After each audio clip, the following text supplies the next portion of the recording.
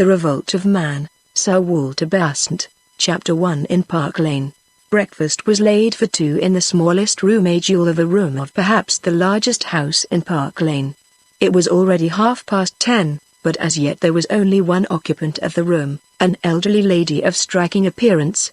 Her face, a long oval face, was wrinkled and crow-footed in 1,000 lines. Her capacious forehead was contracted as if with thought, her white eyebrows were thick and firmly drawn, her deep-set eyes were curiously keen and bright, her features were strongly marked. It was a handsome face which could never, even in early girlhood, have been a pretty face. Her abundant hair was of a rich creamy white, the kind of white which in age compensates its owner for the years of her youth when it was inclined to redness. Her mouth was full, the lower lip slightly projecting, as is often found with those who speak much and in large rooms. Her fingers were restless, her figure was withered by time.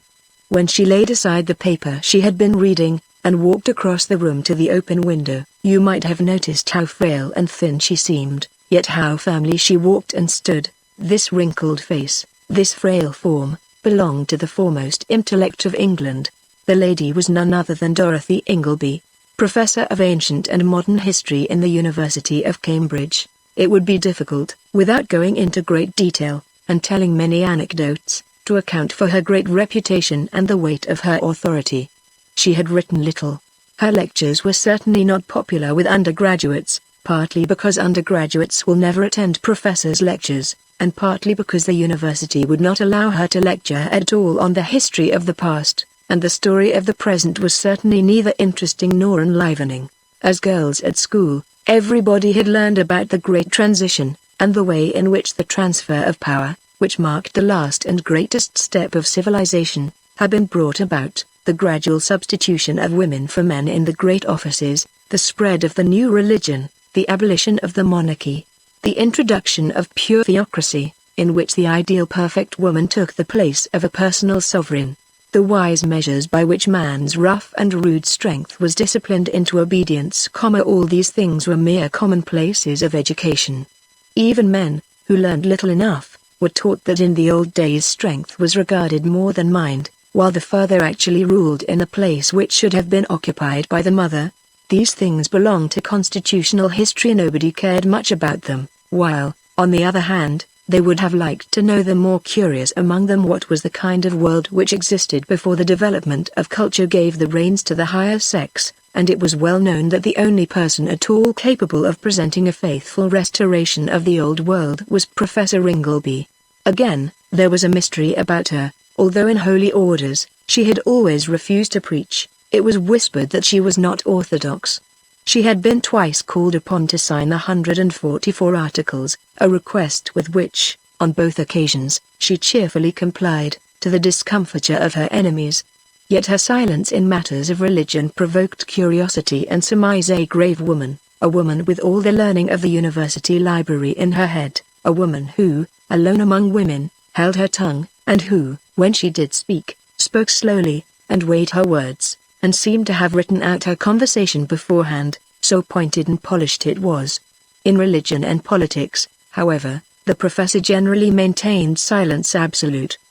Now, if a woman is always silent on those subjects upon which other women talk oftenest and feel most deeply, it is not wonderful if she becomes suspected of heterodoxy. It was known positively, and she had publicly declared, that she wished the introduction, she once said, mysteriously, the return of a more exact and scientific training than could be gained from the political, social, and moral economy which formed the sole studies of Cambridge. Now, the heads of houses, the other professors, the college lecturers, and the fellows, all held the orthodox doctrine that there is no other learning requisite or desirable than that contained in the aforesaid subjects. For these, they maintained, embrace all the branches of study which are concerned with the conduct of life. The professor threw aside the Gazette, which contained as full a statement as was permitted of last night's debate, with an angry gesture, and walked to the open window. Another defeat, she murmured. Poor Constance. This time, I suppose, they must resign. These continual changes of ministry bring contempt as well as disaster upon the country. 6 months ago, all the talents. 3 months ago, all the beauties. Now, all the first classes. And what a mess they make between them. Why do they not come to me and make me lecture on ancient history, and learn how affairs were conducted 100 years ago, when man was in his own place?" And here she laughed and looked around her with a certain suspicion, and woman was in hers. Then she turned her eyes out to the park below her. It was a most charming morning in June. The trees were at their freshest and their most beautiful, the flowers were at their brightest, with great masses of rhododendron, purple lilac, and the golden rain of the laburnum. The row was well filled, young men were there, riding bravely and gallantly with their sisters, their mothers, or their wives. Girls and ladies were taking their morning canter before the official day began, and along the gravel walks girls were hastening quickly to their offices or their lecture rooms. Older ladies sat in the shade, talking politics. Idlers of both sexes were strolling and sitting, watching the horses or talking to each other. "Youth and hope," murmured the professor. "Every lad hopes for a young wife, every girl trusts that success will come to her while she is still young enough to be loved. Age looks on with her young husband at her side, and prides herself in having no illusions left. Poor creatures! You destroyed love, love the consoler, love the leveler when you, who were born to receive, undertook to give. Blind! Blind!" She turned from the window and began to examine the pictures hanging on the walls. These consisted entirely of small portraits copied from larger pictures. They were arranged in chronological order, and were in fact family portraits. The older pictures were mostly the heads of men, taken in the fall of life, grey-bearded, with strong, steadfast eyes, and the look of authority. Among them were portraits of ladies, chiefly taken in the first fresh bloom of youth. They knew, said the professor, how to paint a face in those days. Among the modern pictures a very remarkable change was apparent. The men were painted in early manhood. The women at a more mature age. The style was altered for the worse. A gaudy conventional mannerism prevailed. There was weakness in the drawing and a blind following in the color. As for the details, they were in some cases neglected altogether, and in others elaborated so as to swamp and destroy the subject of the picture. The faces of the men were remarkable for a self-conscious beauty of the lower type. There was little intellectual expression. The hair was always curly, and while some showed a bull-like repose of strength, others wore an expression of meek and gentle submissiveness. As for the women, they were represented with all the emblems of authority: tables, thrones, papers, deeds, and pens, as if, said the professor, the peeresses' right divine to rule was in their hearts. But, in these days, the painter's art is a rule of thumb. There was a small stand full of books, chiefly of a lighter kind, prettily bound and profusely gilt.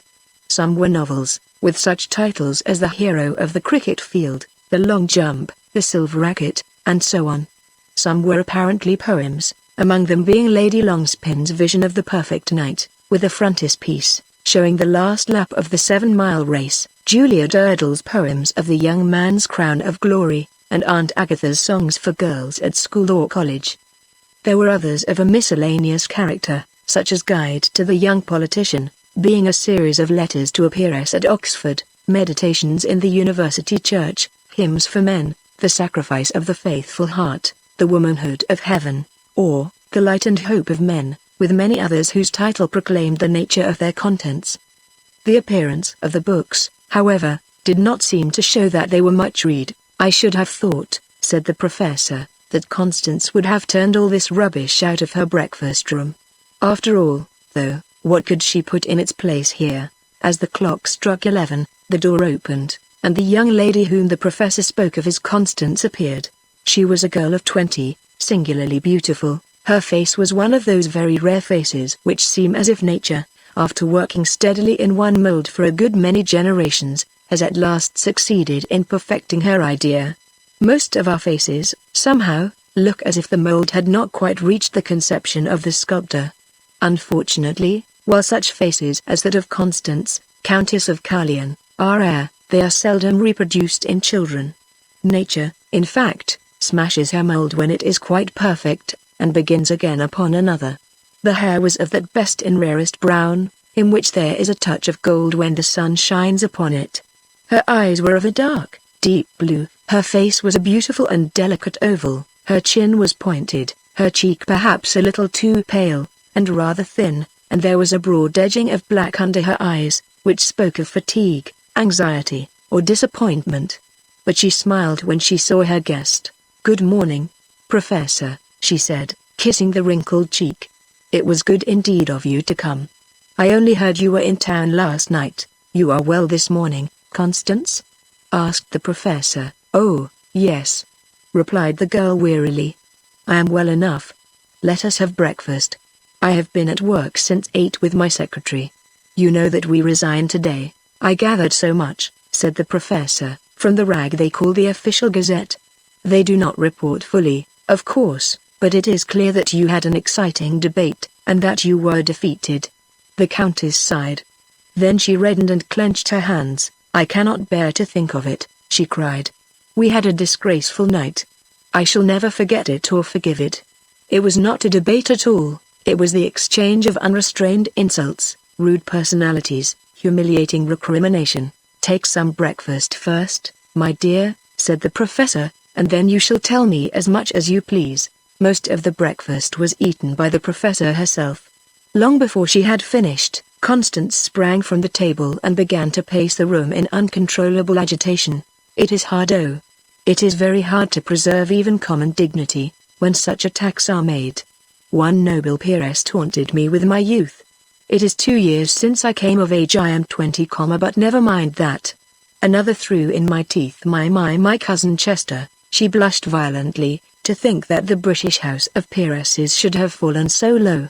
Another charged me with trying to be thought the loveliest woman in London. Can we even listen to such things without shame? And the Duchess de la Villeroche, here she laughed bitterly, actually had the audacity to attack my political economy, mine, and I was senior in the tripos. When they were tired of abusing me, they began upon each other. No reporters were present. The Chancellor, poor lady, tried in vain to maintain order. The scene with the whole house, as it seemed, screeching, crying, demanding to be heard, throwing accusations, innuendos, insinuations, at each other made one inclined to ask if this was really the House of Peeresses, the Parliament of Great Britain, the place where one would expect to find the noblest representatives in the whole world of culture and gentlehood. Constance paused, exhausted but not satisfied. She had a good deal more to say, but for the moment she stood by the window, with flashing eyes and trembling lips. "The last mixed parliament," said the professor, thoughtfully, that in which the few men who were members seceded in a body presented similar characteristics. The abuse of the liberty of speech led to the abolition of the lower house. "Absit omen, thank heaven," replied the countess, "that it was abolished. Since then we have generally had decorum and dignity of debate, until last night, dear Constance, and a few similar last nights." "Take care, they cannot abolish us," said Constance, "because they would have nothing to fall back upon." The professor coughed dryly, and took another piece of toast. The countess threw herself into a chair. "At least," she said, "we have changed mob government for divine right." "Yes." The professor leaned back in her chair. James too, in the old time, said much the same thing, yet they abolished him.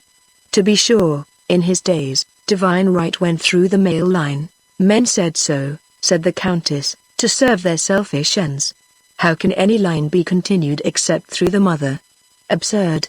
Then there was silence for a little, the professor calmly eating an egg, and the Home Secretary playing with her teaspoon. "We hardly expected success," she continued, after a while. "It was only in the desperate condition of the party that the cabinet gave way to my proposal.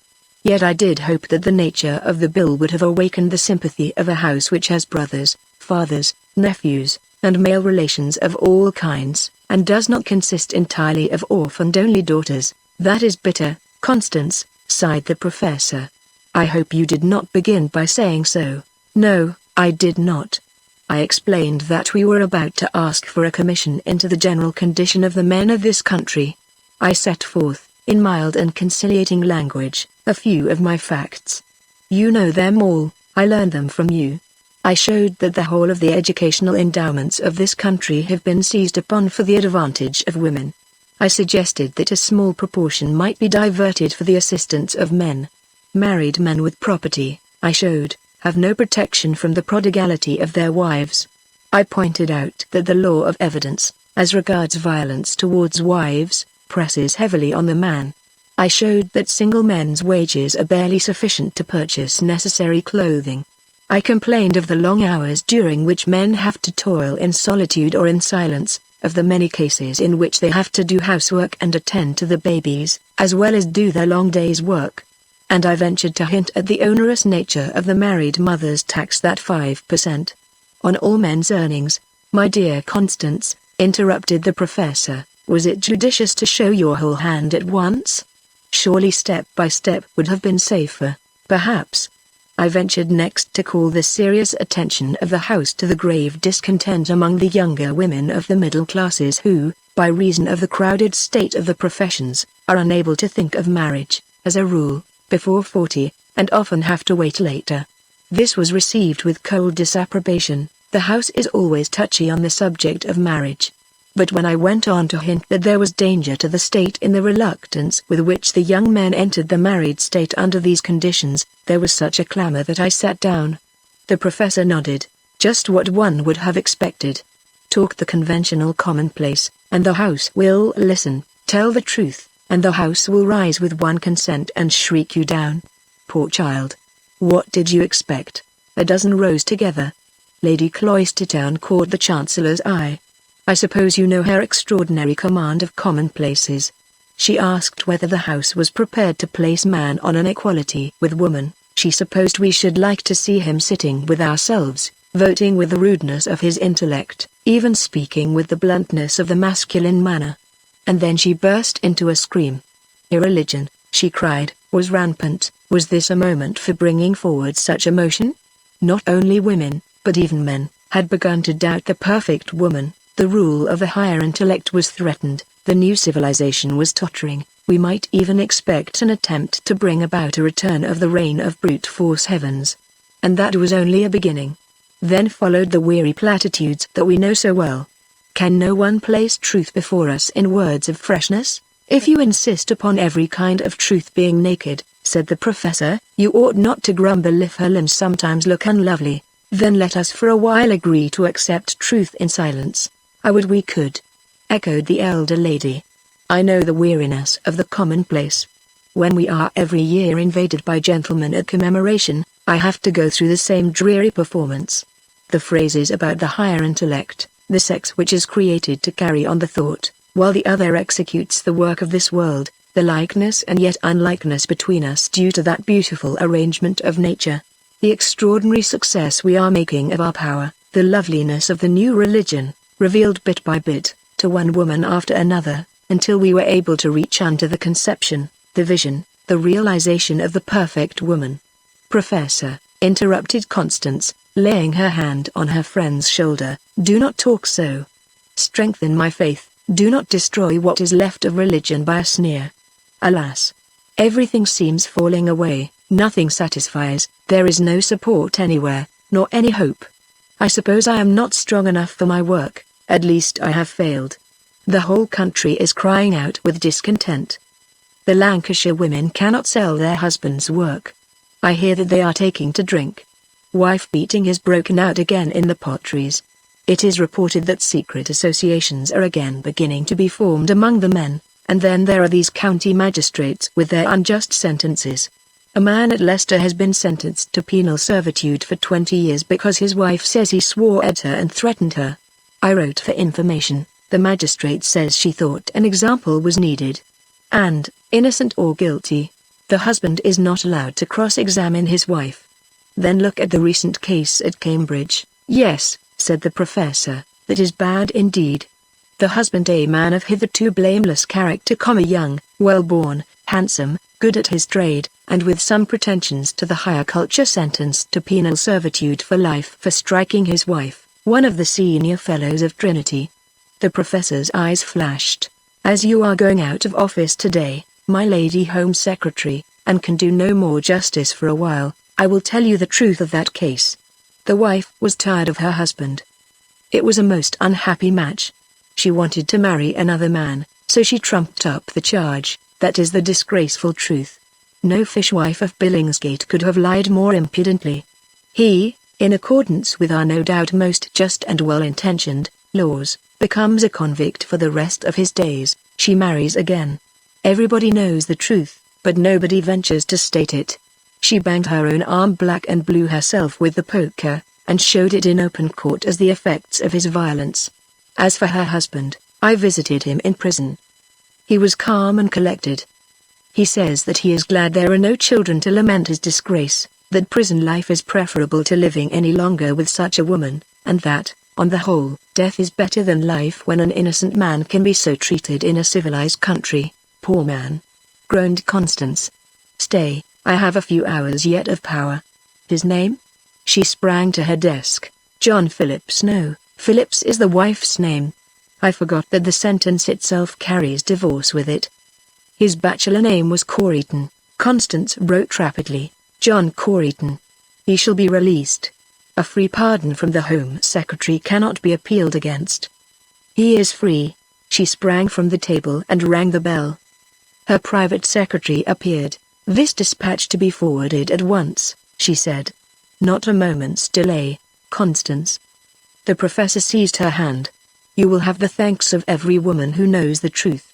All those who do not will curse the weakness of the Home Secretary. I care not, she said. I have done one just action in my short term of office. I who looked to do so many good and just actions.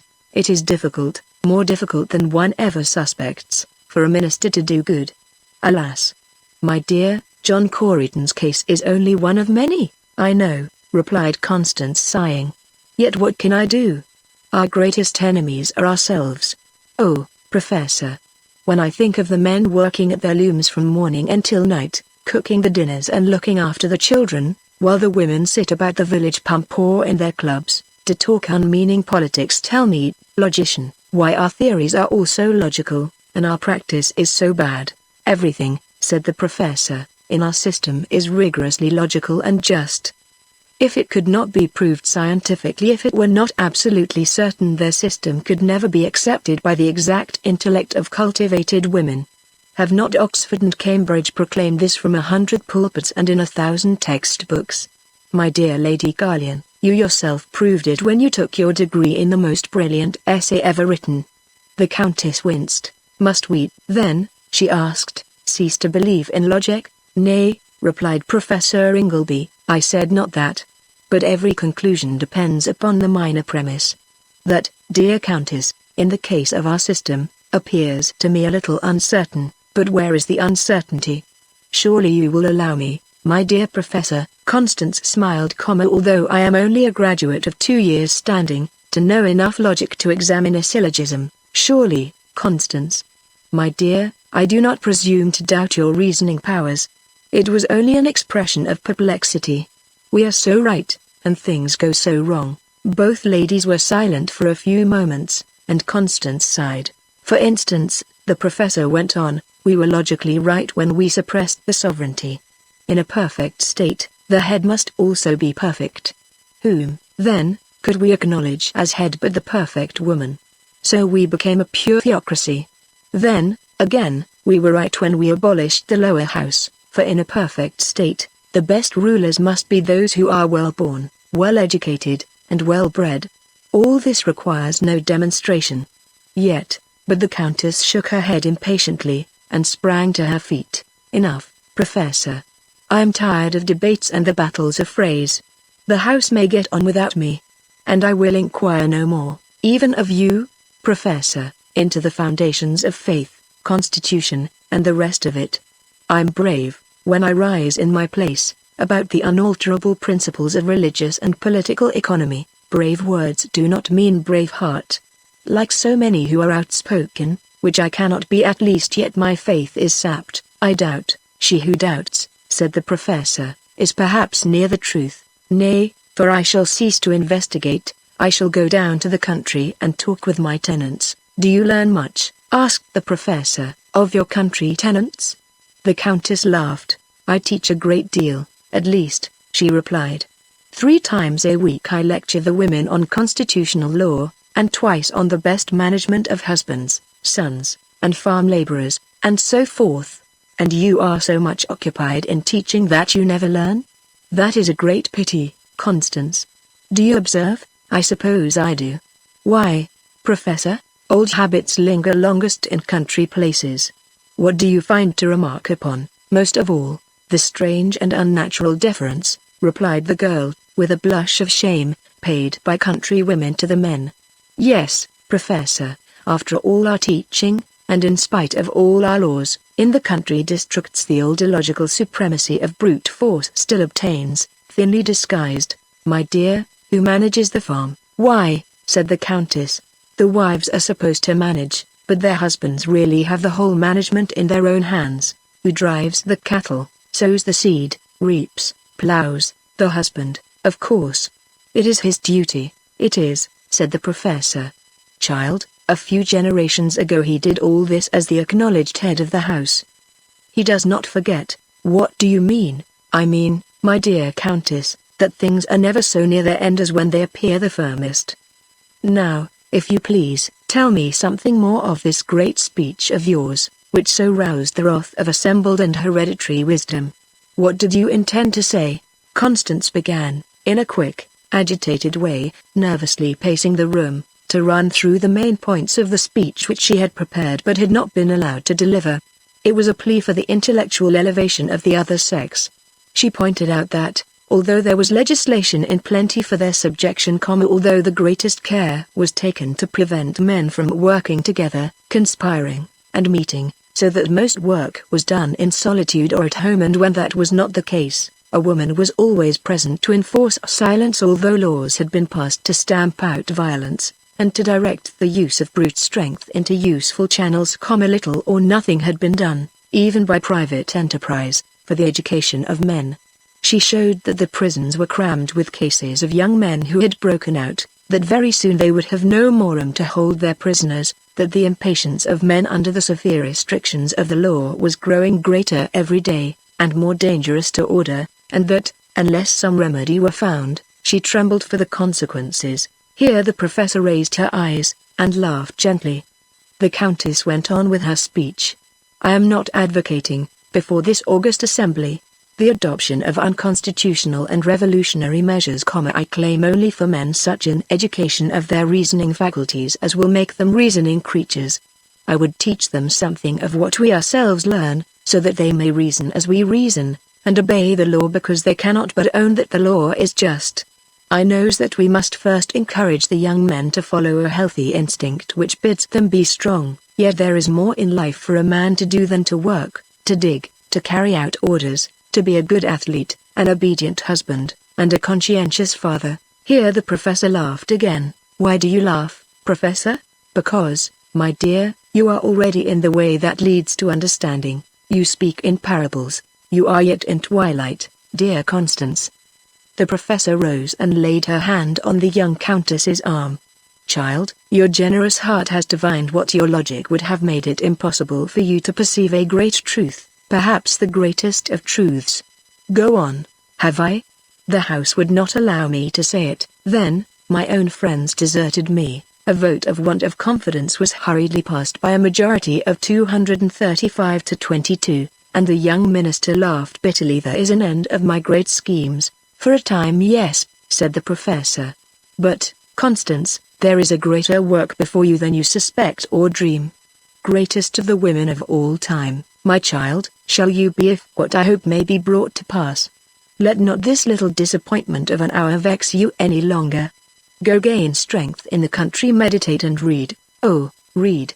Cried the girl, impatiently. I am sick of reading. Read, continued the professor, read with closed doors the forbidden books. They stand in your own castle, locked up in cases. They have not been destroyed because they are not known to exist. Read Shakespeare. Events which followed prevented the Countess from undertaking this course of study, for she remained in town. From time to time the professor was wont to startle her by reading or quoting some passage which appealed to her imagination as nothing in modern poetry seemed able to do. She knew that the passage came from one of the old books which had been put away, locked up, or destroyed. It was generally a passage of audacity, clothing a revolutionary sentiment in words which burned themselves into her brain, and seemed alive. She never forgot these words, but she dared not repeat them.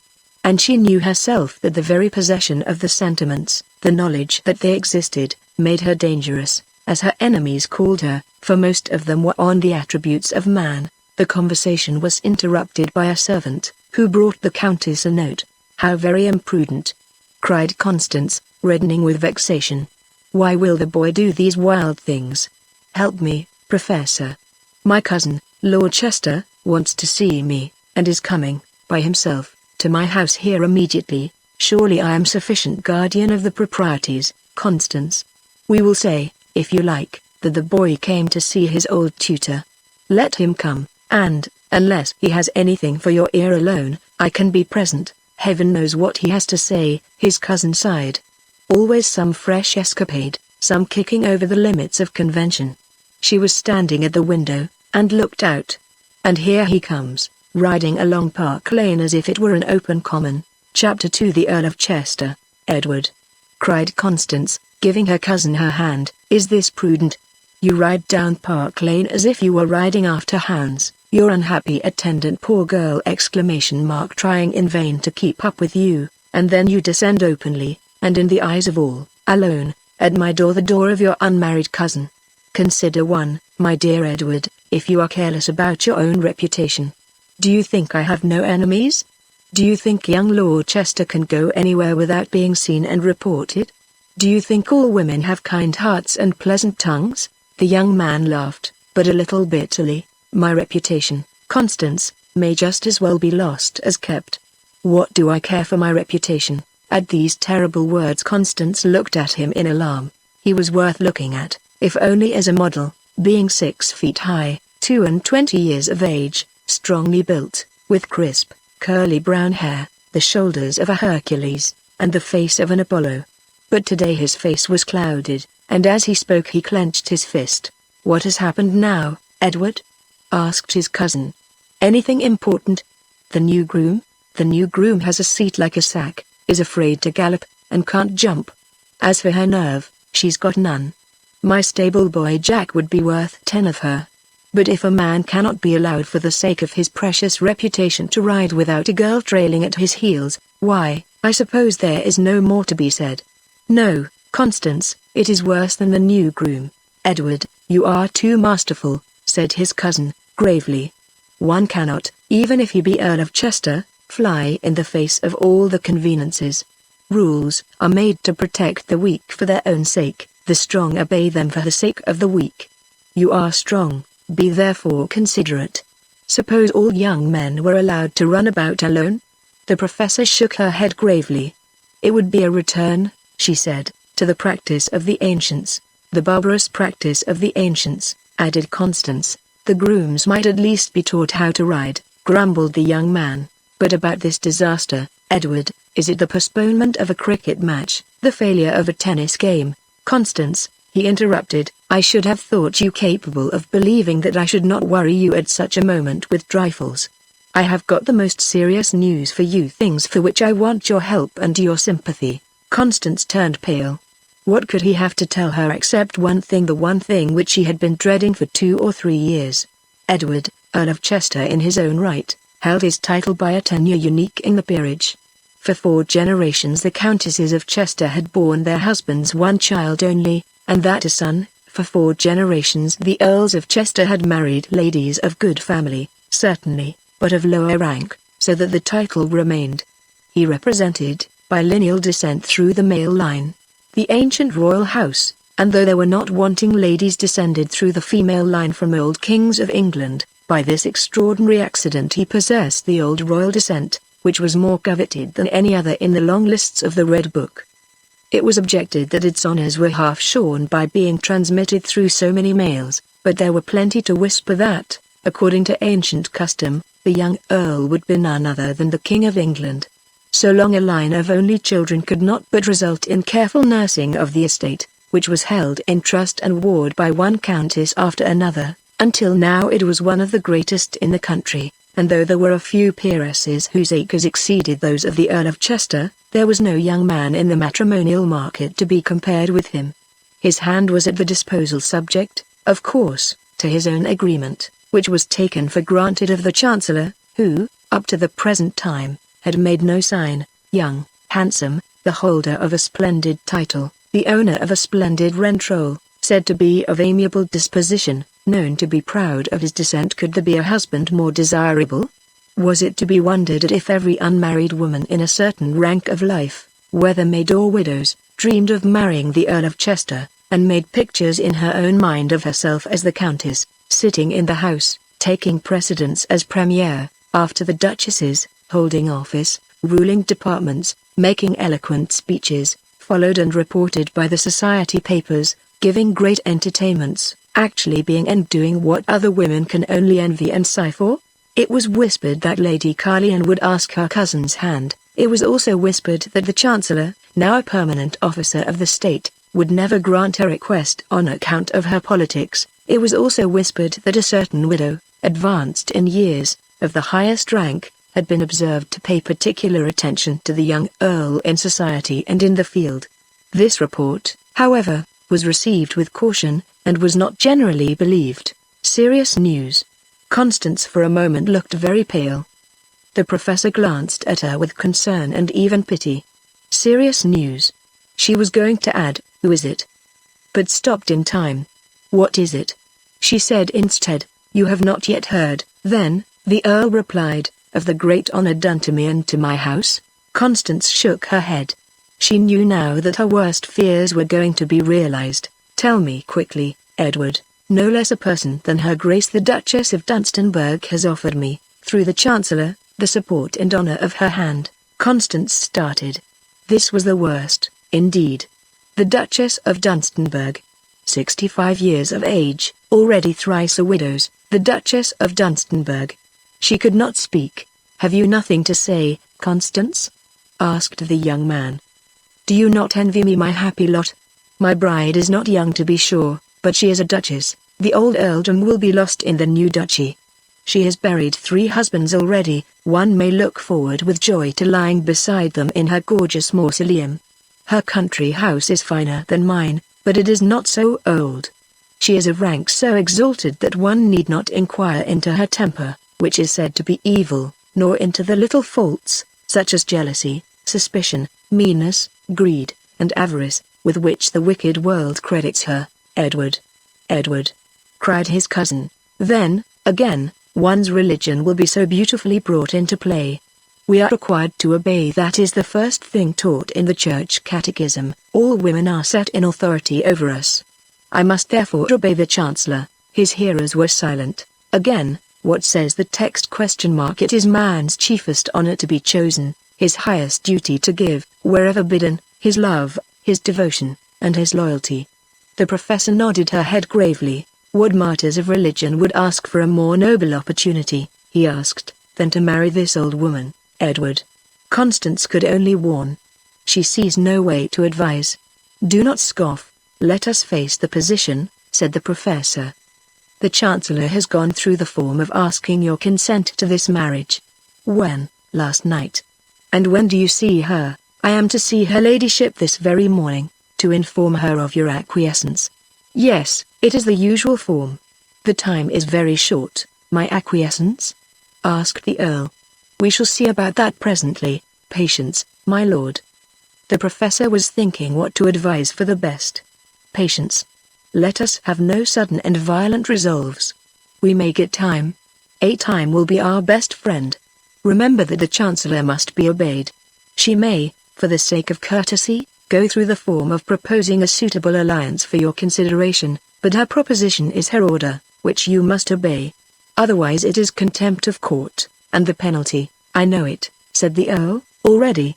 It is imprisonment. Such contempt would be punished by imprisonment for life. Imprisonment, hopeless, nay, he replied. Not hopeless, because one could always hope in the power of friends. Have I not Constance? And then, you see, Professor, I am 22, while the Chancellor and the Duchess are both 65.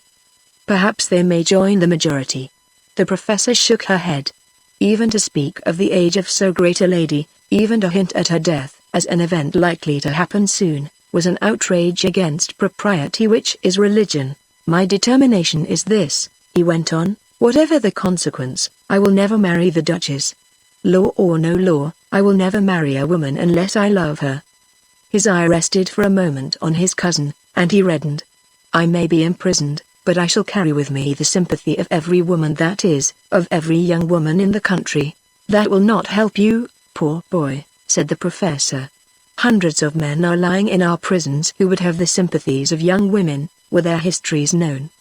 But they lie there still, and will lie there till they die." "Then I," said the Earl proudly, "will lie with them." There were moments when this young man seemed to forget the lessons of his early training, and the examples of his fellows. The meekness, modesty, submission, and docility which should mark the perfect man sometimes disappeared, and gave place to an assumption of the authority which should only belong to woman. At such times, in his own castle, his servants trembled before him, the stoutest woman's heart failed for fear, even his guardian, the Dowager Lady Bolton's, selected carefully by the Chancellor on account of her inflexible character, and because she had already reduced to complete submission a young heir of the most obstinate disposition, and the rudest and most uncompromising material, quailed before him. He rode over her, so to speak. His will conquered hers. She was ashamed to own it. She did not acquaint the Chancellor with her ward's masterful character, but she knew, in her own mind, that her guardianship had been a failure. Nay, so strange was the personal influence of the young man, so infectious among the men were such assertions of will, that any husband who happened to witness one of them, would go home and carry on in fashion so masterful, so independent, and so self-willed, even those who had previously been the most submissive, that they were only brought to reason and proper submission by threats, remonstrances, and visits of admonition from the vicar who, poor woman, was always occupied in the pulpit, owing to the Earl's bad example, with the disobedience of man and its awful consequences here and hereafter. Sometimes these failed. Then they became acquainted with the inside of a prison and with bread and water. "Let us get time," said the professor. "My lord, I hope," here she sunk her voice to a whisper, "that you will neither lie in a prison nor marry any but the woman you love." Again the young man's eyes boldly fell upon Constance, who blushed without knowing why. Then the professor, without any excuse, left them alone. "You have," said Lord Chester, "something to say to me, Constance." She hesitated. What use to say now what should have been said at another time and at a more fitting opportunity? "I am no milky, modest, obedient youth, Constance. You know me well. Have you nothing to say to me?" In the novels, the young man who hears the first word of love generally sinks on his knees, and with downcast eyes and blushing face reverentially kisses the hand so graciously offered to him. In ordinary life they had to wait until they were asked. Yet this young man was actually boldly asking for the word of love. What else could he mean? And instead of blushing, was fixedly regarding Constance with fearless eyes. "It seems idle now to say it," she replied, stammering and hesitating, though in novels the woman always spoke up in clear, calm, and resolute accents. "But, Edward, had the Chancellor not been notoriously the personal friend and creature of the Duchess, I should have gone to her long ago. They were schoolfellows. She owes her promotion to the Duchess. She would most certainly have rewarded her Grace by refusing my request. Yet you are a Carlian and I am a Chester. On what plea? Cousinship, incompatibility of temper, some legal quibble, who knows? However, that is past. Forget, my poor Edward, that I have told what should have been a secret. You will marry the Duchess, you?" He interrupted her by laughing a cheerfully sarcastic laugh, as of one who holds the winning cards and means to play them. "Fair cousin," he said, "I have something to say to you of far more importance than that. You have retired before an imaginary difficulty. I am going to face a real difficulty, a real danger. Constance," he went on, "you and I are such old friends and playfellows, that you know me as well as a woman can ever know a man who is not her husband. We played together when you were 3 and I was 5. When you were 10 and I was 12. We read out of the same book until the stupidity and absurdity of modern custom tried to stop me from reading any more. Since then we have read separately, and you have done your best to addle your pretty head with political economy, in the name and by the aid of which you and your house of lawmakers have ruined this once great country, Edward. This is the wildest treason. Where, oh, where, did you learn to talk, to think, to dare such dreadful things? Never mind where, Constance. In those days, in those years of daily companionship, a hope grew up in my heart, a flame of fire which kept me alive, I think, amidst the depression and gloom of my fellow men. Can you doubt what was that hope? Constance trembled. The Countess of Carleon, the Home Secretary, trembled. Had she ever before, in all her life, trembled? She was afraid. In the novels, it was true, many a young man, greatly daring, by a bold word swept away a cloud of misunderstanding and reserve. But this was in novels written by women of the middle class, who can never hope to marry young, for the solace of people of their own rank. It was not to be expected that in such works there should be any basis of reality. They were in no sense pictures of life, for, in reality, as was deplored almost openly, when these elderly ladies were rich enough to take a husband and face the possibilities of marriage, though they always chose the young men, it was rare indeed that they met with more than a respectful acquiescence. Nothing, ladies complained, among each other, was more difficult to win and retain than a young man's love. But here was this headstrong youth, with love in his eyes, bold, passionate, masterful love, overpowering love, love in his attitude as he bent over the girl, and love upon his lips. Oh, dignity of a Home Secretary. Oh, rules and conventions of life. Oh, restraints of religion. Where were they all at this most fatal moment? Constance, he said, taking her hand, all the rubbish about manly modesty is outside the door, and that is closed. I am descended from a race who in the good old days wooed their brides for themselves, and fought for them too, if necessary. Not toothless, hoary old women, but young, sunny, blooming girls, like yourself. And they wooed them thus, my sweet. He seized her in his strong arms and kissed her on the lips, on the cheeks, on the forehead. Constance, frightened and moved, made no resistance, and answered nothing. Once she looked up and met his eyes, but they were so strong, so burning, so determined, that she was fain to look no longer. I love you, my dear, the shameless young man went on, I love you. I have always loved you, and shall never love any other woman, and if I may not marry you, I will never marry at all. Kiss me yourself, my sweet, tell me that you love me. Had he a spell? Was he a wizard, this lover of hers? Could Constance, she thought afterwards, trying to recall the scene, have dreamed the thing, or did she throw her arms about his neck and murmur in his ears that she too loved him, and that if she could not marry him, there was no other man in all the world for her? To recall those 5 precious minutes, indeed, was afterwards to experience a sense of humiliation which, while it crimsoned her cheek, made her heart and pulse to beat, and sent the blood coursing through her veins. She felt so feeble and so small, but then her lover was so strong. Could she have believed it possible that the will of a man should thus be able to overpower her? Why, she made no resistance at all while her cousin in this unheard-of manner betrayed a passion which, yes, by all the principles of holy religion, by all the rules of society, by all the teaching which inculcated submission, patience, and waiting to be chosen, caused this young man to deserve punishment condign, sharp, exemplary. And yet what did this mean? Constance felt her heart go forth to him. She loved him the more for his masterfulness, she was prouder of herself because of his great passion. That was what she thought afterwards. What she did, when she began to recover, was to free herself and hide her burning face in her hands. Edward, she whispered, we are mad. And I, who should have known better, am the more culpable. Let us forget this moment. Let us respect each other. Let us be silent. Respect? He echoed. Why, who could respect you, Constance, more than I do? Silence? Yes, for a while. Forget? Never, it is wrong, it is irreligious, she faltered. Wrong.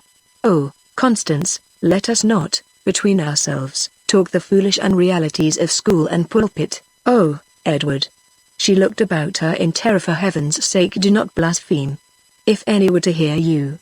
For words less rebellious men have been sent to the prisons for life. He laughed. This young infidel laughed at law as he laughed at religion. Have patience, Constance went on, trying to get into her usual frame of mind, but she was shaken to the very foundation, and at the moment actually felt as if her religion was turned upside down and her allegiance transferred to the perfect man. Have patience, Edward, you will yet win through to the higher faith. Many a young man overpowered by his strength, as you have been, has had his doubts, and yet has landed at last upon the solid rock of truth. Edward made no reply to this, not even by a smile. It was not a moment in which the ordinary consolations of religion, so freely offered by women to men, could touch his soul. He took out his watch and remarked that the time was getting on, and that the Chancellor's appointment must be kept. "With her ladyship, I suppose," he said, "we shall find the painted, ruddled, bigged old hag who has the audacity to ask Mimi in marriage." Constance caught his hand. "Edward. Cousin. Are you mad? Are you proposing to seek a prison at once? Hag? Old? Painted? Ruddled? And this of the Duchess of Dunstanburg? Are you aware that the least of these charges is actionable at common law? For my sake, Edward, if not your own, be careful." "I will, sweet Constance. And for your sake, just to our two selves, I repeat that the painted, oh, the ruddled, oh, hush, the bigged, Edward, old hag, do you hear? Old hag shall never marry me." Once more this audacious and unmanly lover, who respected nothing, seized her by the waist and kissed her lips. Once more Lady Carlion felt that unaccountable weakness steal upon her, so that she was bewildered, faint, and humiliated. For a moment she lay still and acquiescent in his arms. Worse than all, the door opened and Professor Ingleby surprised her in this compromising situation. "Upon my word," she said, with a smile upon her lips, "upon my word, my Lord Constance, if her Grace of Dunstanburg knew this. Children, children." She laid her withered hand upon Constance's head. "I pray that this thing may be. But we want time. Let us keep Lord Chester's appointment. And, as far as you can, leave to me, my lord, your old tutor, the task of speech. I know the Duchess, and I know the Chancellor. It may be that the oil of persuasion will be more efficacious than the lash of contradiction. Let me try." They stood confused. Even the unblushing front of the lover reddened. "I have thought of a way of getting time. Come with us, Constance, as Lord Chester's nearest female relation, I as his tutor, in absence of Lady Bolton's, who is ill. When the Chancellor proposes the Duchess, do you propose yourself? She will decide against you on the spot. Appeal to the House, that will give us 3 months' delay." Chapter 3 The Chancellor. The Chancellor, a lady now advanced in years, was of humble origin, a fact to which she often alluded at public meetings with a curious mixture of humility and pride, the former, because it did really humiliate her in a country where so much deference was paid to hereditary rank, to reflect that she could not be proud of her ancestors, the latter, because her position was really so splendid, and her enemies could not but acknowledge it. She had plenty of enemies, as was, of course, the case with every successful woman in every line of life, and these were unanimous in declaring that she proclaimed her humble origin only because, if she attempted to conceal it, other people would proclaim it for her. And, indeed, without attributing extraordinary malice to these ladies, the Chancellor's unsuccessful rivals and enemies, this statement was probably true, nothing being more common, during an animated debate, than for the ladies to hurl at each other's heads all such facts procurable as might be calculated to damage the reputation of a family, and this so much so, that after a lively night the family trees were as much scotched, broken, and lopped as a public pleasure garden in the 19th century after the first Monday in August. At this time the Chancellor had arrived at a respectable age, being, that is to say, in her 66th year. She was a woman of uneven temper, having been soured by a long life of struggle against rivals who lost no opportunity of assailing her public and private reputation. She had remained unmarried, because, said her foes, no man would consent to link his lot with so spiteful a person. She was no lawyer, they said, because her whole desire and aim had been to show herself a lawyer of the highest rank. She was partial, this they said, for the same reason, because she wanted to be remembered as an upright judge.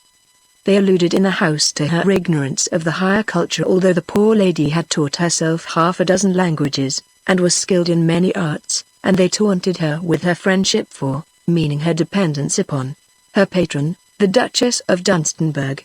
The last accusation was the burr that stuck, because the poor Chancellor could not deny its truth. She was, in fact, the daughter of a very respectable woman, a tenant farmer of the Duchess. Her Grace found the girl clever, and educated her. She acquired over her, by the force of her personal character, an extraordinary influence having made her entirely her own creature.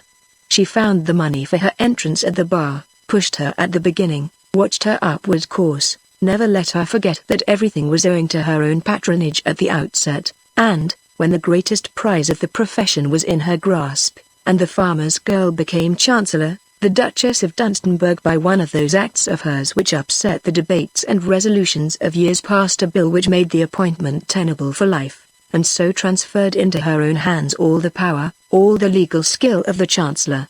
It was the most brilliant political coup ever made.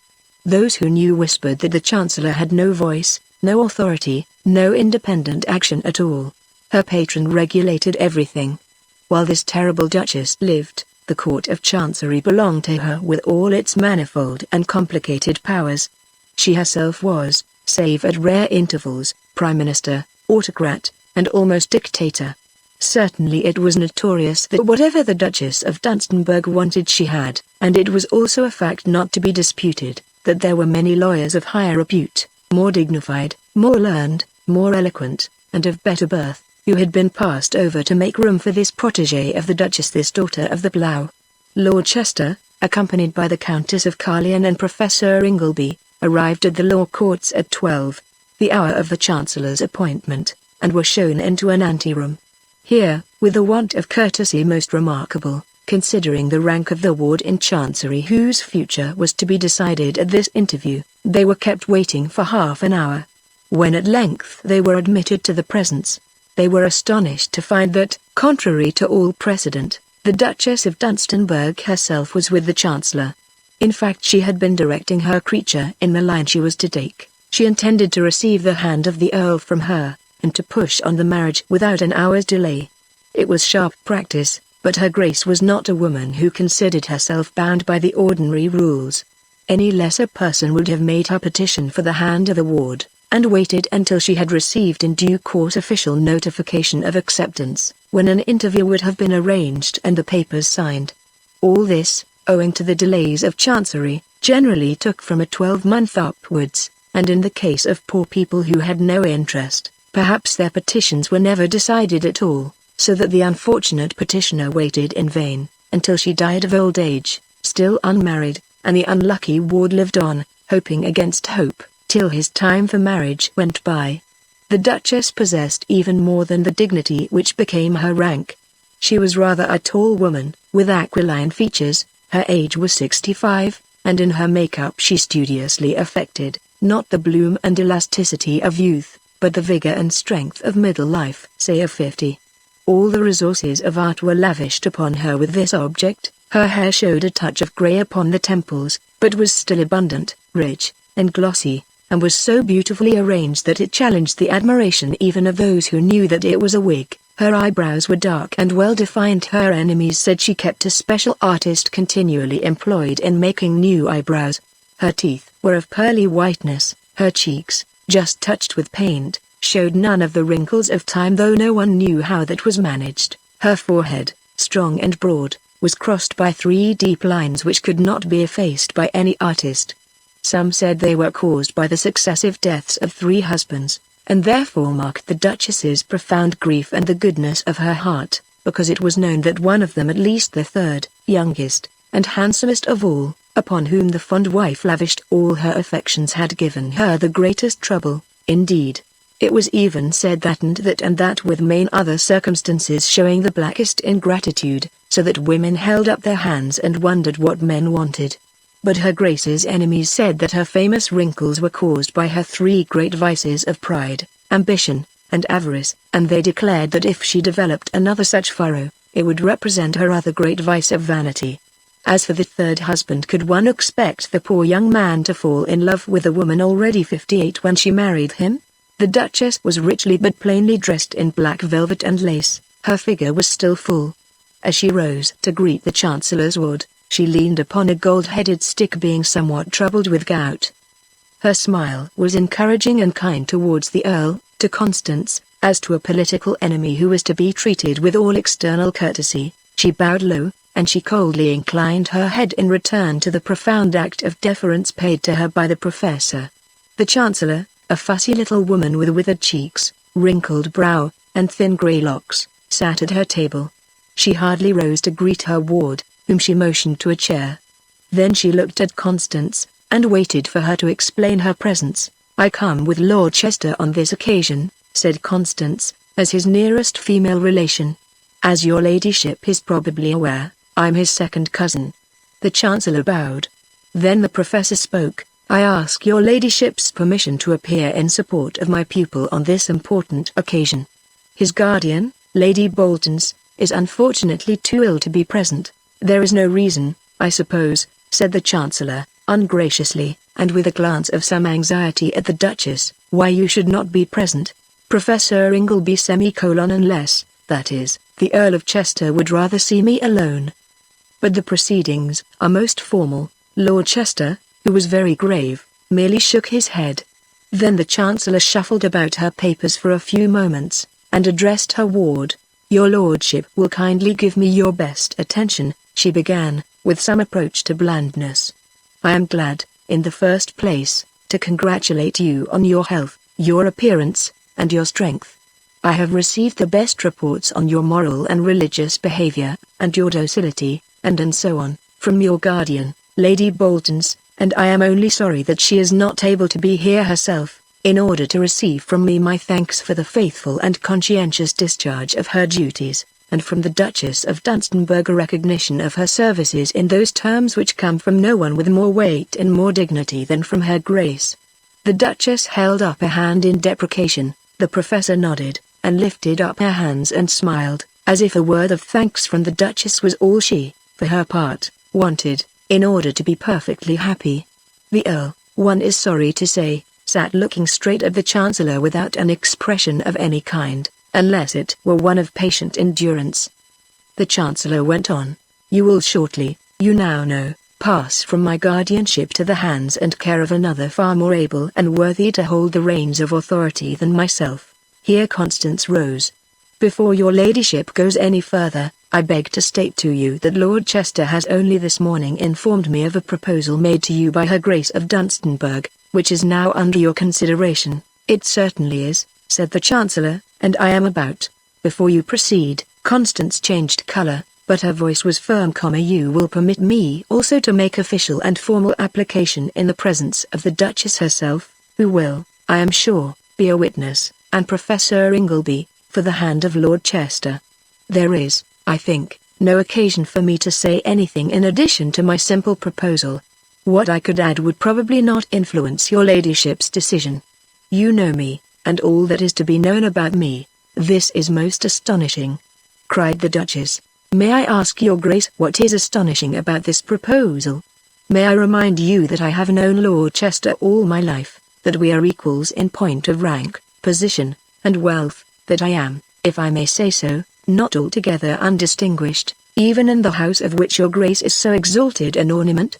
But I have to do with the judgment of your ladyship, not the opinion of the Duchess." The Chancellor turned anxiously to her patroness, as if for direction.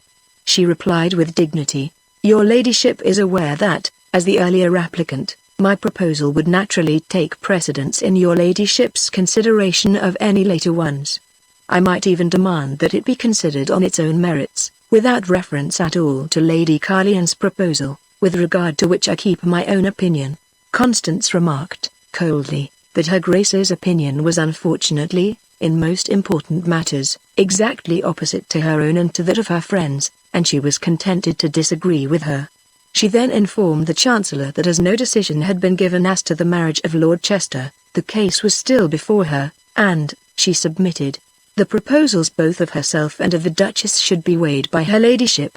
"And," she added, "I would humbly submit that there are many other considerations, in the case of so old and great a house as that represented by Lord Chester, which should be taken account of.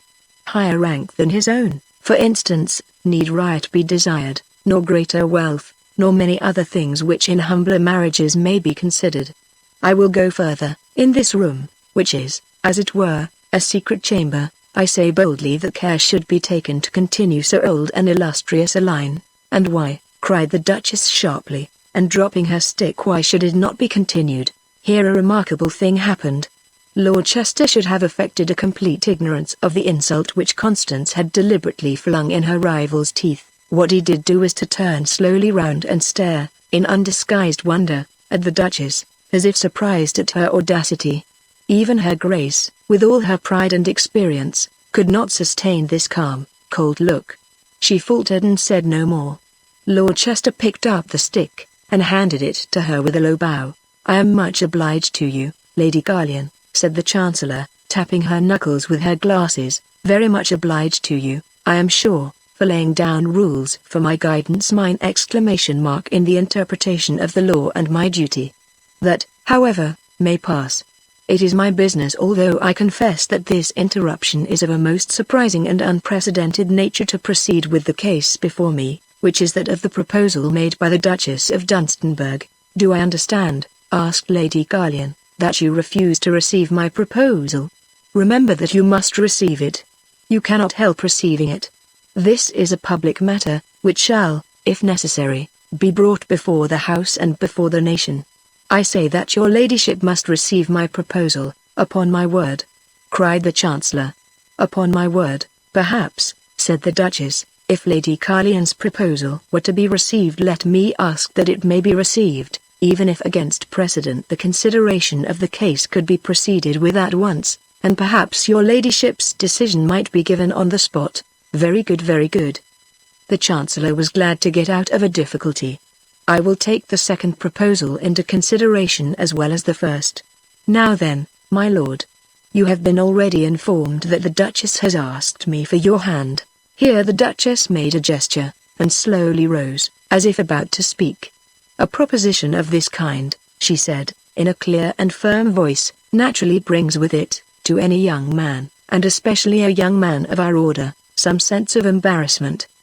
He has been taught, that is." Here she bent her brows and put on her glasses at the professor, who was bowing her head at every period, keeping time with her hands, as if in deference to the words of the Duchess, and as if they contained truths which could not be suffered to be forgotten. "If he has been properly taught the sacredness of the marriage state, the unworthiness of man, the duties of submission and obedience, which, when rightly carried out, lead to the higher levels, and in proportion to the soundness of his training, and the goodness of his heart, is he embarrassed when the time of his great happiness arrives?"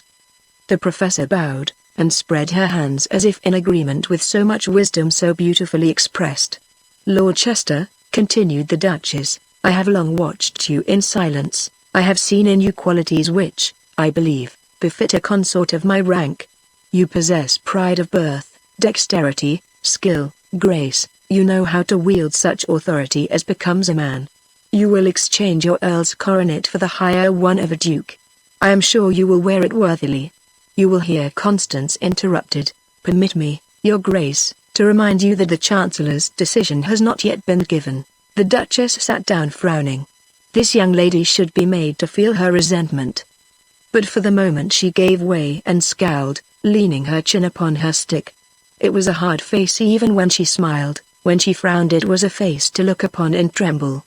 The Chancellor turned over her papers impatiently. "I see nothing," she said. "I see nothing at all in the proposition made by Lady Garlian to alter my opinion, previously formed, that the Duchess has made an offer which seems in every way calculated to promote the moral, spiritual, and material happiness of my ward." "May I ask," said Lord Chester quietly, "if I may express my own views on this somewhat important matter?" "You?" the Chancellor positively shrieked. "You? The ignorance in which boys are brought up is disgraceful. A ward in Chancery to express an opinion upon his own marriage. Positively a real ward in Chancery. Is the world turning upside down?" The audacity of the remark, and the happy calmness with which it was proffered, were irresistible. All the ladies, except the Chancellor, laughed. The Duchess loudly. This little escapade of youth and ignorance amused her. Constance laughed too, with a little pity. The professor laughed with some show of shame, as if Lord Chester's ignorance reflected in a manner upon herself. Then the Chancellor went on again with some temper. "Let me resume. It is my duty to consider nothing but the interests of my ward." "Very good. I have considered them.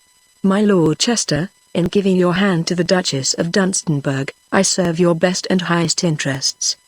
The case is decided. There is no more to be said." "There is, on the contrary, much more to be said," observed Constance.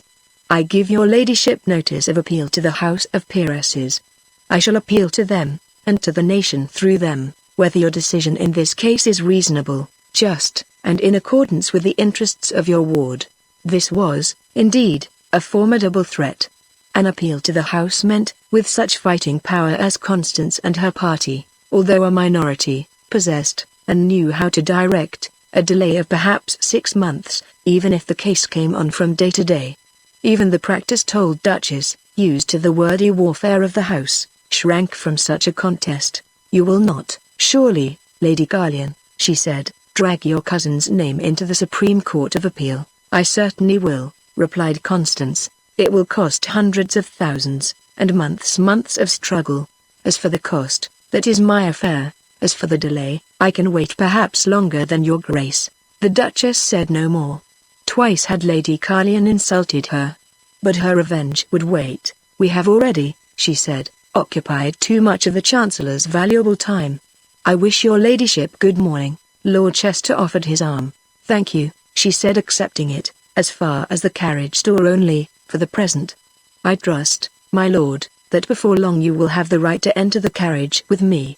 Meanwhile, believe me, that it is not through my fault that your name is to be made the subject of public discussion. Pending the appeal, let us not betray, by appearing together, any feeling other than that of pure friendship. And I hope," viciously addressing Constance, "that you, young lady, will observe the same prudence." Constance simply bowed and said nothing. The Chancellor rose, shook hands with her ward, and retired. The Duchess leaned upon the strong arm which led her to her carriage, and kissed her hand in farewell to the young man with so much affection and friendly interest that it was beautiful to behold. After this act of politeness, the young man returned to Constance. "Painted," he began. "Edward, I will not allow it." "Silence, sir. We part here for the present." "Constance," he whispered, "you will not forget all that I said?" "Not one word," she replied with troubled brow. "But we must meet no more for a while." "Courage!" cried the professor. "We have gained time." Chapter 4: The Great Duchess. Impossible, of course, that so important a case as the appeal of Lady Carlion should be concealed. In fact, Constance's policy was evidently to give it as much publicity as possible. She rightly judged that although, in her own order, and in the House, which has to look at things from many points of view, motives of policy might be considered sufficient to override sentimental objections, and it was not likely that much weight would be attached to a young man's feelings. Yet the Duchess had many enemies, even on her own side of the House, private enemies wounded by her pride and insolence who would rejoice at seeing her meet with a check in her self-willed and selfish course. But, besides the House, there was the outside world to consider. There was never greater need on the part of the governing caste for conciliation in respect to public opinions than at this moment, a fact perfectly well understood by all who were not blind to the meaning of things current. The abolition of the lower house, although of late years it had degenerated into something noisier than a vestry, something less decorous than a school board in which every woman has her own hobby of educational methods, had never been a popular act. A little of the old respect for so ancient a house still survived, a little of the traditional reverence for a parliament which had once protected the liberties of the people, still lingered in the hearts of the nation. The immediate relief, it is true, was undoubtedly great when the noise of elections, which never ceased, because the House was continually dissolved, the squabbles about corruption, the scandals in the House itself, the gossip about the jobs perpetrated by the members, all ceased at once, and as if by magic the country became silent. Yet the pendulum of opinion was going back again. Women who took up political matters were looking around for an outlet to their activity, and were already at their clubs asking awkward questions about what they had gained by giving up all the power to hereditary legislators. Nor did the old plan of sending round official orators to lecture on the advantages of oligarchical and maternal government seem to answer any longer. The women who used to draw crowded audiences and frantic applause as they depicted and laid bare the scandals and the miseries and ridiculous squabbles of the lower house, who pointed to session after session consumed in noisy talk, now shouted to empty benches, or worse still, benches crowded with listless men, who only sat bored with details in which they were forbidden to take any part, and therefore had lost all interest. Sometimes the older women would attend and add a few words from their own experience, or they would suggest, sarcastically, that the upper house was going the way of the lower. As for the younger women, either they would not attend at all, or else they came to ask questions, shout denials, groan and hiss, or even pass disagreeable resolutions.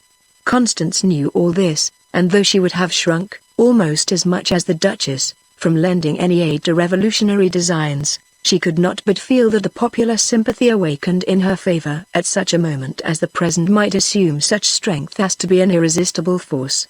How could the sympathies of the people be otherwise than on her side? These marriages of old or middle-aged women with young men, common though they had become, could never be regarded by the youth of either sex as natural. The young women bitterly complained that the lovers provided for them by equality of age were taken from them, and that times were so bad that in no profession could one look to marry before 40. The young men, who were not supposed to have any voice in the matter, let it be clearly known that their continual prayer and daily dream was for a young wife. The general discontent found expression in songs and ballads, written no one knew by whom. They passed from hand to hand. They were sung with closed doors, they all had the same motif. They celebrated the loves of two young people, maiden and youth. They showed how they were parted by the elderly woman who came to marry the tall and gallant youth, how the girl's life was embittered, or how she pined away, or how she became misanthropic, and how the young man spent the short remainder of his days in an apathetic endeavor to discharge his duty, fortified on his deathbed with the consolations of religion and the hopes of meeting, not his old wife, but his old love, in a better and happier world. Why, there could be nothing but sympathy with Constance and Lord Chester. Why, all the men, old and young alike, whose influence upon women and popular opinion, though denied by some, was never doubted by Constance, would give her cause their most active sympathies. She remained at home that day, taking no other step than to charge a friend with the task of communicating the intelligence to her club, being well aware that in an hour or two it would be spread over London, and, in fact, over the whole realm of England. The next day she went down to the house, and had the satisfaction of finding that the excitement caused by her resignation, a ministerial resignation, was too common a thing to cause much talk, had given way altogether to the excitement caused by this great appeal. No one even took the trouble of asking who was going to be the new Home Secretary. It was taken for granted that it would be some friend of the Duchess of Dunstanburgh. The lobbies were crowded. Reporters, members of clubs, diners out, talkers, were hurrying backwards and forwards, trying to pick up a tolerably trustworthy anecdote, and there was the vet-vent, the nervous activity, which is so much more easily awakened by personal quarrels than by political differences. And here was a personal quarrel. The young and beautiful Countess against the old and powerful Duchess. "Yes," said Constance loudly, in answer to a whispered question put by one of her friends. She may have observed 2 or 3 listeners standing about with eager ears and parted lips. "Yes, it is all quite true. It was an understood thing, this match with my second cousin. The pretensions of the Duchess rest upon too transparent a foundation. The poor man's money, my dear. As if she were not rich enough already. As if 3 husbands are not enough for any one woman to lament. Thank you. Yes, I have not the slightest doubt of the result. In a matter of good feeling as well as equity one may always depend upon the house, whatever one's political opinions." The Duchess certainly had not expected this resistance to her will. In fact, during the whole of her long life she had never known any resistance at all, except such as befalls every politician. But in her private life her will was law, which no one questioned or disputed. Nor did it even occur to her to inquire, before speaking to the Chancellor, whether there would be any rival in the field. Proud as she was, and careless of public opinion in a general way, it was far from pleasant, even for her, to reflect on the things which would be said of her proposal when the appeal was brought before the House, on the motives which would be assigned or insinuated by her enemies, on the allusions to youth and age, the more keen the more skillfully they were disguised and wrapped in soft words, the open pity which would be expressed for the youth whose young life she knew very well what would be said was to be sacrificed, the sarcastic questions which would be asked about the increase of her property by the new marriage, and so forth. The plain speech of peeresses in debate was well known to her.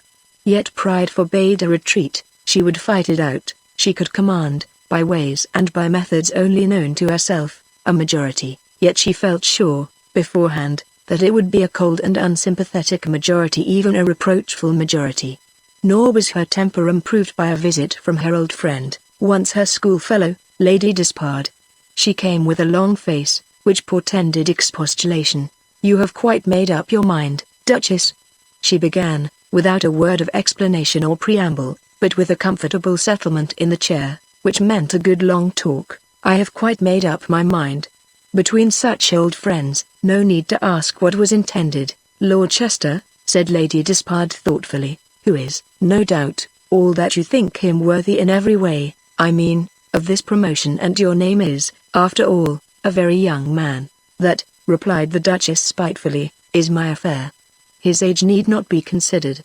I am not afraid of myself, Julia. With my experience, at all events, I can say so much." "Surely, Duchess, I did not mean that. The most powerful mind, coupled with the highest rank, how should that fail to attract and fix the affection and gratitude of a man? No, dear friend, what I meant was this: he is too young, perhaps, for the full development either of virtues or their opposites, too young, perhaps, to know the reality of the prize you offer him." "I think not, Julia," the Duchess spoke kindly, "I think not. It is good of you to consider this possibility in so friendly a way, but I have the greatest reliance on the good qualities of Lord Chester.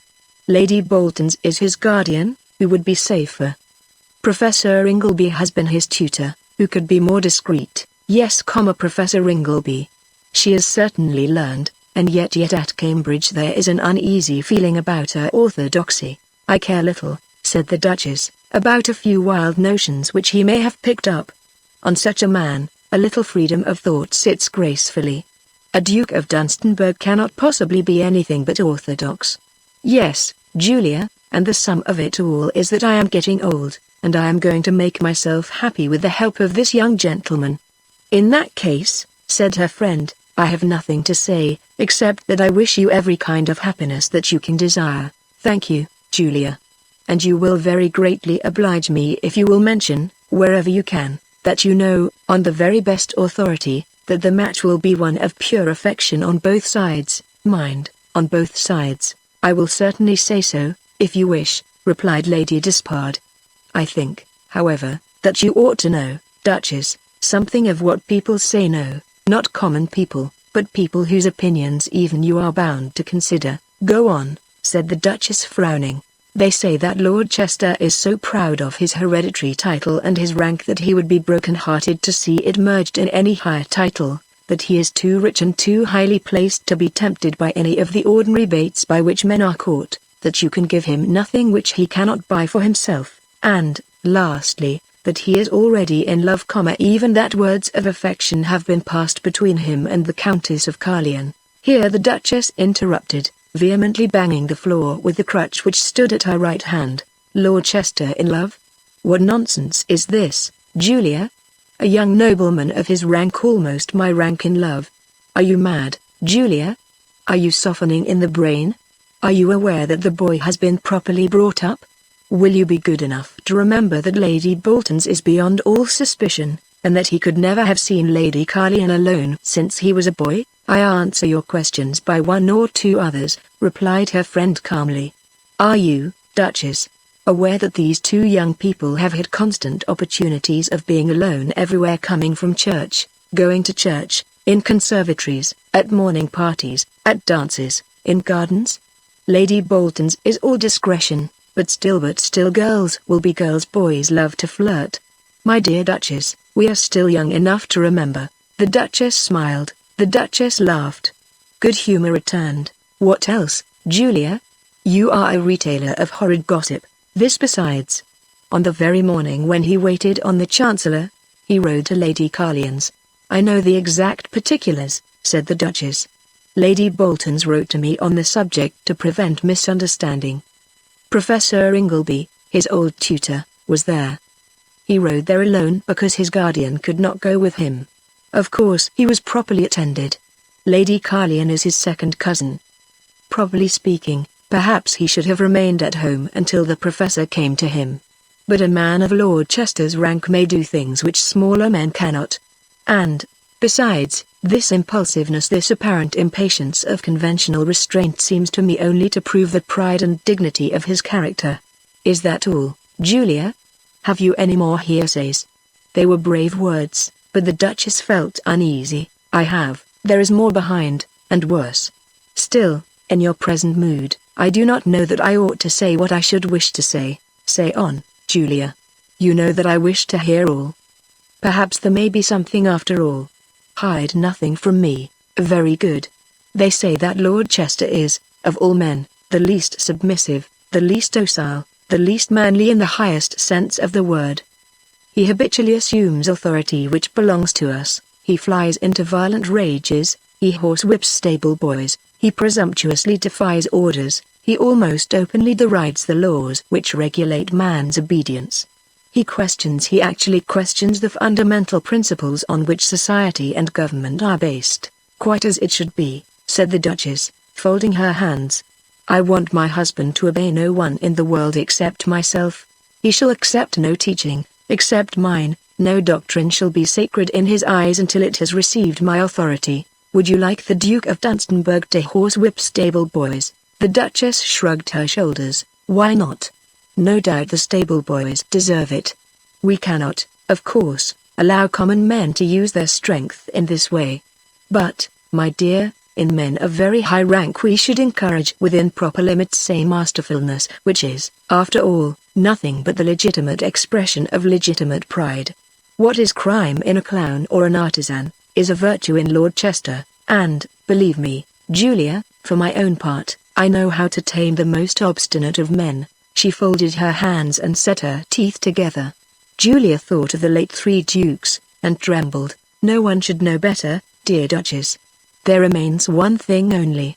You tell me that the proposed match is to be one of pure affection on both sides.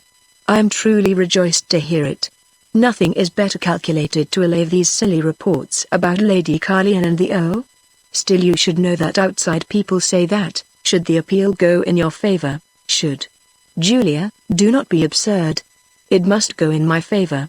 Should. In that case the Earl has declared before witnesses that he will absolutely refuse, whatever the penalty, to accept your hand. How am I to meet such stories as this?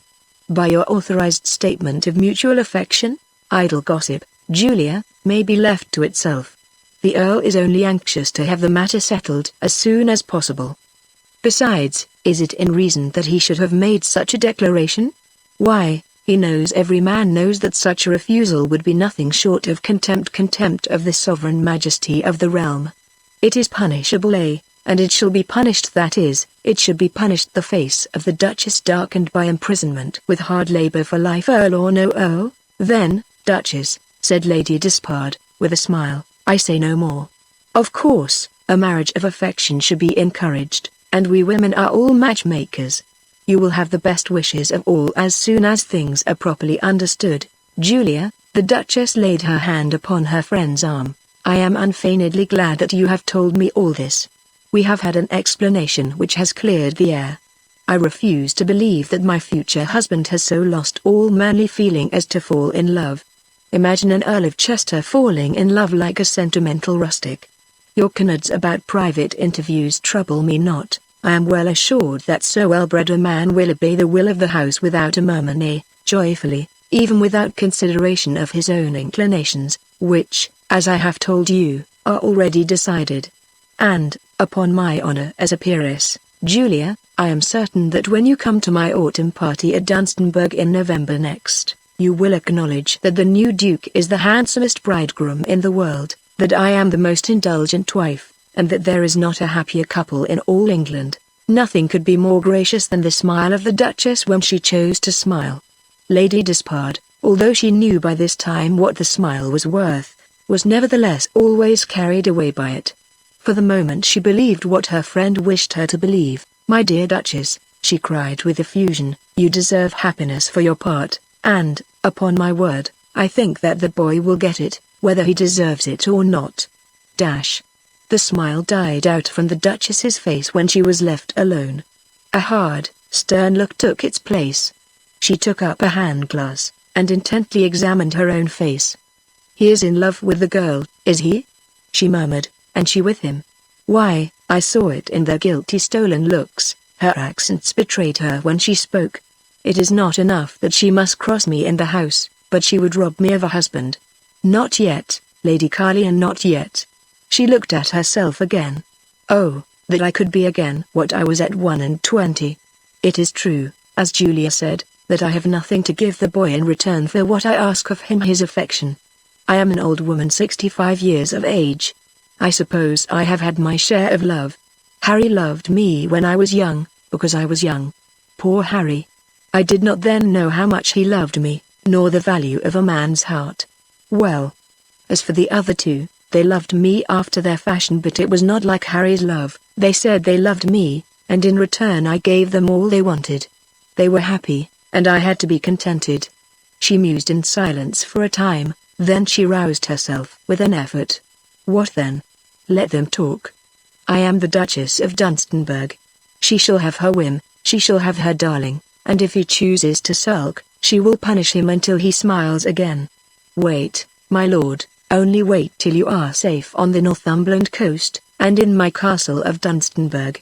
Chapter 5. In the season, women, especially politicians, are, or rather were, until the revolt, accustomed to the publicity of photographs, illustrated papers, paragraphs in society papers, and to the curiosity with which people stare after them wherever they show themselves.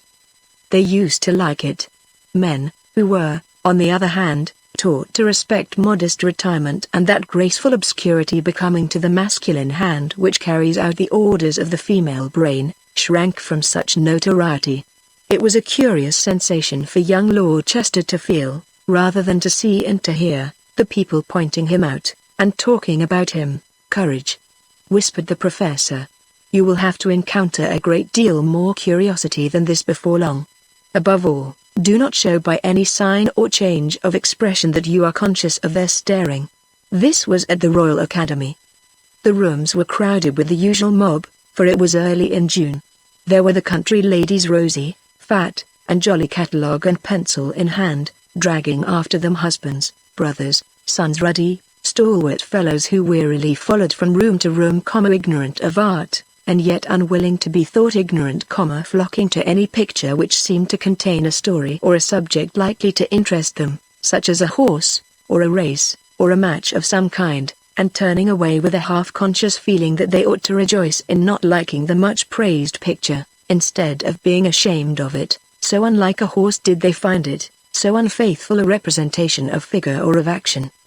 There were artistic ladies with their new fashion of dress and pale languid airs, listlessly exchanging the commonplace of the fashionable school. There were professional ladies, lawyers, and doctors, doing all the rooms between two consultations in an hour. There were schoolgirls from Harrow, yawning over the exhibition, which it was a duty they owed to themselves to see early in the season, unless they could get tickets, which they all ardently desired, for the fortnight's private view. There were shoals of men in little parties of 2 and 4, escorted by some good-natured uncle or elderly cousin. The crowd squeezed round the fashionable pictures.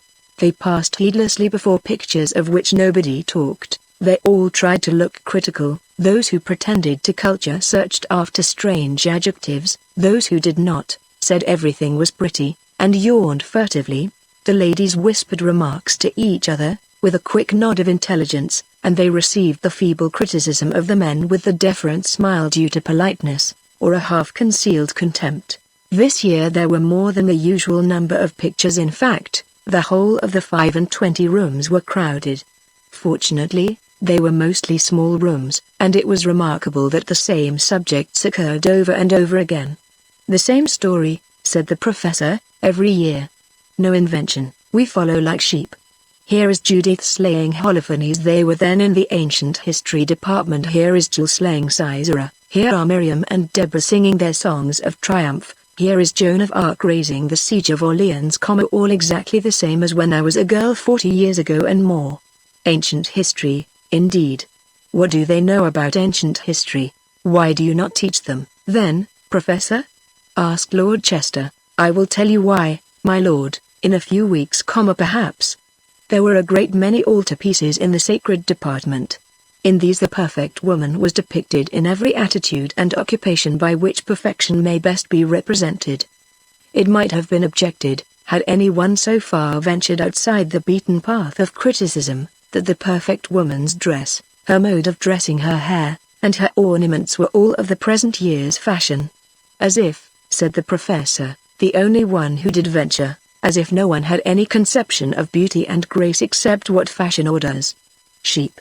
Sheep. We follow like a flock. The pictures were mostly allegorical. The perfect woman directed labor represented by 20 or 30 burly young men with implements of various kinds. This was a very favorite subject. Or she led man upwards. This was a series of pictures. In the first, man was a rough rude creature, carrying a club with which he banged something, presumably brother man. He gradually improved, until at the end he was depicted as laying at the altar of womanhood flowers, fruit, and wine, from his own husbandry. By this time he had got his beard cut off, and was smooth shaven, save for a pair of curly moustaches. His dress was in the fashion of the day, his eyes were down dropped in reverential awe, and his expression was delightfully submissive, pious, and beate. Is it, asked Lord Chester, impossible to be religious without becoming such a creature as that? Again, the perfect woman sat alone, thinking for the good of the world. She had a star above her head. She tried, in the picture, not to look as if she were proud of that star.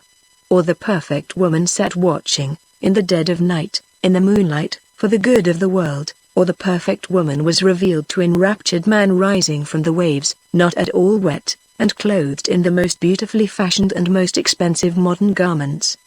These two rooms, the sacred and the ancient history departments, were mostly deserted. The principal interest of the exhibition was in the remaining 23, which were devoted to general subjects.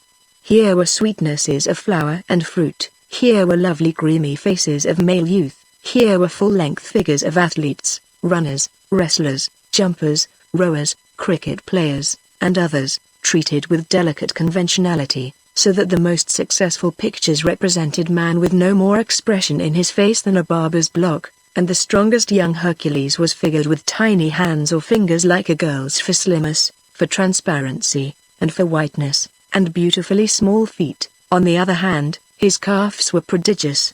In fact, as was always maintained at the Academy dinner, the exhibition was the great educator of the people in the sense of beauty. To know the beautiful, to recognize what should be delightful, and then take joy in it, was given, it was said, only to those women of culture who had been trained by a course of Academy exhibitions. Here men, for their part, who would never otherwise rise beyond the phenomenal to the ideal, learned what was the perfect man, the man of woman's imagination. Having learned, he might go away and try to resemble him. Women who could not feel, unhappily, the full sense of the beautiful, might learn from these models into what kind of man they should shape their husbands. The drawing of this picture, said the professor aloud, before a picture round which were gathered a throng of worshippers, for it was painted by a royal academician of great repute, is inaccurate. Did one ever see a man with such shoulders, and yet with such a waist and such a hand? As for the coloring, it is as false as it is conventional, and look at the peach-like cheek and the feeble chin. It is the flesh of a weakly baby, not of a grown man and an athlete. There were murmurs of dissent, but no one ventured to dispute the professor's opinion, and indeed most of the bystanders had already recognized Lord Chester, and were staring at the hero of so much talk. He is better looking, he overheard one schoolgirl whispering to another, than the fellow on the canvas, isn't he? The fellow on the canvas was, in fact, the ideal man. He was meant by the artist to represent the noblest, tallest, strongest, straightest, and most dexterous of men. He carried a cricket bat. It would have been foolish to figure him with book, pencil, or paper. Art, literature, science, politics, all belonged to the other sex. Only his strength was left to man, and that was to be expended by the orders of the superior sex, who were quite competent to exercise the functions for which they were born, namely, to think for the world. Of course, all the artists were women. Once there was a man who, assuming a female name, actually got a picture exhibited in the academy. He was a self-taught man, it was afterwards discovered. He had never been in a studio. He had never seen a royal academy. He painted an old man from nature. There was a faithful ruggedness about his work which made artists scoff, and yet brought tears to the eyes of country girls who knew no better. When the trick was discovered, the picture was taken down and burnt, and the wretched man who was discovered in a little country cottage, painting 2 or 3 more in the same style, went mad, and was locked up for the rest of his days. Presently Lord Chester grew tired of the pictures and of the staring crowd.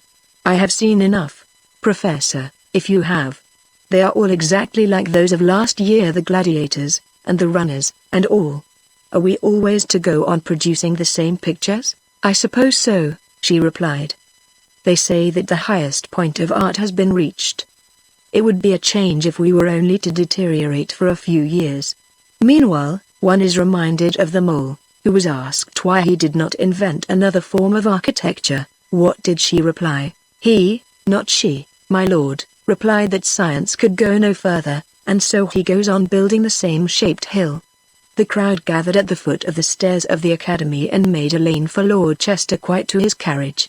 It was a crowd of the best people in England, composed of ladies and gentlemen.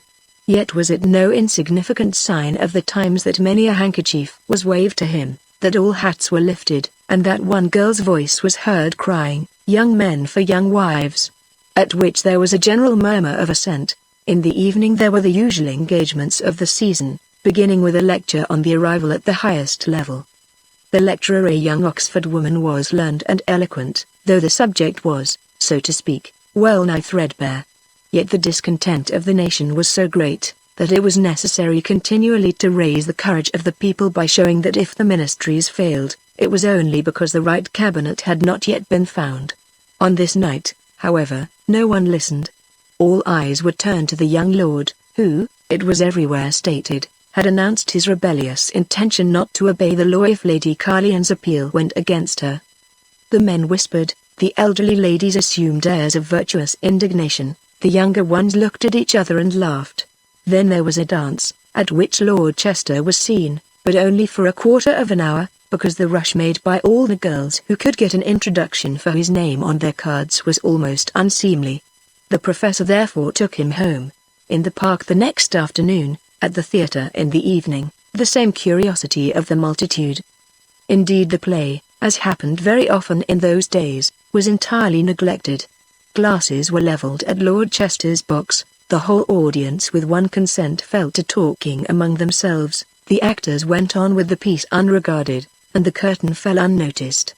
Perhaps the perfection of the drama was the thing on which the new civilization chiefly prided itself, unless, indeed, it was the perfection of painting and sculpture already described.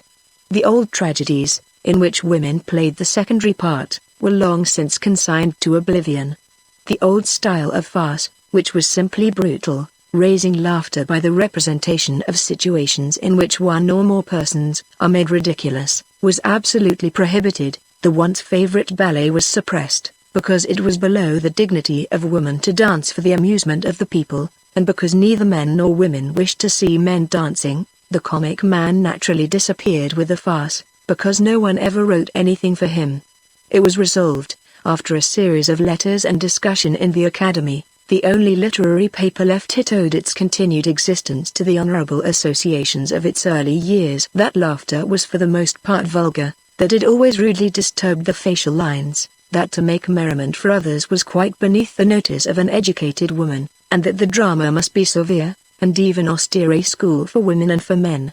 Such it was sought to make it, with as yet unsatisfactory results, because the common people, finding nothing to laugh at, came no more to the theatre, and even the better class, who wanted to be amused, and were only instructed, ceased to attend. When, therefore, the curtain fell, the scanty audience rushed to the doors of the house, and there was something very much like a demonstration, a report of which, the professor felt with pleasurable emotion, could not fail to be carried to the Duchess. The next day there came a letter to Lady Bolton's, who was still confined to her room with gout, from no less a person than the Duchess of Dunstanburgh, suggesting that the publicity thrust upon Lord Chester through the unconstitutional action of his cousin might produce an injurious effect upon a mind so young. In other words, Her Grace was already sensible of the sympathy which was growing up for what was believed to be a love affair, cruelly blighted by herself. If Lord Chester was kept in retirement until the case was decided, he would, perhaps, be forgotten. As for Lady Carlion, the Duchess rightly judged that the sympathy which one woman gets from another in such cases is generally scant. No doubt she was right, but unfortunately she was too late. The young Earl had been seen everywhere. His story, much altered and improved, was in everybody's mouth. His likeness was in all the shop windows, side by side with that of Lady Carlion, or, as if to give emphasis to the difference between the two suitors, he was placed with the Duchess on his left and Lady Carlion on his right. The young men envied him because he was so rich, so handsome, and so gallant. The young ladies looked and sighed. He was nearer the ideal man than any they had ever seen. His bold and daring eyes struck them with a kind of awe, which they thought was due to his rank, ignorant of the manhood in those eyes, which attracted and yet daunted them. They bought his photograph by thousands, and spent their leisure hours, or even the hours of study, when they ought to have been mugging bones, or drawing contracts, or reading theology, in gazing upon that remarkable presence. Older ladies, those who had established positions and could think of marriage, wished that such young men were within their reach, and very old ladies, looking at the photograph with admiring eyes, would wag their heads, and tell their grandsons how their grandfather, dead and gone, had been just such another as Lord Chester, so handsome, so strong, so brave, and yet withal the most dutiful and obedient of husbands. They did not explain how the virtue of submission was compatible with such frank and fearless eyes. The mischief, therefore, was done. So far as the sympathies of the people were concerned, Constance could rest content. There remained, however, the house. Lord Chester appeared no more in public. He went to none of the cricket matches and athletics which made the season so lively, nor was he seen at any balls or dinners, nor did he ride in the Row. He was kept in almost monastic seclusion, a few companions only being invited to play tennis on his own lawns. But the Professor was with him constantly. Lady Bolton's continuing to be laid up with her gout, and they had long talks in the gardens, sitting beneath the shade of the trees, or walking on the lawns.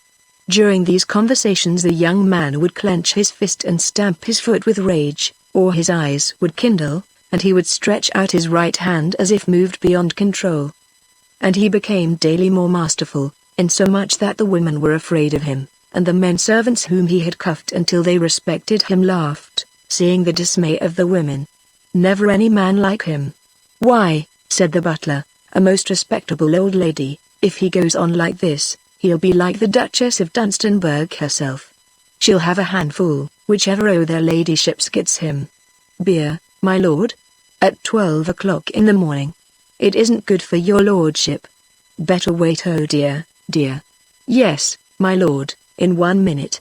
One afternoon, towards the end of June, a little party had been made up for his amusement. It consisted of half a dozen young men of his own age, and a few ladies whose age more nearly approached that of the Professor. The young men played 1 or 2 matches of tennis, changed their flannels for morning dress, and joined the ladies at afternoon tea. The one topic of conversation possible at the moment was forbidden in that house. It was, of course, that of the Great Appeal, and how some said that the Countess wanted it pushed on, so as to take advantage of the public sympathy, and the Duchess wanted it delayed, so as to give this feeling time to cool down. But the Duchess had sworn by everything dear to her that she would marry the young lord whether the House gave a decision in her favor or not. How Lady Carlion declared that she would carry him off under the very nose of the Duchess, with 1,000 other canards, rumours, little secrets, whispers on the best authority, and so forth. As, of course, that could not be entered upon in Lord Chester's own house, the afternoon was dull to the ladies. They pumped the Professor artfully, but learned nothing. She was enthusiastic in her praises of her pupil, but was reticent about his previous relations, if any, with either of his suitors, nor would she reveal anything, if she knew anything, about his inclinations, if he had any preference. As for his character, she spoke openly. He was certainly well, say masterful that could not be denied in a way which would be unbecoming in a man below his rank. As for his religion, no one could more truly love and revere the perfect woman than did Lord Chester. As for his abilities, they were far beyond the common, and for his reading, I have always considered, said the professor, his rank as of more importance than his sex. And though I have, perhaps, given him a wider and deeper education than is generally considered prudent for the masculine brain, I believe it will be found, in the long run, a course productive of great good. In fact, she whispered, I believe that Lord Chester is a man likely to be the father of daughters, illustrious not only by their birth, but also by their strength of intellect and force of character. No man, said one of the guests, one of those persons who always know how to find the right common place at the right time, no man can have a more worthy object of ambition. To sink himself in the family, to work for them, to reproduce his own virtues in their higher feminine form in his own daughters, I hope his lordship will obtain this happiness, but he can't, cried another one of those persons who always say the wrong things, he can't if he marries the Duke. Hush, said the professor. My dear madam, we were talking, I think, about Lord Chester's character. Yes, he is in many respects a most remarkable young man, but is he, asked another lady, is he quite? Are you sure of what you say, Professor, about his orthodoxy? Professor Ingleby smiled. All smiled, indeed, because her own faith had been greatly suspected, as everybody knew. As sure, she said, as I am of my own. Oh, I know what wicked people have hinted at Cambridge. But wait, have patience, I will before long prove my religious convictions, and satisfy the world once for all, in a way that will perhaps astonish, but certainly convince everybody, what my faith really is, and how truly orthodox, and I will answer for my pupil. Then the young men appeared, and they began to talk about the games over their tea. Presently they pressed Lord Chester to sing. No one had a better voice, or sang with greater expression. He refused at first, on the ground of being tired of the words of all his songs, but gave way and sang, with a laughing protest at the sentiment of the song and the inanity of the words, the following ballad, just then popular. Through sweet buttercups, through sweet hay, rolled in swathes by the southern wind. Side by side they wended their way. The sloping sun on their faces lay, and dragged long shadows behind. 18 he, and stalwart to see. Muscles of steel and a heart of gold, cheeks hot burning, and eyes down dropped, what did he think when she suddenly stopped, and gave him her hand to hold? She was but 30. Her lands around, lay with orchards and cornfields spread. Meadow and hill with the sunlight crowned, wealth and joy without stint or bound, and all for the lad she would wed. He listened in silence, as young men should, while she pictured the life to come. In tangled copse, in the way of the wood, with new spring flowers and old leaves strewed, she spoke of a lovelet home. Only a year, and the hay again, lies in swathes, like the weed on the shore. Lone he wanders with troubled brain, crying, when will she come again, poor fool, for she comes no more, forgotten her troth, and broken her oath. His love will return no more. The air is not bad, said the singer, when he had finished, rising from the piano, but the words are ridiculous. As if he were likely to care for a woman 18 years his senior, these words fell among them like a bomb. There was a dead silence. No one dared raise her eyes except the professor, who looked up in warning. Presently an old gentleman, who had been half asleep, shook his head and spoke. The songs are all alike now. A young fellow gets made love to, and is engaged, and then thrown over. Then he breaks his heart. In real life he would have called for his horse and galloped off his disappointment. Come, Sir George, said the professor, you must allow us a little sentiment, some belief in man's heart, else life would be too dull. For my own part, I find the words touching and true to nature. How would it do? Asked Lord Chester, smiling, to invert the thing? Could we have a ballad showing how a young lady, she must be young, pined away and died for love of a man who broke his promise? They all laughed at this picture, but the young men looked as if Lord Chester had said something wonderful in its audacity. Most certainly, thought the professor. His words would be quoted in all the clubs that very day. And what would the Duchess say? And although she had no legitimate power over the Ward of Chancery, she could do what she pleased with the Chancellor. There was one young fellow present, a certain Algy Dunkirk, who entertained an affection for Lord Chester amounting almost to worship. No one was like him, none so strong, so dexterous, so good at games, no one so clever, no one so audacious, no one so gloriously independent. They were talking together in a low whisper, unregarded by the ladies, who were talking loudly. "Algy," said Lord Chester, "you said once that you would come to me if ever I asked you, and stand by me as long as I asked you. Are you still of the same mind?" "That kind of promise holds," said Algy. "What shall I do?" "Be in readiness." "I am always ready." "But what are you going to do? Shall we run away together?" "Hush. I do not know, yet. All that a desperate man can do." Chapter 6 Woman's England. The next day was Sunday, and of course Lord Chester went to church with the professor, who was always careful to observe forms. The congregation was large, and principally composed of men. The service was elaborate, and the singing good. Perhaps the incense was a little too strong, and there was some physical fatigue in the frequent changes of posture. Nothing, however, could have been more splendid than the procession with banners, which closed the service, nothing sweeter than the voices of the white-robed singing girls. It was a large and beautiful church, with painted glass, pictures having lights burning before them, and the altar, on which stood the veiled figure of the perfect woman, was heaped with flowers. The sermon was preached by the Dean of Westminster, whose eloquence and fervor were equalled by her scholarship. No one, except perhaps Professor Ingleby, was better read in ecclesiastical history, or knew more about the beginnings of the new religion. She had written a book, showing from ancient literature how the germs of the religion were dormant even in the old barbaric times of man's supremacy. Even so far back as the Middle Ages men delighted to honor woman. Every poet chose a mistress for his devotion, and ignorantly worshipped the type in the individual.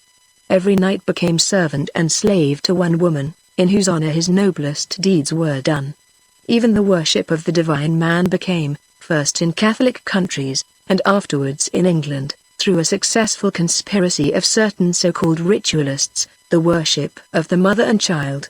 At all times the effigies of the virtues, faith, hope, love, had been figures of women. The form of woman had always stood for the type, the standard, the ideal of the beautiful. The woman had always been the dispenser of gifts. The woman had always been richly dressed. Men worked their hardest in order to pour their treasures into the lap of woman. All the reverence, all the poetry, all the imagination with which the lower nature of man was endowed, had been freely spent and lavished in the service of woman. From his earliest infancy, women surrounded, protected, and thought for men. Why, what was this, what could this mean, but a foreshadowing, an indication, a revelation, by slow and natural means, of the worship of the perfect woman, dimly comprehended as yet, but manifesting its power over the heart. The Dean handled this, her favorite topic, in the pulpit this morning with singular force and eloquence. After touching on the invisible growth of the religion, she painted a time of anarchy, when men had given up their old beliefs and were like children, only children with weapons in their hands crying out with fear in the darkness. She told how women, at last assuming their true place, substituted, little by little, the true, the only faith, the worship of the perfect woman, the feminine divinity of thought, purpose, and production. She pointed out how, by natural religion, man was evidently marked out for the second or lower creature, although, by the abuse of his superior strength, he had wrested the authority and used it for his own purposes. He was formed to execute, he was strong, he was the agent. Woman, on the other hand, was the mother, that is to say, the creative thought, that is, the sovereign ruler. In the animal creation, again, it is the male who works, while the female sits and directs. And even in such small points as the gender of things inanimate, everything of grace, usefulness, or beauty was, and always had been, feminine. Then she argued from the natural quickness and intelligence of women, and from the corresponding dullness of men, from the lower instincts of men compared with the spiritual nature of women, and she showed how, when women took their natural place in the government of the nation, laws were for the first time framed on sound and economical principles, and for the benefit of man himself. Finally, in a brilliant peroration, she called upon her male hearers to defend, even to the death if necessary, the principles of their religion. She warned the women that a spirit of questioning and discontent was abroad. She exhorted the men to find their true happiness in submission to authority, and she drew a vivid picture of the poor wretch who, beginning with doubt and disobedience, went on to wife-beating, atheism, and despair, both of this world and the next. The sermon lasted nearly an hour. The dean never paused, never hesitated, was never at a loss. Yet, somehow she failed to affect her hearers. The women looked idly about them. The men stared straight before them, showing no response, and no sympathy. One reason of this apathy was that the congregation had heard it all before, and so often, that it ceased to move them. The priestesses of the faith, in their ardor, endeavoring constantly to make men intelligent as well as submissive supporters, overdid the preaching, and by continual repetition ruined the effect of their earnest eloquence, and reduced it to the level of rhetorical commonplace. The professor and her pupil walked gravely homewards. "I think," said Lord Chester, "that I could preach a sermon the other way round." "You mean?" "I mean that I could just as well show how natural religion intended man to be both agent and contriver." "I think," said the professor, "that such a sermon had better not be preached, at least, just yet." "It was rather a risky thing to make that remark of yours about the ballad which you sang yesterday. Such a sermon as you contemplate would infallibly land its composer, even Lord Chester, in a prison for life." Lord Chester was silent. "Do you speculate often," asked his tutor, "in these theological matters?" "Of late," he replied. "Yes, this perpetual admonition about authority worries me. Why should we accept statements on authority? I have been looking through the textbooks, and I conclude—" "Pray do not tell me," she interrupted, laughing. "For the present, let me not know the nature of your conclusions. But, Lord Chester, for your own sake, for everyone's sake, be guarded, be silent." She pressed his arm. He nodded gravely, but made no reply. When they reached home they learned that the Chancellor herself was waiting to see Lord Chester. She wished to see the professor as well. The Chancellor was in a great worry and fidget, as if this unhappy business of the appeal was not enough for her, because, whatever decision was arrived at by the House, she would have to defend her own, and there was little doubt that her enemies would not lose so good a chance of attacking her, and now the boy must needs get saying things which were repeated in every club in London. "I must say, Lord Chester," she began irritably, "that a little respect, I say a little respect, is due to a person who holds my office. I have been waiting for you a good quarter of an hour. Had I known your ladyships wished to see me, I would have saved you the trouble of calling here, and waited upon you myself. I have but just returned from church." "Church?" she repeated in mockery. "What is the good of people going to church if they fly in the face of all religion? Do not answer me, pray. Your lordship thinks yourself, I know, a privileged person. You are to say, and to do, anything you please. But I am the Chancellor, remember, and your guardian. Now, sir, I learn that you make dangerous, revolutionary remarks. You made one yesterday openly, on the impossibility of a young man marrying a woman older than himself." "Pardon me," said Lord Chester, "I did not say the impossibility of marrying, but of loving, a woman 20 years his senior. The distinction shows the unhappy condition of your mind. To marry a woman is to love her. What would the boy want? What would he have? Professor Ingleby, have you anything to advise? He is your pupil. You are, in fact, partly responsible for this deplorable exhibition of wilfulness." "With your ladyship's permission," replied the professor softly, "I would venture to suggest that, considering recent events, it would be much better for Lord Chester to be out of London as soon as possible. What is the use of talking about leaving town when Lady Bolton's is ill? If your ladyship will entrust your noble ward to my care," continued the professor, "I will undertake the charge of him at my own house for the next 3 months." The Chancellor reflected. The plan seemed the best. Since Lady Bolton's was ill, there was really no one to look after the young man, while, at the present moment of excitement, it seemed most desirable that he should be out of town. If the boy was to go on talking in this way about old women and young men, there was no telling what might not happen, and the Duchess would be pleased with such an arrangement. That consideration decided her. If you really can take charge of him, you could draw on Lady Bolton's for whatever you like. In reason, it does seem the best thing to do. Yes, he would be safer out of the way. When can you start? Tomorrow. Very good, then we will settle it so. You will accompany Professor Ingleby, Lord Chester, you will consider her as your guardian and all that. And for heaven's sake, let us have no more folly. She touched his fingers with her own, bowed slightly to the professor, and left them. My dear boy, said the professor, when the door was shut, I foresee a great opportunity. And as for that sermon you spoke of, well, Professor, you may begin to compose it as soon as you please, and on the road I will help you. Meantime, hold your tongue. With these enigmatic words the professor left him. There was really nothing very remarkable in Lord Chester's leaving London even at the height of the season.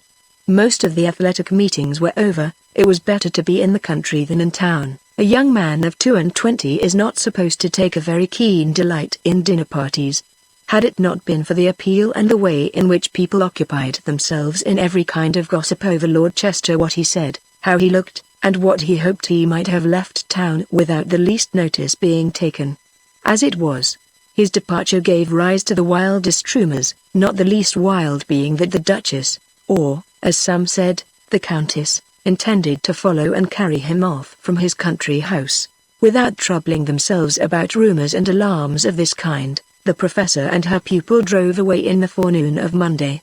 The air was clear and cool. There was a fresh breeze, a warm sun, and a sky flecked with light clouds. The leaves on the trees were at their best, the 4 horses were in excellent condition. What young fellow of 22 would have felt otherwise than happy at starting on a holiday away from the restraints of town, and in such weather? There is only one thing wanting, he said, as they finally cleared the houses, and were bowling along the smooth highroad between hedges bright with the flowers of early summer. What is that? Asked the professor. Constance, he replied boldly, she ought to be with us to complete my happiness. The professor laughed. A most unmanly remark, she said. How can you reconcile it with the precepts of morality? Have you not been taught the wickedness of expressing, even of allowing yourself to feel an inclination for any young lady? It is your fault, my dear professor. You have taught me so much, that I have left off thinking of unmanliness and immodesty and the copybook texts. I have taught you, she replied gravely, things enough to hang myself and send you to the tower for life. But remember that you have been taught these things with a purpose. What purpose? He asked. I began by making you discontented. I allowed you to discover that everything is not so certain as boys are taught to believe. I put you in the way of reading, and I opened your mind to all sorts of subjects generally concealed from young men. You certainly did, and you are a most crafty as well as a most beneficent professor. You have gradually come to understand that your own intellect, the average intellect of man, is really equal to the consideration of all questions, even those generally reserved and set apart for women. Is it not time, therefore, to let me know this mysterious purpose? Professor Ingleby gazed upon him in silence for a while. The purpose is not mine. It is that of a wiser and greater being than myself, whose will I carry out and whom I obey. Wiser than you, Professor? Who is she? Do you mean the perfect woman herself? No, she replied, the being whom I obey and reverence is none other than my own husband. Lord Chester started. Your husband? He cried. You obey your husband? This is most wonderful. My husband. Yes, Lord Chester, you may now compose that sermon which shall show how man is the lord and master of all created things, including woman. I told you I would help you in your sermon. Listen. All that day they drove through the fair garden, which we call England. Along the road they passed the rustics haymaking in the fields, the country women were talking at their doors, the country doctor was plodding along her daily round, the parson was jogging along the wayside, umbrella in hand, to call upon her old people, the country police in blue bonnets, carrying their dreaded pocket-books, were loitering in couples about crossroads, the farmer drove her cart to market, or rode her cob about the fields, little girls and boys carried dinner to their fathers. Here and there they passed a country seat, a village with its street of cottages, or they clattered through a small sleepy town with its row of villas and its quiet streets, where the men sat working at the windows in hopes of getting a chat or seeing something to break the monotony of the day. The travelers saw, but noted nothing. for the professor was teaching her pupil things calculated to startle even the Duchess, and at which Constance would have trembled, things which made his cheek to glow, his eyes to glisten, his mouth to quiver, his hands to clench, things not to be spoken, not to be whispered, not to be thought. This professor openly, boldly, and without shame, told the young man. "I might have guessed it," he said. "I had already half guessed it. And this is the reason why we are kept in subjection!" This is the lie they have palmed upon us. Hush. Calm yourself. The thing was not done in a day. The system was not invented by conscious hypocrites and deceivers. It grew, and with it the new religion, the new morality, the new order of things. Blame no one, Lord Chester, but blame the system. "You have told me too much now," he said. "Tell me more," she went on. Each word, each new fact, tore something from him that he would have believed part of his nature. Yet he had been prepared for this day by years of training, all designed by this crafty woman to arm him with strength to receive her disclosures. "What you see," she said, as they drove through a village, "seems calm and happy. It is the calmness of repression. Those men in the fields, those working men sitting at the windows, they are all alike unhappy, and they know not why. It is because the natural order has been reversed. The sex which should command and create is compelled to work in blind obedience. You will see, as we go on, that we, who have usurped the power, have created nothing, improved nothing, carried on nothing. It is for you, Lord Chester, to restore the old order. If I can find words," he stammered. "I have trusted you," the professor went on, "from the very first. Bon sang ni put mentor. Yet it was wise not to hurry matters. Your life, and my own life too, if that matters much, hang upon the success of my design. Nothing could have happened more opportunely than the Duchess's proposal. Why? On the one hand, a sweet, charming, delightful girl, and on the other, a repulsive, bad-tempered old woman. While your blood is aflame with love and disgust, Lord Chester, I tell you this great secret. We have 3 months before us. We must use it, so that in less than 2 we shall be able to strike, and to strike hard. You are in my hands. We have, first, much to see and to learn." Their first halt was Windsor. Here, after ordering dinner, the professor took her pupil to visit Eton. It was half-holiday, and the girls were out of school. Some were at the debating society's rooms, where a political discussion was going on, some were strolling by the river under the grand old elms, some were reading novels in the shade, some were lying on the bank talking and laughing. It was a pleasant picture of happy school life. "Look at these buildings," said the professor, taking up a position of vantage. "They were built by one of your ancestors, beautified by another, repaired and enlarged by another. This is the noblest of the old endowments for boys." The Earl looked round him in wonder. What would boys do with such a splendid place? He asked. "Have my lessons borne so little fruit that you should ask that question?" The professor looked disappointed. "My dear boy, they played in the playing fields. They swam and rowed in the river. They studied in the school. They worshipped in the chapel. When it was resolved to divide the endowments, women naturally got the first choice, and they chose Eton. Afterwards the boys' public schools fell gradually into decay, and bit by bit they were either closed or became appropriated by girls. There was once a famous school at a place called Rugby. That died. The lady of the manor, I believe, gradually absorbed the revenues. Harrow and Marlborough fell in, after a few years, for girls.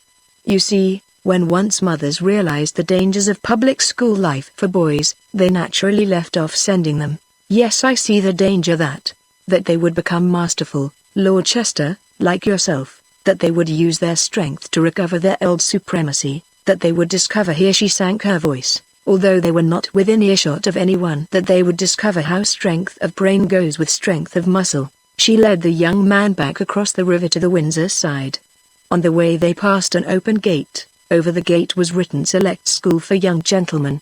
Within was a gymnasium, where a dozen boys were exercising on parallel bars, swinging with ropes, and playing with clubs. "As for your education," said the professor, "we have discovered that the best chance for the world is for a boy to be taught 3 things. He must learn religion, that is submission, and the culture of perfect womanhood. He must learn a trade of some kind, unless he belongs to the aristocracy, so as not to be necessarily dependent, and he must be made healthy, strong, and active. History will credit us with one thing, at least, we have improved the race. It wanted an hour of dinner. The professor, who was never tired, led her pupil over such portions of the old castle as could still be visited, the great tower and one or two of the terraces. "This was once yours," she said. "This is the castle of your ancestors. Courage, my lord, you shall win it back." It was in a dream that the young man spent the rest of the evening. The professor had ordered a simple yet dainty dinner, consisting of a Thames trout, a Chateaubriand, quails, and an omelette, with some camembert cheese, but her young charge did scanty justice to it. After dinner, when the coffee had been brought, and the door was safely shut, the professor continued the course of lectures on ancient history, by which she had already upset the mind of her pupil, and filled his brain with dreams of a revolution more stupendous than was ever suspected by the watchful Bureau of Police. Their next day's drive brought them to Oxford. It was vacation, and the colleges were empty. Only here and there a solitary figure of some lonely fellow or lecturer, lingering after the rest had gone, flitted across the lawns. The solitude of the place pleased the professor. She could ramble with her pupil about the venerable courts and talk at her ease. "Here," she said, "in the old days was once the seat of learning and wisdom. What is it now?" asked her disciple, surprised. "Is not Oxford still the seat of learning? You must read, alas. You would not understand them, the old books, before you can answer your own question. What is their political economy, their moral philosophy, their social science of which they make so great a boast compared with the noble scholarship, the science, the speculation of former days? How can I make you understand? There was a time when everything was advanced by men. Science must advance or fall back. We took from men their education, and science has been forgotten. We cannot now read the old books, we do not understand the old discoveries, we cannot use the tools which they invented. The men of old, mathematics, chemistry, physical science, geology, all these exist no longer, or else exist in such an elementary form as our ancestors would have been ashamed to acknowledge.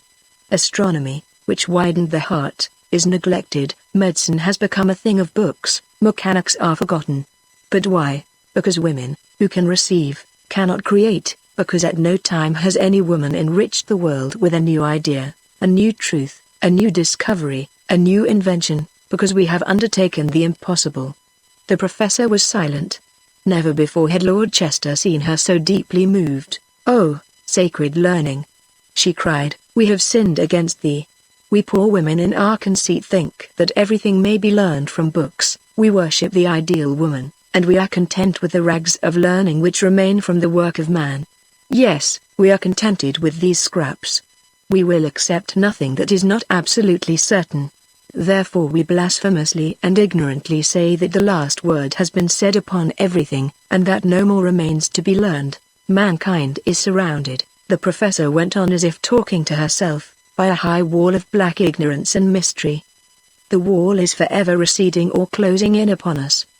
The men of the past pushed it back more, and widened continually the boundaries of thought, so that the foremost among them were godlike for knowledge and for a love of knowledge. We women of the present are continually contracting the wall, so that soon we shall know nothing, unless you come to our help." "How can I help to restore knowledge?" asked the young man, "being myself so ignorant." "By giving back the university to the sex which can enlarge our bounds." Always the same thing, always coming back to the one subject. There was a university sermon in the afternoon, being the feast of Street Cecilia. They looked in, but the church was empty.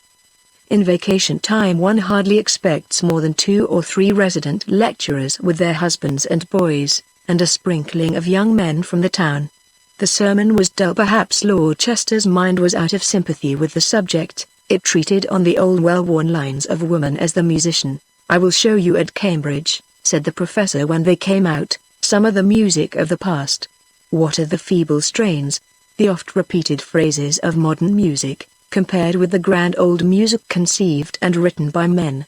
Women have never composed great music." They left Oxford the next day and proceeded north. "I think," said the professor as they were driving smoothly along the road, "that they did wrong in not trying to maintain the old railways. True, there were many accidents, and sometimes great loss of life, yet it must have been a convenience to get from London to Liverpool in 5 hours.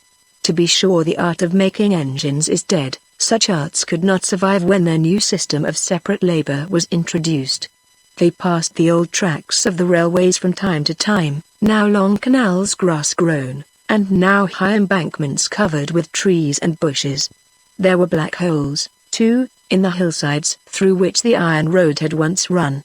The country in the 19th century, said the professor, was populous and wealthy, but it would be at first terrible for one of us to see and to live in. From end to end there were great factories driven by steam engines, in which men worked in gangs, and from which a perpetual black cloud of smoke rose to the sky. Trains ran shrieking along the iron roads with more clouds of smoke and steam. The results of the work were grand, but the workmen were uncared for, and killed by the long hours and the foul atmosphere. I talk like a woman, she checked herself with a smile, and I want to talk so that you shall feel like a man of the ancient type. There is one point of difference between man's and woman's legislation which I would have you bear in mind. Man looks to the end, woman thinks of the means. If man wanted a great thing done, he cared little about the sufferings of those who did that thing. A great railway had to be built, those who made it perished of fever and exposure. What matter? The railway remained. A great injustice had to be removed. To remove it cost a war, with death to thousands. Man cared little for the deaths, but much for the result. Man was like nature, which takes infinite pains to construct an insect of marvelous beauty, and then allows it to be crushed in thousands almost as soon as born. Woman, on the other hand, considers the means. They came, after 3 days' posting, to Manchester. They found it a beautiful city, situated on a clear sparkling stream, in the midst of delightful rural scenery, and regularly built after the modern manner in straight streets at right angles to each other. The air was peculiarly bright and bracing. I wanted very much, said the professor, to show you this place. You see how pretty and quiet a place it is, yet in the old times it had a population of 500,000. It was perpetually black with smoke. There were hundreds of vast factories where the men worked from 6 in the morning until 6 at night. Their houses were huts, dirty, crowded nests of fever. Their sole amusements were to smoke tobacco and to drink beer and spirits. They died at 30 worn out. They were of sickly and stunted appearance. They were habitual wife-beaters. They neglected their children. They had no education, no religion, no hopes, no wishes for anything but plentiful pipe and beer. See it now. The population reduced to 20,000, the factories swept away, the machinery destroyed, the men working separately each in his own house, making cotton for home consumption. Let us walk through the streets. These were broad, clean, and well kept. Very few persons were about. A few women lounged about the court, or gathered together on the steps of the town hall, where one was giving her opinions violently on politics generally. Some stood at the doorways talking to their neighbors. In the houses one could hear the steady click-click of the loom or spinning jenny, as the man within, or the man and his sons, sat at their continuous and solitary labor. This is beautiful to think of, is it not? I do not know what to say, he replied. You ask me, after all that you have taught me, to admire a system in which men are slaves. Yet all looks well from the outside. It began, the professor went on, without answering him directly, with the famous law of the Clack Parliament, that in which there were 3 times as many women as men, which enacted that wives should receive the wages of their husbands on Monday morning, and that unmarried men, unless they could be represented by mothers or sisters, or other female relations of whom they were the support, should be paid in kind, and be housed separately in barracks provided for the purpose, where discipline could be maintained. It was difficult at first to carry this legislation into effect. The men rebelled, but the law was enforced at last. That was the death blow to the male supremacy. Woman, for the first time, got possession of the purse. What was done in Manchester was followed in other places. Young man, the spot you stand on is holy, or the reverse, whichever you please, because it is the birthplace of woman's sovereignty. Presently it began to be whispered abroad that the hours were too long, the work too hard, and the association of men together in such large numbers was dangerous. Then, little by little, wives withdrew their husbands from the works, mothers their sons, and set them up with spinning jennies and looms at home. Handmade cotton was protected, the machine made was neglected. Soon the machines were silent and the factories closed. In course of time they were pulled down. Then other improvements followed. The population was enormously diminished, partly by the new laws which forbade the marriage of unhealthy or deformed men, and only allowed women to choose husbands when they had themselves obtained a certificate of good health and good conduct. Formerly the men married at 19, by the new laws they were compelled to wait until 24, then, further, to wait until they were asked, and lastly, if they were asked, to obtain a certificate of soundness and freedom from any complaint which might be transmitted to children. Therefore, as few of the Manchester workmen were quite free from some form of disease, the population rapidly decreased. But, said Lord Chester, is that wrong? A man ought to be healthy. That was, indeed, the creed in which he had been brought up. I am telling you the history of the place, replied the professor. Marriage being thus almost impossible, the Manchester women emigrated and the workmen stayed where they were, and gradually the weakly ones died out. As for the present Manchester man, you shall see him on Sunday when he goes to church. They stayed in this pleasant and countrified town for some days. On Sunday they went to the cathedral, and attended the service, which was conducted by the bishop herself and her principal clergy. As the bishop preached, Lord Chester looked about him, and watched the men. They were mostly a tall and handsome race, though, in the middle-aged men, the labor at the spindles had bowed their shoulders and contracted their chests. Their faces, however, like those of the London congregation, were listless and apathetic. They paid little heed to the sermon, yet devoutly knelt, bowed, and stood up at the right places. They seemed neither to feel nor to take any interest in life. Some of the women looked as if they interpreted the law of marital obedience in the strictest, even its harshest manner possible. Lord Chester looked with a certain special curiosity at a regiment of young unmarried workmen. He had often enough before watched such a regiment passing to and from church, but never with such interest. For in these boys he had now learned to recognize the masters of the future. They were mostly quite young, and naturally presented a more animated appearance than their married elders. Those of them who came from the country, or had no parents, were kept in a barrack under strict rule and discipline, having prescribed hours for gymnastics, exercises, and recreation, as well as for labor. They were not all boys. Among them marched those whom unkind nature or accident had set apart as condemned to celibacy. These were the consumptive, the asthmatic, the crippled, the humpbacked, the deformed, those who had inherited diseases of lung, brain, or blood, the unfortunates who could not marry, and who were, therefore, cared for with what was officially known as kindness. These poor creatures presented the appearance of the most hopeless misery. At other times Lord Chester would have passed them by without a thought. He knew now how different would have been their lot under a government which did not call itself maternal. Neither boys nor incurables received pay, and the surplus of their work was devoted to the Great Mother's Sustentation Fund, or, as it was called for short, the Mother's Tax. This was intended to supplement the wages earned by the husband at home in case of insufficiency.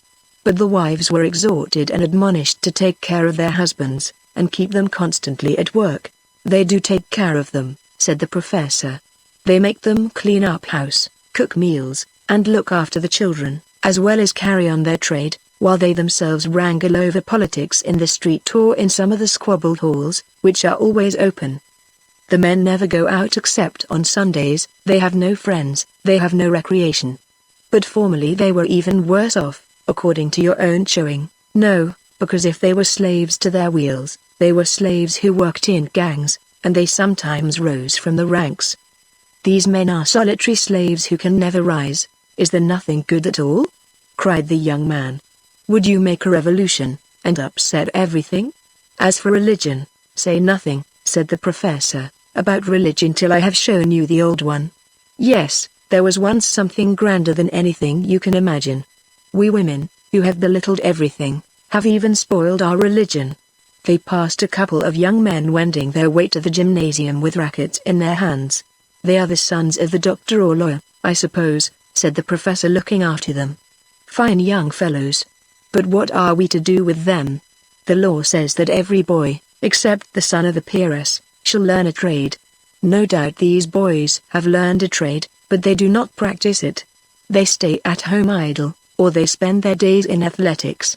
Some time or other they will marry a woman in their own rank, and then the rest of their lives will be devoted to managing the house and looking after the children, while their wives go to office and earn the family income.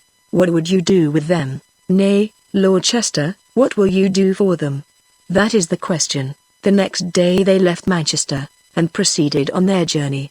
At Liverpool they saw 7 miles of splendid old docks, lining the banks of the river, but there were no ships. The trade of the old days had long since left the place. It was a small town now with a few fishing smacks.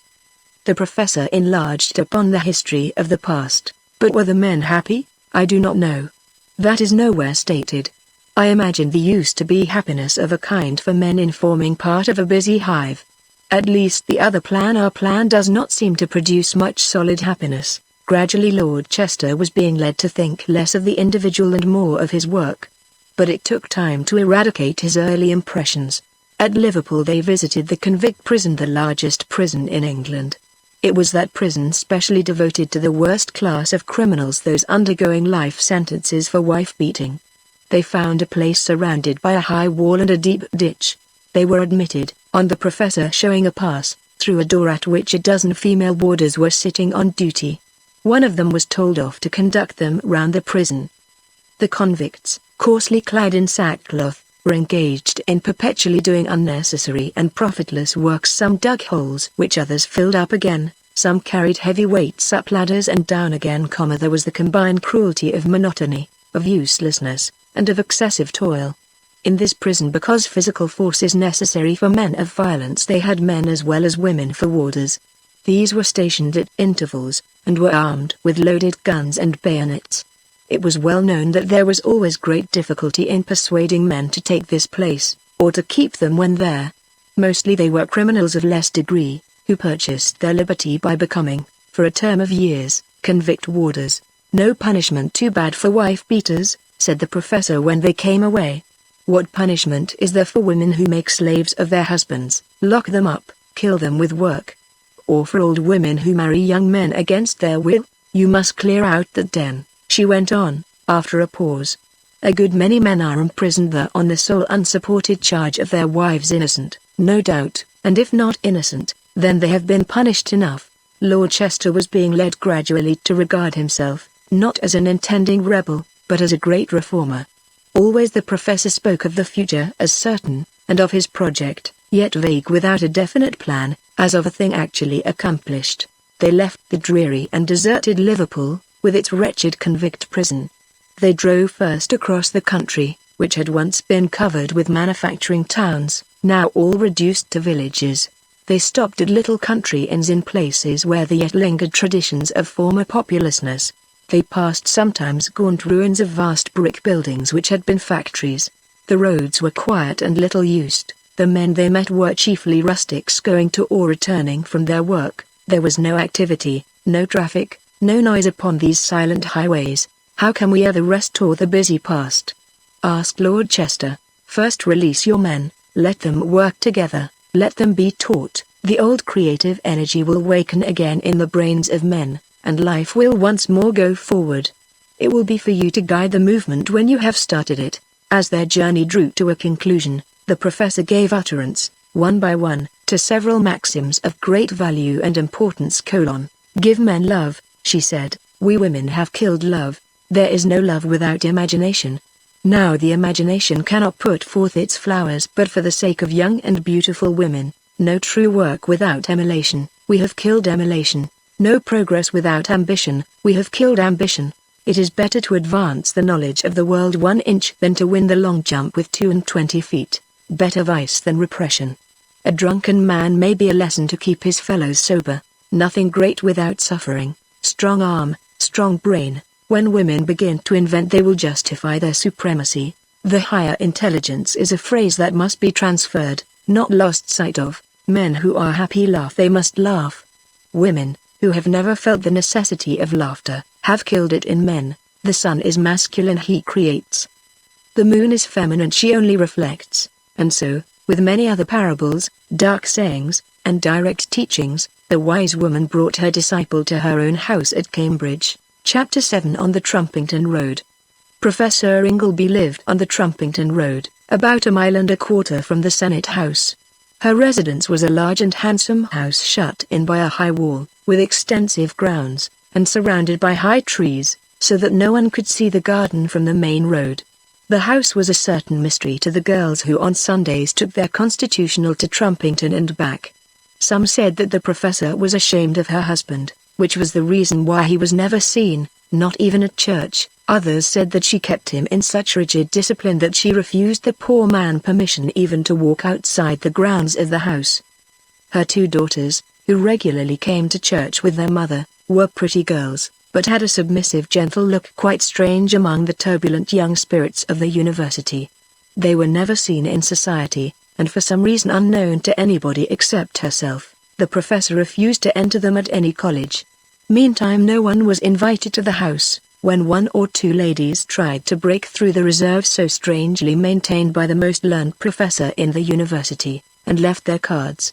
The visit was formally returned by the professor herself, accompanied by one of her girls. But things went no further, and invitations were neither accepted nor returned. It is therefore not surprising that this learned woman, who seemed guided by none of the motives which influence most women, who was not ambitious, who refused rank, who desired not money, gradually came to bear a mythical character. She was represented as an ogre. The undergraduates, always fond of making up stories, amused themselves by inventing legends about her home life and her autocratic rule. Some, however, said that the house was haunted, her husband off his head, and her daughters weak in their intellect. There was, therefore, some astonishment when it was announced officially that the professor was bringing Lord Chester to stay at her own house in perfect seclusion, added the paper, to the disgust of all Cambridge, who would have liked to make much of this interesting young peer. However, long vacation had begun when he came up, so that the few left were either the reading undergraduates or the dons. "Here," said the professor, as she ushered her guest into a spacious hall, with doors opening into other rooms on either hand, "you will find yourself in a house of the past. Nothing in my husband's house, or hardly anything, that is not 200 years old at least, nothing which does not belong to the former dynasty. We use as little as possible that is new." Lord Chester looked about him. The hall was hung with pictures, and these were of a kind new to him, for they represented scenes in which man was not only the executive hand, but also the directing head, usurping to himself the functions of the higher intelligence. Thus man was sitting on the judicial bench, man was preaching in the church, man was holding debate in Parliament, man was writing books, man was studying. Where, then, was woman? She was represented as spinning, sewing, nursing the baby, engaged in domestic pursuits, being wooed by young lovers, young herself, sitting among the children. "You like our pictures?" asked the professor. They were painted during the subjection of woman 200 years ago. Men in those days worked for women, women gave men their love and sympathy. Without love, which is a stimulus, labor is painful to man. Without sympathy, which supports, labor is intolerable to him. With, or without, labor, necessary work with head or hand for the daily bread is almost always intolerable to woman. Therefore, since the Great Revolution, there has been no good work done by man, and no work at all by women. She opened a door, holding the handle for a moment, as if with reverence for what was within. "Here is our library," she whispered. "Come, let me present you to my husband. I warn you, beforehand, that our manners are like our furniture, old-fashioned." It was a large room, filled with books of ancient aspect. At a table sat, among his papers, a venerable old man, the like of whom Lord Chester had never seen before. It must be owned that the existing regime did not produce successful results in old men. They were too often frivolous or petulant, they were sometimes querulous, they complained of the want of respect with which they were treated, and yet generally neither said nor did anything worthy of respect. But this was a dignified old man. Thin white locks hung round his square forehead, beneath which were eyes still clear and full of kindliness, and his mobile lips parted with a peculiarly sweet smile when he greeted his guest. For the first time in his life, Lord Chester looked, with wonder, upon a man who bore in his face and his carriage the air of authority. The room was his study, The walls were hidden with books, the table was covered with papers. Strange, indeed, to see an old man in such a place, engaged in such pursuits. "Be welcome," he said, "to my poor house. Your lordship has, I learn, been the pupil of my wife." "An apartment and ready pupil," she interposed, with meaning. "I rejoice to hear it. You will now, if you please, be my pupil for a short time only. You have much to learn, and but a brief space to learn it in before we proceed upon the mission of which you know. Will you leave Lord Chester with me, my dear?" The professor left them alone. "Sit down, my lord. I would first ask you a few questions." He questioned the young man with great care, ascertained that he knew already, having been taught in these late days by the professor, the most important points of ancient history, that he was fully acquainted with his own pedigree, and what it meant, that he was filled with indignation and shame at the condition of his country, that he was ready to throw off the restraints and prejudices of religion, and eager to become the leader of the great revolt, if he only knew how to begin. "But," said Lord Chester, stammering and confused, "I shall want help, direction, even words." "If the professor," he looked about in confusion, "I will find you the help you want. Look to me, and to those who work with me, for guidance. This is a man's movement, and must be guided by men alone. Sufficient for the moment that we have in your lordship our true leader, that you will consent to be guided until you know enough to lead, and that you will be with us to the very death, if that must be, to the very death," replied Lord Chester, holding out his hand. "It is well that you should first know," the old man went on, "who I am, and to what hands you entrust your future. Learn, then, that by secret laying on of hands the ancient episcopal order hath been carried on, and continues unto this day. Though there are now but 2 or 3 bishops remaining of the old church, I am one, the Bishop of London. This library contains the theology of our church, the works of the fathers. The old faith shall be taught to you, the faith of your wise fathers." Lord Chester stared, for the professor had told him nothing of this. "You may judge of all things," said the bishop, "by their fruits. You have seen the fruits of the new religion, you have gone through the length and the breadth of the land, and have found whither the superstition of the perfect woman leads. I shall teach you the nobler creed, the higher faith, that." Here his voice lowered, and his eyes were raised, "that, my son, of the perfect man, the divine man. And now," he went on, after a pause, ringing the bell, "I want to introduce to you some of your future officers and followers." There appeared in answer to this summons a small band of half a dozen young men. Among them, to Lord Chester's amazement, were 2 friends of his own, the very last men whom he would have expected to meet. They were Algy Dunkirk, the young fellow we have already mentioned, and a certain Jack Kenyon, as good a rider, cricketer, and racquet player as any in the country. These 2 men in the plot. Had he been walking and living among conspirators? The 2 entered, but they said nothing. Yet the look of satisfaction on their faces spoke volumes. "Gentlemen," said the bishop, "I desire to present you to the Earl of Chester. In this house and among ourselves he is already what he will shortly be to the whole world, His Royal Highness the Earl of Chester, heir to the crown, nay, actual King of England. The day long dreamed of among us, my children, the day for which we have worked and planned has arrived. Before us stands the chief, willing and ready to lead the cause in person." They bowed profoundly. Then each one advanced in turn, took his hand, and murmured words of allegiance. The first was a tall, thin young man of 24, with eager eyes, pale face, and high narrow forehead, named Clarence Vesey. "If you are what we hope and pray," he said, looking him full in the face with searching gaze, "we are your servants to the death. If you are not, God help England and the Holy Faith." The next who stepped forward was Jack Kenyon. He was a young man of his own age, of great muscular development, with square head, curly locks, and laughing eyes. He held out his hand and laughed. "As for me," he said, "I have no doubt as to what you are. We have waited for you a long time, but we have you at last."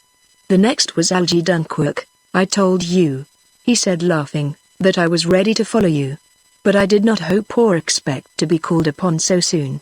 Something, of course, I knew, because I am a pupil of the bishop, and knew how long Professor Ingleby has been working upon your mind. At last, then." He heaved a mighty sigh of satisfaction, and then began to laugh. "Ho, ho! Think of the flutter among the petticoats. Think of the debates in the House. Think of the excommunications. One after the other shook hands, and then the bishop spoke, as if interpreting the thought of all. "This day," he said, "is the beginning of new things. We shall recall the grandeurs of the past, which no living man can remember. Time was when we were a mighty country, the first in the world. We had the true religion, 2,000 years old, a grand state church. We had an ancient dynasty and a constitutional monarchy. We had a stately aristocracy always open to new families. We had an immense commerce. We had flourishing factories. We had great and loyal colonies. We had a dense and contented population. We had enormous wealth. Science in every branch was advancing. There was personal freedom. Every man could raise himself from the lowest to the highest rank. There was no post too high for the ambition of a clever lad. In those days man was in command. Let us," he continued, after a pause, "think how all this has been changed.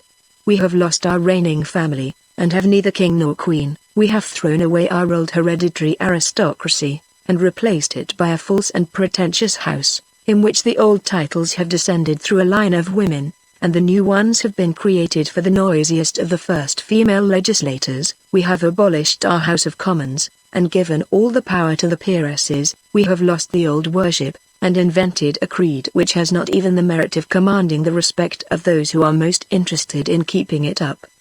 Does any educated woman now believe in the perfect woman, except as a means of keeping men down? As for our trade, it is gone. As for our greatness, it is gone. As for our industries, they are gone. As for our arts, they have perished. We stand alone, the contempt of the world to whom we are no longer a power. Our men are kept in ignorance. They are forbidden to rise, by their own work, from one class to another. Class and caste distinctions are deepened, and differences in rank are multiplied. There is no more science. Electricity, steam, heat, and air are the servants of man no longer. Men cannot learn. They are even forbidden to meet together. They have lost the art of self-government. They are cowed. They are cursed with a false religion. They have no longer any hopes or any aims. Fortunately, he continued, they have left man something. He has retained his strength. They have even legislated with the view of keeping him healthy and strong. In your strength, my sons, shall you prosper. But you will have to revive the old spirit. That will be the most difficult, the only difficult task. Take Lord Chester away now, my children, and show him our relics of the past. In the room next to the library was a collection of strange and wonderful things, all that new and unintelligible to Lord Chester. Jack Kenyon acted as exhibitor. "These," he said, "are chiefly models of the old machinery. I study them daily, in the hope of restoring the mechanical skill of the past. These engines with multitudinous wheels which are so intricate to look at, and yet so simple in their action, formerly served to keep great factories at work, and found occupation for hundreds and thousands of men. These black round boxes were steam machines which dragged long trains full of people about the country at the rate of 60 miles an hour. These glittering things in brass were made to illustrate knowledge which has long since died out, unless I can recover it by the aid of the old books.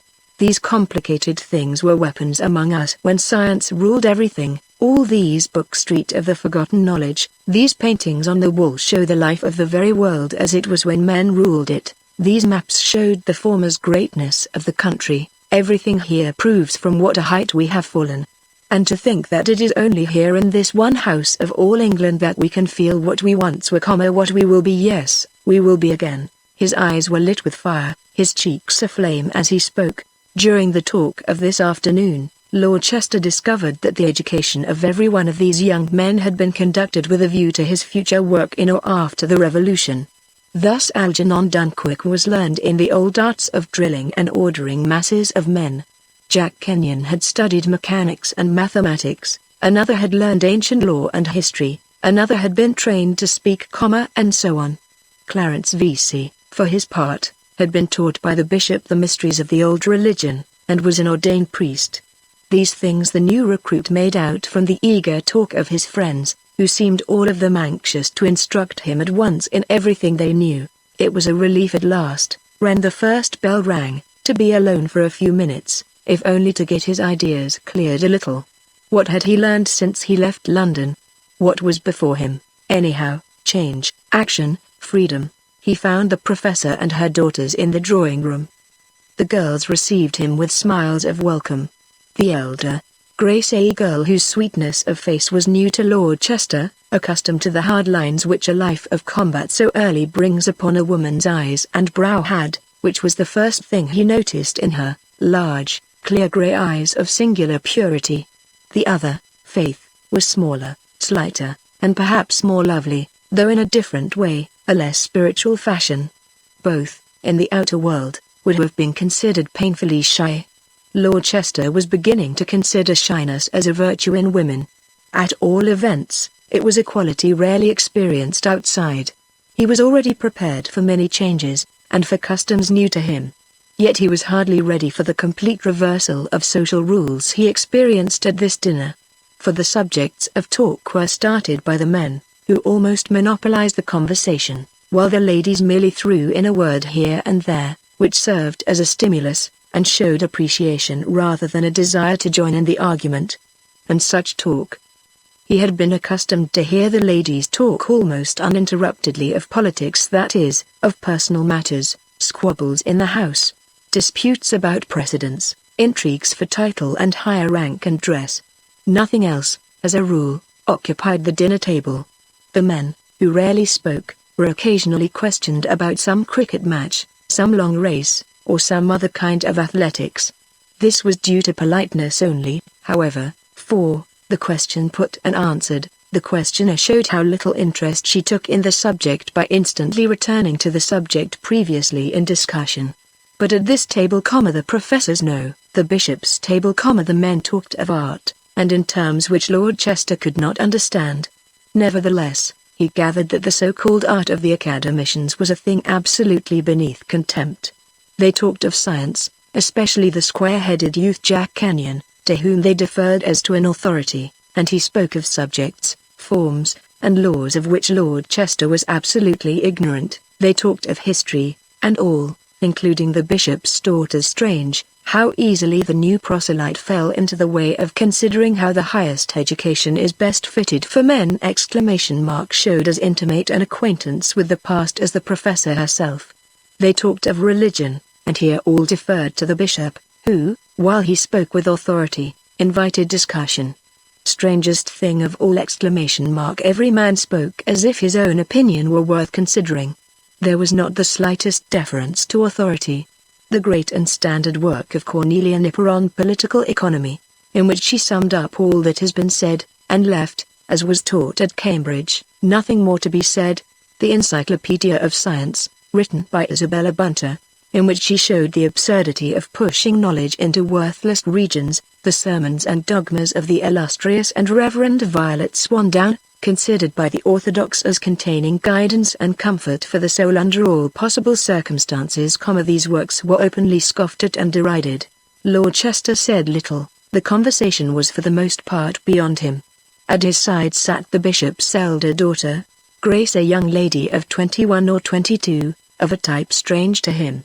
She had a singularly quiet, graceful manner. She listened with intelligent pleasure, and showed her appreciation by smiles rather than by words. When she spoke, it was in low tones, yet without hesitation. She was almost extravagantly deferent to her father, but towards her mother showed the affection of a loved and trusted companion. It was too much the custom in society for girls to show no regard whatever for the opinions or the wishes of their fathers. The younger daughter, Faith, talked less, but Lord Chester noticed that as she sat next to Algy Dunkirk, that young man frequently ceased to join in the general conversation, and exchanged whispers with her, and they were whispers which made her eyes to soften and her cheek to glow. Good, in the new state of things the men would do the wooing for themselves.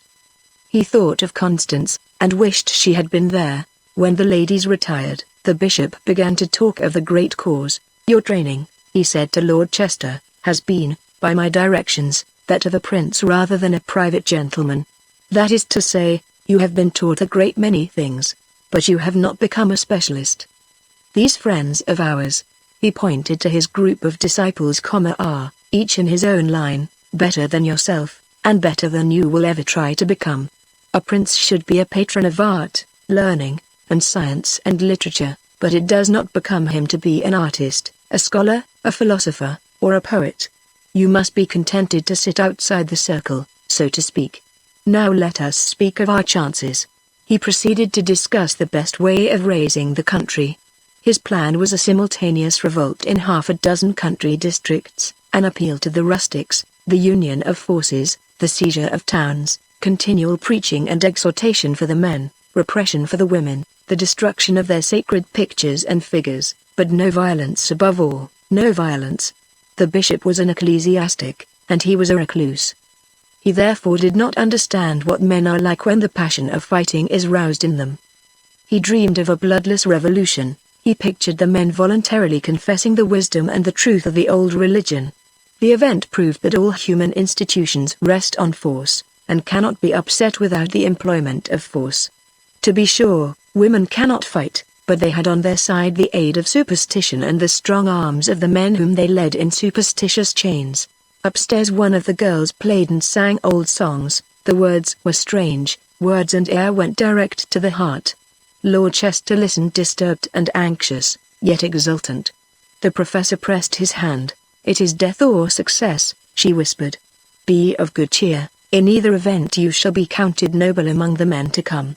When Grace Ingleby wished him good night, she held his hand in hers with the firm grasp of a sister. "You are one of us," she said frankly.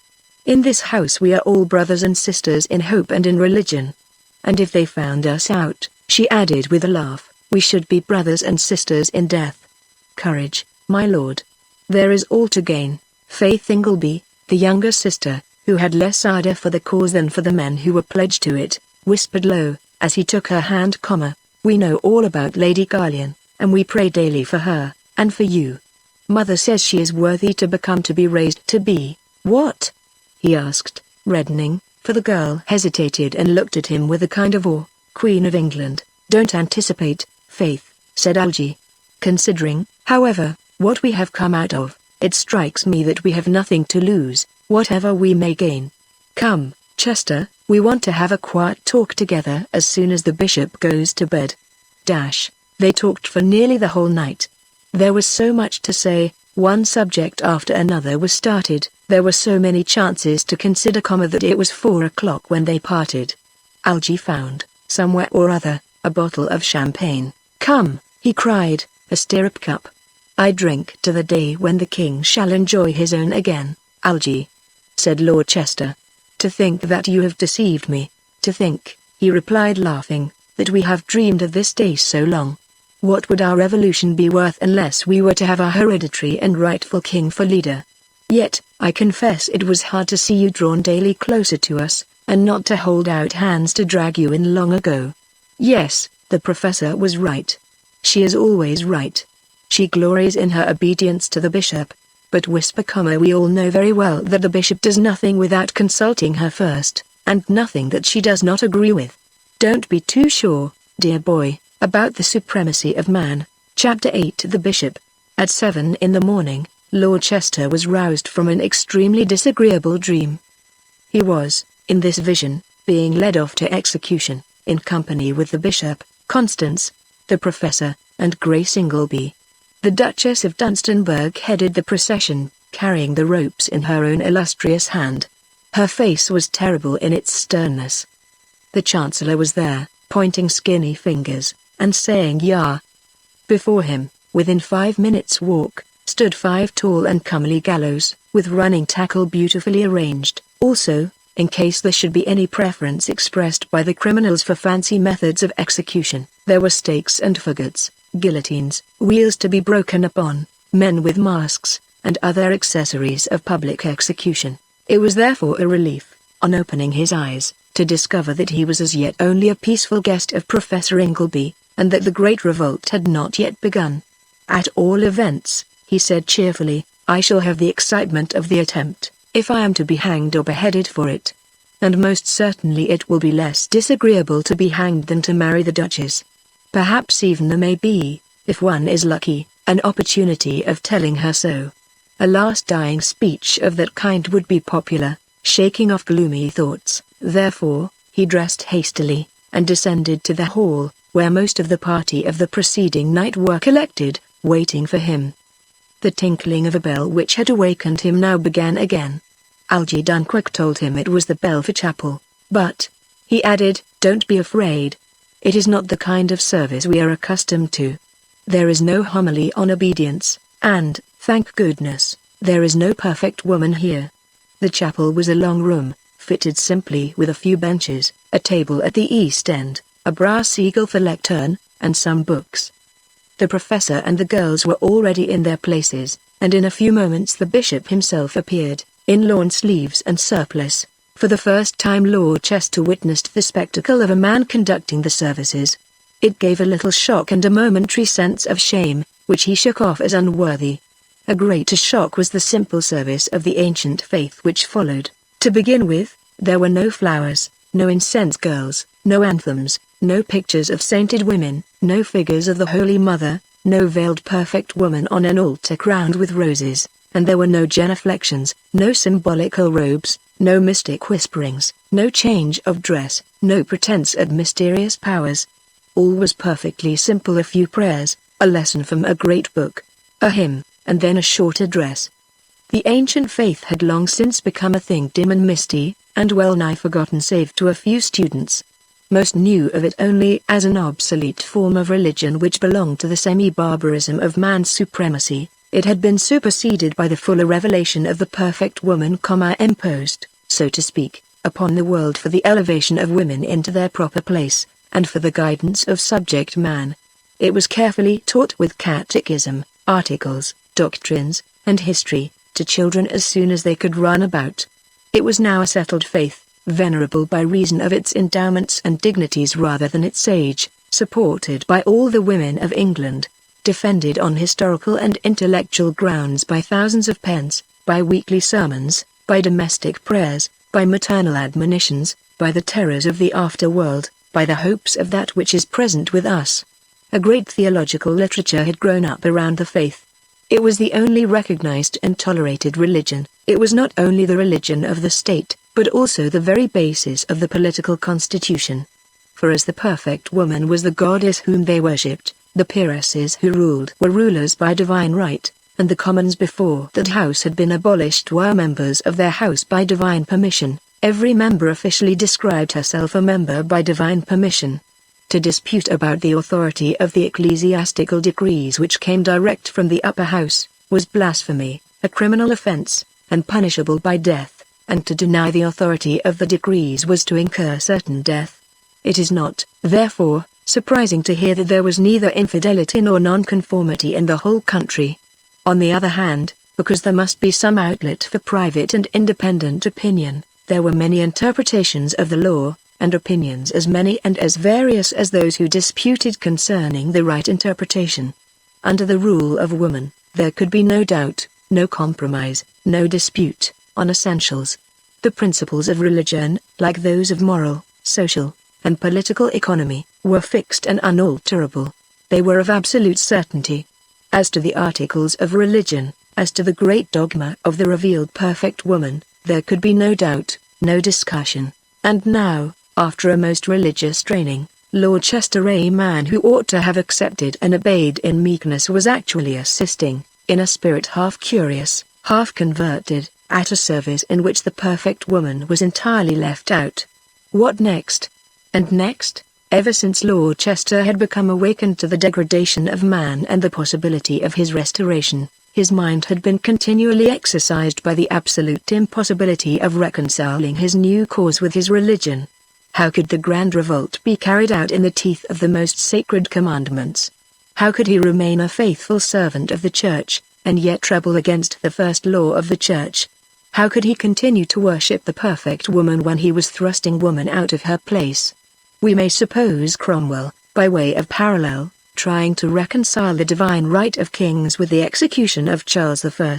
Here, however, though as yet he understood it not, there was a service which absolutely ignored the perfect woman. The prayers were addressed direct to the Eternal Father as the Father. The language was plain and simple. The words of the hymn which they sang were strong and simple, ringing true as if from the heart, like the hammer on the anvil. The bishop closed his book, bowed his head for a few moments in silent prayer, then rose and addressed his congregation. And, as he spoke, the young men clasped hands, and the girls sobbed. "Beloved," he began, "at this moment it would be strange indeed if our hearts were not moved within us, if our prayers and praises were not spontaneous. Let us remember that we are the descendants of those who handed down the lamp in secrecy from one to the other, always with prayer that they might live to see the day of restoration. The day of attempt, indeed, is nigh at hand. We pray with all our hearts that we may bring the return of the light of the world. Then may those who witness the glorious sight cry aloud to depart in peace, because there will be nothing more for them to pray for. What better thing could there be for us, my children, than to die in this attempt? You who have learned the story of the past, you who worship with me in the great and simple faith of your ancestors, you who know how man did wondrous deeds in the days of old, and how he fell and became a slave, who was created to be master, you who are ready to begin the upward struggle, you who are the apostles of the old order, children of the promise, go forth in your strength and conquer." Then he gave them the benediction, and the service was concluded. Half an hour afterwards, when the emotions of this act of worship were somewhat calmed, they met at breakfast. The girls' eyes were red, and the young men were grave, but the conversation flowed in the accustomed grooves. After breakfast, Lord Chester was entrusted to the care of the pale and austere young man who had been first presented to him. "Clarence V.C., said the bishop, "is my secretary, my private chaplain, and my pupil. He is himself in full priest's orders, and will instruct you in the rudiments of our faith. We do not substitute one authority for another, Lord Chester. You will be exhorted to try and examine for yourself the doctrines before you accept them. Yet you will understand that what you are taught stood the test of question, doubt, and attack for more than 2,000 years before it was violently torn from mankind. Go, my son, receive instruction with docility, but do not fear to question and to doubt. I am indeed a priest," said Clarence V.C., taking him into the library. "I have been judged worthy of the laying on of hands, and do not your friends know or suspect?" "No," he replied. "It is, in fact," here he blushed and hesitated, "a position of great difficulty. I must, perforce, until we are ripe for action, act a deceptive part. The necessity for concealment is a terrible thing. Yet, what help? One remembers him who bowed himself in the house of Rimmon." "The concealment," said Lord Chester, unfeelingly, because he knew nothing about Numan, "would be part of the fun." "The fun?" this young priest gasped. "But, of course you do not know. We are in deadly earnest, and he calls it fun. We strive for the return of the world to the faith, and he calls it fun." "I beg your pardon," said Lord Chester. "I seem I hardly know why to have offended you. I really think it must be very good fun to have this pretty secret all to yourself when you are at home." "Oh, he is very, very ignorant," cried Clarence. Well, Lord Chester did not mind being instructed by the old bishop or by the professor. But the superiority of this smooth-checked youth of his own age galled him. Nevertheless, he saw that the young priest was deeply in earnest, and he restrained himself. "Teach me, then," he said. "As for the deception," said Clarence, "it is horrible. One falsehood leads to another. I pretend weakness, even disease and pain, to escape being married to someone, because what can a man of my position of the middle class do to earn my bread? Then I have simulated sinful paroxysms of bad temper. This keeps women away. So long as I am believed to be ill-tempered and sickly, of course no one will offer to marry me. A reputation of ill temper is, fortunately, the best safeguard possible for a young man who would possess his soul in freedom. I try to persuade myself that necessary deception is harmless deception, and if we succeed." He paused and sighed. "Come, my lord, let me teach you something of the true faith." They spent the whole morning together, while Clarence V.C. unfolded the mysteries of the ancient faith, and showed how divine a thing it was, and how fitted for every possible phase or emergency of life. His earnestness, the sincerity and honesty of his belief, deeply moved Lord Chester. "But how," asked the neophyte, "came this wonderful religion to be lost?" "It was thrown away, not lost," replied the priest. "Even before the women began to encroach upon the power of men, it was thrown away. Had the ancient faith survived, we should have been spared the coming struggle. It was thrown away.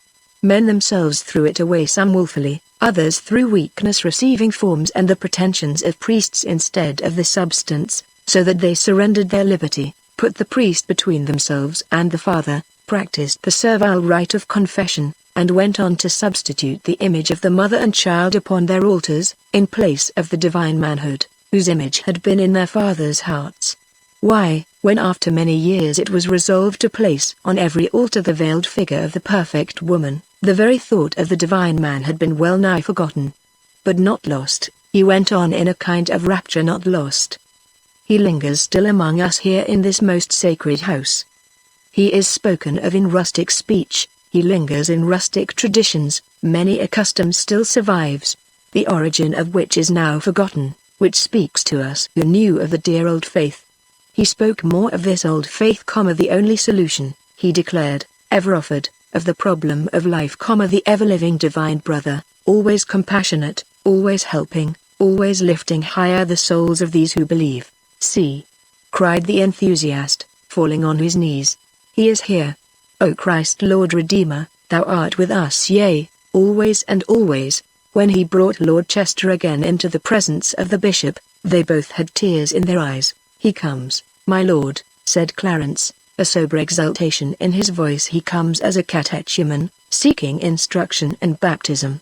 Needless here to relate by what arguments, what teaching, Lord Chester became a convert to the new faith, nor how he was baptized, nor with what ardor he entered into the doctrines of a religion the entrance to which seemed like the bursting of prison doors, the breaking of fetters, the sudden rush of light. His new friends became, in a deeper sense, his brothers and his sisters. They were of the same religion, they worshipped God through the revelation of the divine man. Then followed a quiet time of study, talk, and preparation, during which Lord Chester remained in perfect seclusion, and went into no kind of society. Professor Ingleby reported to Lady Boltons that her ward went nowhere, desired no other companionship, amused himself with reading, made no reference whatever to the Duchess or Lady Carlion, and appeared to be perfectly happy, in his quietest and the most delightful manner. The letter was forwarded by Lady Boltons to the Chancellor, and by her to the Duchess, who graciously expressed her approbation of the young man's conduct. There was thus not the least suspicion. On Sunday, which was a day of great danger, because the young men were growing impatient of restraint, Lord Chester went to church with the professor and her daughters. Here, while the organ pealed among the venerable aisles of the University Church, while the clouds of incense rolled about before the veiled statue on the altar, while the hymn was lifted, while the preacher in shrill tones defended a knotty point in theology, while the dons and heads of houses slumbered in their places, while the few undergraduates remaining up for the long leaned over the gallery and looked about among the men below for some handsome face to admire, Lord Chester sat motionless, gazing straight before him, obedient to the form, with his thoughts far away. The strangeness of the new life passed away quickly, the outside life, the repression and pretense, were forgotten, or only remembered with indignation. These young men were free. They laughed, a thing almost unknown under a system when a jest was considered as necessarily either rude or scoffing, certainly ill-bred. They laughed continually, they made up stories, they related things which they had read. Algy Dunkirk, who was an actor, made a little comedy of the Chancellor and the Duchess, and another of the trial and execution of the rebels, showing the fortitude of Clarence V.C. and the unwillingness of himself, and another on the arguments for the perfect government. They sat up late, they drank wine and sang songs, they talked of love and courtship, above all, they read the old books. Think of their joy, when they found on the shelves Shakespeare, Rabelais, Fielding, Smollett, and Dickens. Think of their laughter when they read aloud those rude and boisterous writers, who respected nothing, not even marriage, and had never heard of any perfect woman at all. Think, too, of their delight when the words of wisdom went home to them, when they reflected on the great and wise Pantagruel, followed the voyages among the islands of humanity, or watched over the career of Hamlet, the maddened Prince of Denmark. These were from their leisure hours, but serious business occupied the greater part of the day. Continually, also, the young men held council together, and discussed their plans. It was known that the rising would take place at the earliest possible opportunity. But two difficulties presented themselves. What would constitute a favorable opportunity? And what would be the best way to take advantage of it? Algy Dunquick insisted, for his part, that they should ride through the country, calling on the men to rise and follow. What, however, if the men refused to rise and follow? Jack Kenyon thought they should organize a small body first, drill and arm them, and then seize upon a place and hold it. Clarence Vesey thought that he was himself able, book in hand, to persuade the whole of the country. For men to rise against women seems, since the event, a ridiculously easy thing. As a matter of fact, it was an extremely difficult thing. For the men had been so kept apart that they did not know how to act together, and so kept in subjection that they were cowed. The prestige of the ruling sex was a factor of the very highest importance. It was established, not only by law, but by religion. How ask men to rebel when their eternal interests demanded submission? Men, again, had no longer any hope of change. While the present seems unalterable, no reform can ever be attempted. Life was dull and monotonous, but how could it be otherwise? Men had ceased to ask if a change was possible. And the fighting spirit had left them. They were strong, of course, but their strength was that of the patient ox. If there was to be fighting, the material on the side of the government consisted first of the Horse Guards 3 regiments, beautifully mounted and accoutred in splendid uniforms, every man a tall handsome fellow 6 feet high. These soldiers formed the escort at all great functions. They never left London, they enjoyed a very fair social consideration. Some of them were married to ladies of good family, and all were married well. They were commanded from the War Office by a department of 100 secretaries, clerks, and copying women. Would they fight for the government? Or would they come over? At present no one could tell. In addition to these regiments, the nation, which had no real standing army, maintained a force of constabulary for prison warders. It has been already stated that the prisons were crowded with desperadoes and violent persons convicted of wife-beating, boxing their wives' ears, pulling their hair, and otherwise ill-treating them against the religion and law. They were coerced and kept in order by some 15 or 20,000 of the constabulary, who were drilled and trained, commanded by men chosen from their own ranks as sergeants, and armed with loaded rifles. It is true that the men were recruited from the lowest class, many of them being thieves, common rogues, and jailbirds, some of them having even volunteered as an exchange from prison. Their pay was low, their fare poor, no woman of respectability would marry one of them. They were rude, fierce, and ill-disciplined. They frequently ill-treated the prisoners, and their superior officers, women who commanded from the rooms of a department, had no control whatever over them. They would probably fight, if only for the contempt and hatred in which they were held by men. Where, for their own part, could they look for soldiers? There were the rustics. They were strong, healthy, accustomed to work together, outspoken, never more than half convinced of the superiority of women, practicing the duty of obedience no more than they were obliged, faint to go courting on their own account. The despair of preachers, who were constantly taunted with the ill success of their efforts. Why, it was common in some cases, it was the rule to find the woman in the cottage that most contemptible thing, a man-pecked wife.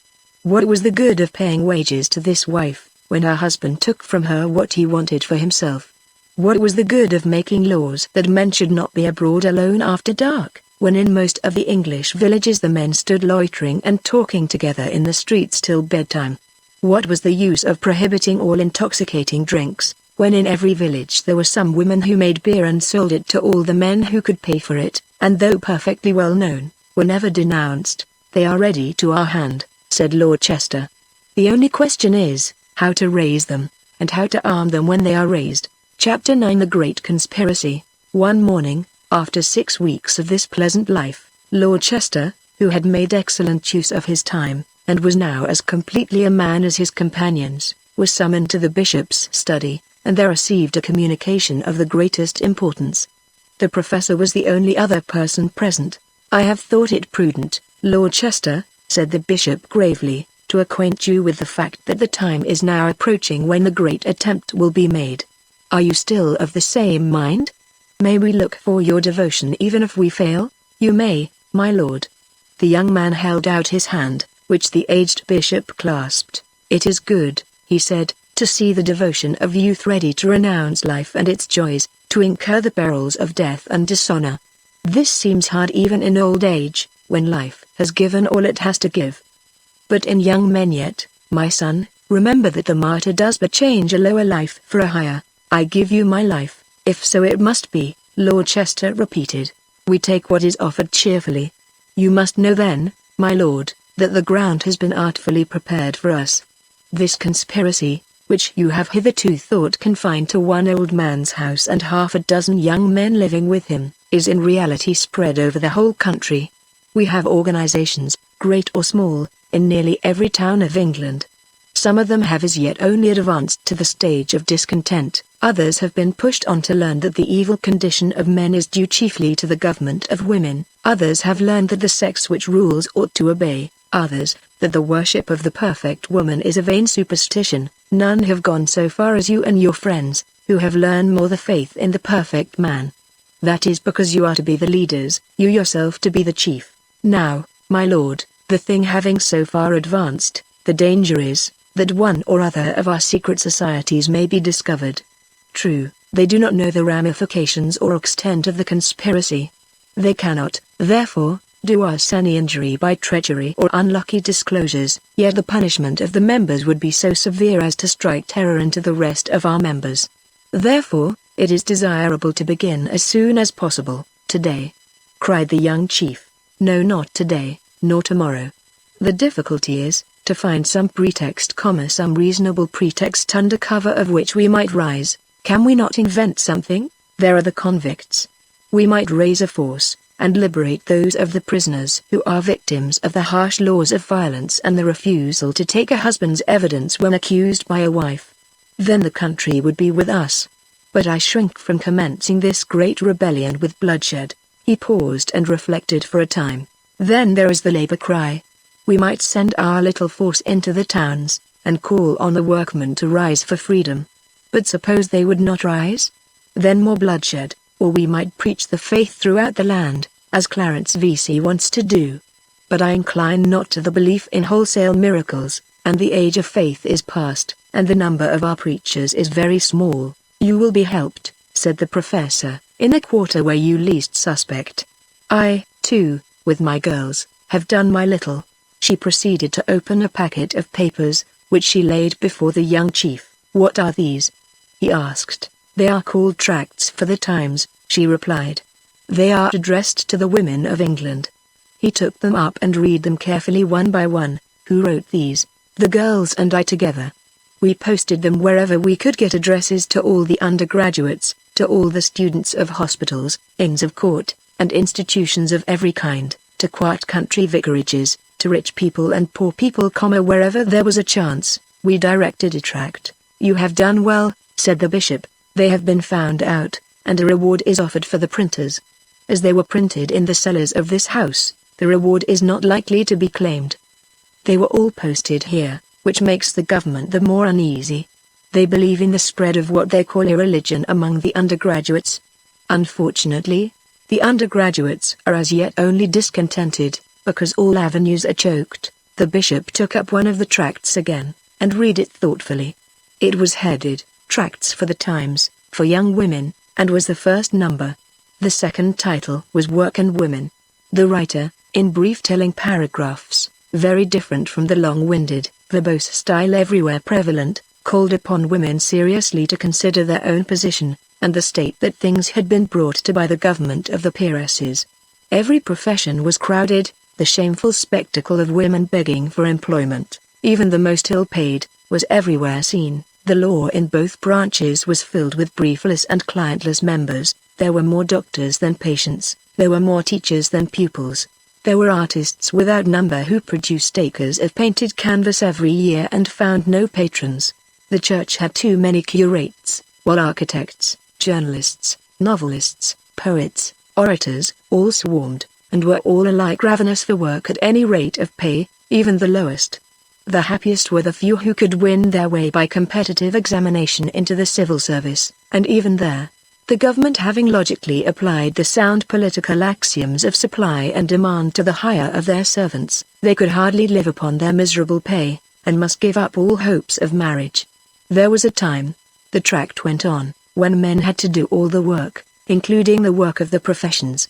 In those days all kinds of work were considered respectable, so that there was not this universal run upon the professions. And in those days, said the writer, the axiom of open competition in professional charges was not acted up to, insomuch that physicians, barristers, and solicitors charged a sum agreed upon by themselves and that an adequate sum for services rendered, while the pay of the service was given in consideration to the amount required for comfortable living. The only way out of the difficulty, concluded the author, was to limit the number of those who entered the professions, to regulate the charges on a liberal scale, and to increase the pay of the services. As for the rest, if women must work, they must do the things which women can do well, so make dresses, cook, and, in fact, perform all those services which were thought menial, unless, indeed, they preferred the hard work of men in the fields and at the looms. The second tract treated of the idleness of men. By the wisdom of their ancestors, it had been ordained that every man should be taught a handicraft, by means of which to earn his own living. This wholesome rule had been allowed to fall into abeyance, for while some sort of carpenter's work was nominally and officially taught in boys' schools, it had long been considered a mark of social inferiority for man to do any work at all. We educate our men, the tract went on, in the practice of every gymnastic and athletic feat. We turn them out strong, active, agile to do and endure, and then we find nothing for them to do.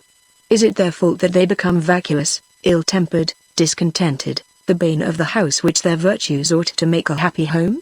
What else can we expect? Whence the early falling off into fat cheeks and flabby limbs? Whence the love of the table, that vice which stains our manhood?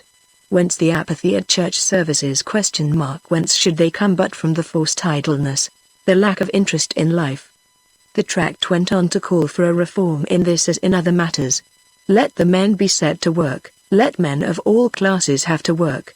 Why should women do all, as well as think for all? It must be considered, again, that every man cannot be married. Indeed, under the present state of things few women can think of marriage till they have arrived at middle age, and therefore most men must remain single. Why should we doom them to a long life of forced inaction? Happier far the rustic who ploughs the field, or the cobbler who patches the village boots. Then there followed an artful and specious reference to old times. Under the former regime, men worked, and women, in the freedom of the house, thought. The nominal ruler was the hand, the actual, the head. In those days, the flower of woman's life was not wasted in study and competition. The maidens were wooed while they were young and beautiful, their lovers worked for them, surrounded them with pleasant things, lapped them in warmth, brought them all that they could desire, made their lives a restful dream of love. It has come to this, O women of the new faith, that you have thrown away the love of men, and with it the whole joy of creation. You worship the woman. Your mothers, happier in their generation, were contented each to be worshipped by a man. That is very good, said the bishop. Then the professor produced another and a more dangerous manifesto, addressed to the young men of England. It was dark and mysterious. It bade them be on the watch for a great and glorious change. They were to remember the days when men were rulers. They were to distrust their teachers, and especially the priestesses. They were to look with loathing upon the inaction to which they were condemned. They were told to ask themselves for what end their limbs were strong if they were to do nothing all their lives, and they were taught how, in the old days, the men did all the work, and were rewarded by marrying young and lovely women. This tract had been circulated from hand to hand, none of the agents in its distribution knowing anything of the plot. There were others, all turning upon the evils of the times, and all recalling the old days when women sat at home. We want, said the bishop, a pretext, we want a spark which shall set fire to this mass of discontent. That very night there was a stormy debate in the House of Peeresses. The Duchess of Dunstanburgh, whose ministry was kept in power by nothing but the stern will of their leader, because it had never commanded the confidence or even the respect of the House, came down with a bundle of papers in her hand. They were these very tracts. She read them through, one by one. She informed the House that these tracts had been circulated wholesale. From every town in the country she received intelligence that they had been taken from some girls' hands, in many cases from the innocent hands of young men. She said that it had been ascertained so far that the tracts were posted from Cambridge, It was believed they were the work of certain mischievous and infidel undergraduates. She had taken the unusual course of instituting a college visitation, so far without effect. Meantime she assured the house that if the author of these tracts could be discovered, no punishment would be too severe to meet the offense. The Countess of Carlion rose to reply. She said that no one regretted more than herself the tone of these tracts. At the same time there was, without doubt, ample cause for discontent. The professions were crammed, thousands of learned young women were asking themselves where they were to look for even daily bread. In the homes, the young men, seeing the misery, were, for their part, asking why they should not work, if work of any kind were to be got. To sit at home, and starve in gentility, was a hard thing to do, even by the most patient and religious young man, while for a girl to see the days go by barren and unprofitable, while her beauty withered, to have no hope of marriage, to see the man she might have loved taken from her. Here the Countess faced the Duchess with indignant eyes, taken from her by one old enough to be his grandmother, surely here was cause enough for discontent.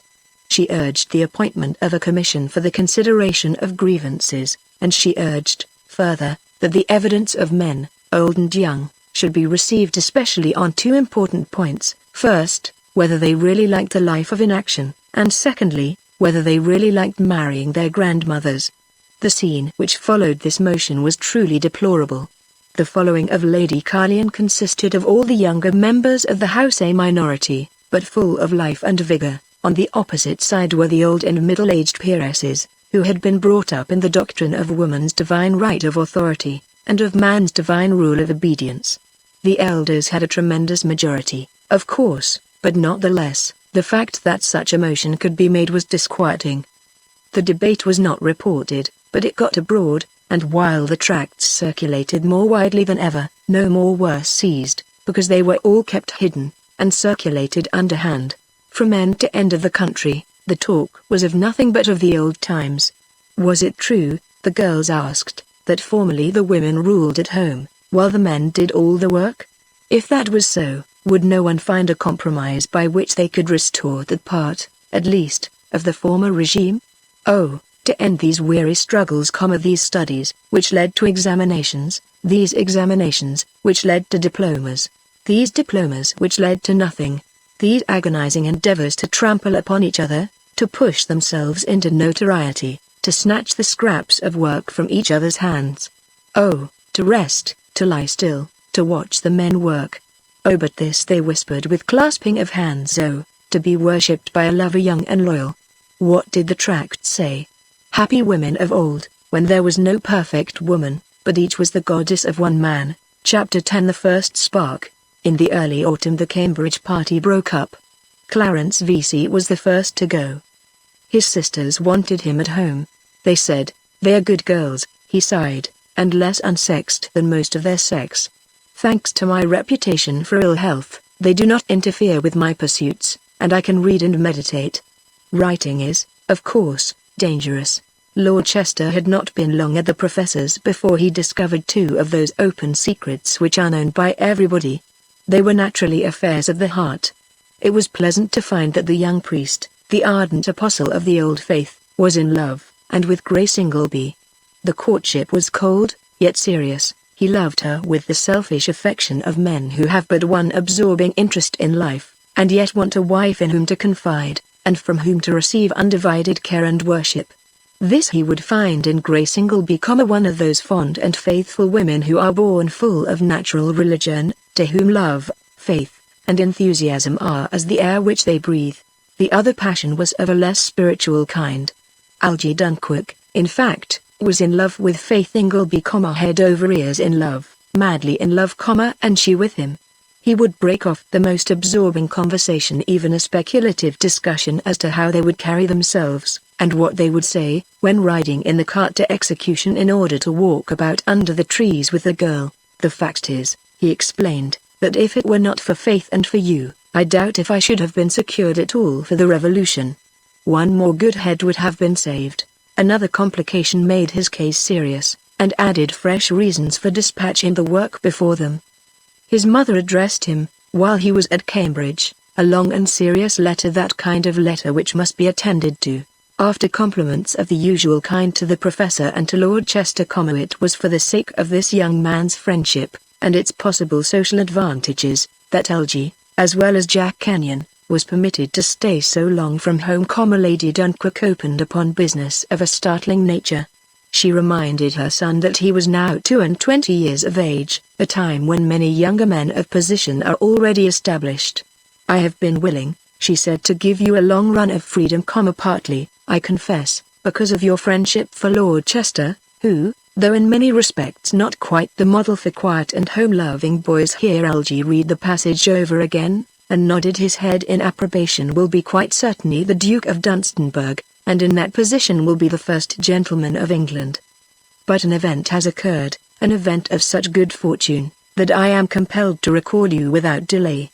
You have frequently met the great lawyer Frederick Carew, Q.C. You will, I am sure, be pleased to learn." Here Algy took the hand of Faith Ingleby, and held it, reading aloud that she has asked for your hand. "I am greatly pleased," said Algy. "Bless the dear creature. She dresses in parchment, Faith, my angel. If you prick her, she bleeds ink. If she talks, it is acts of parliament, and when she coughs, it is a special pleading. Her complexion is yellow, her eyes are invisible, she has gone bald, and she is 55. What good fortune! What blessed luck!" Then he went on with his letter. "Of course I hasten to accept. She will be raised to the peerage whenever a vacancy occurs on the bench.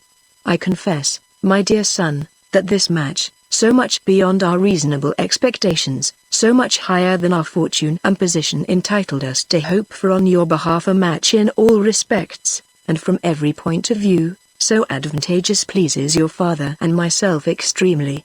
The disparity of age is not greater than many younger men have to encounter, and it is proved by numberless examples to be no bar to real happiness.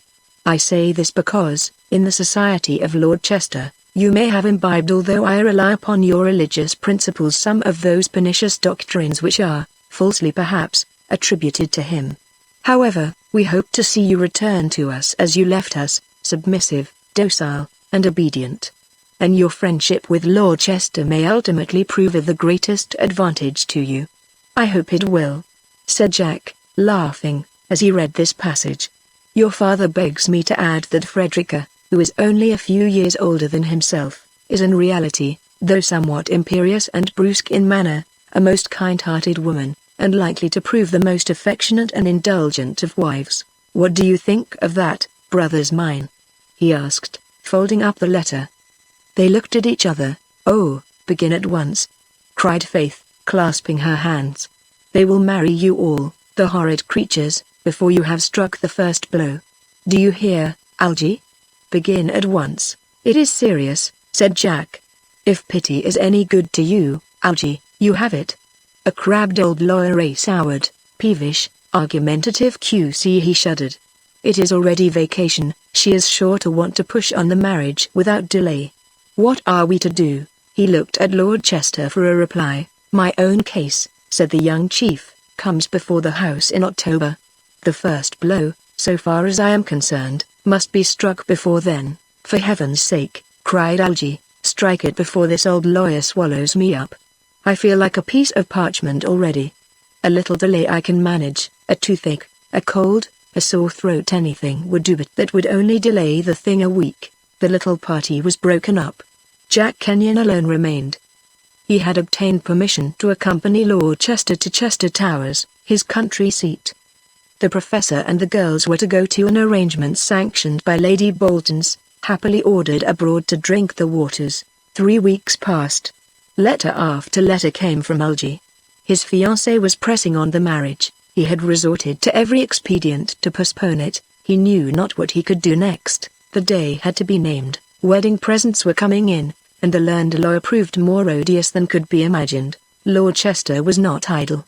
He was sitting one afternoon at this time, Algernon's last despairing letter in his pocket, on a hillside 4 or 5 miles from the castle.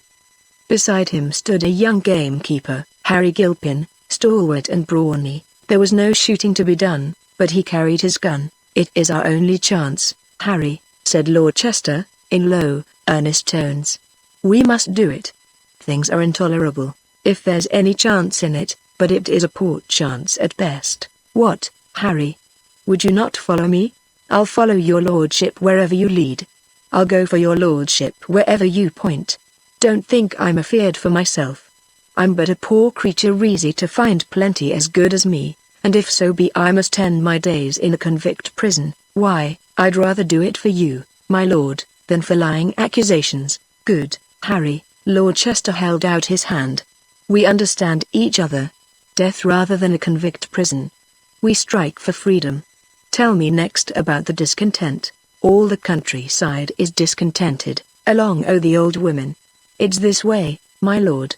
We get on right well, let us marry our own gels.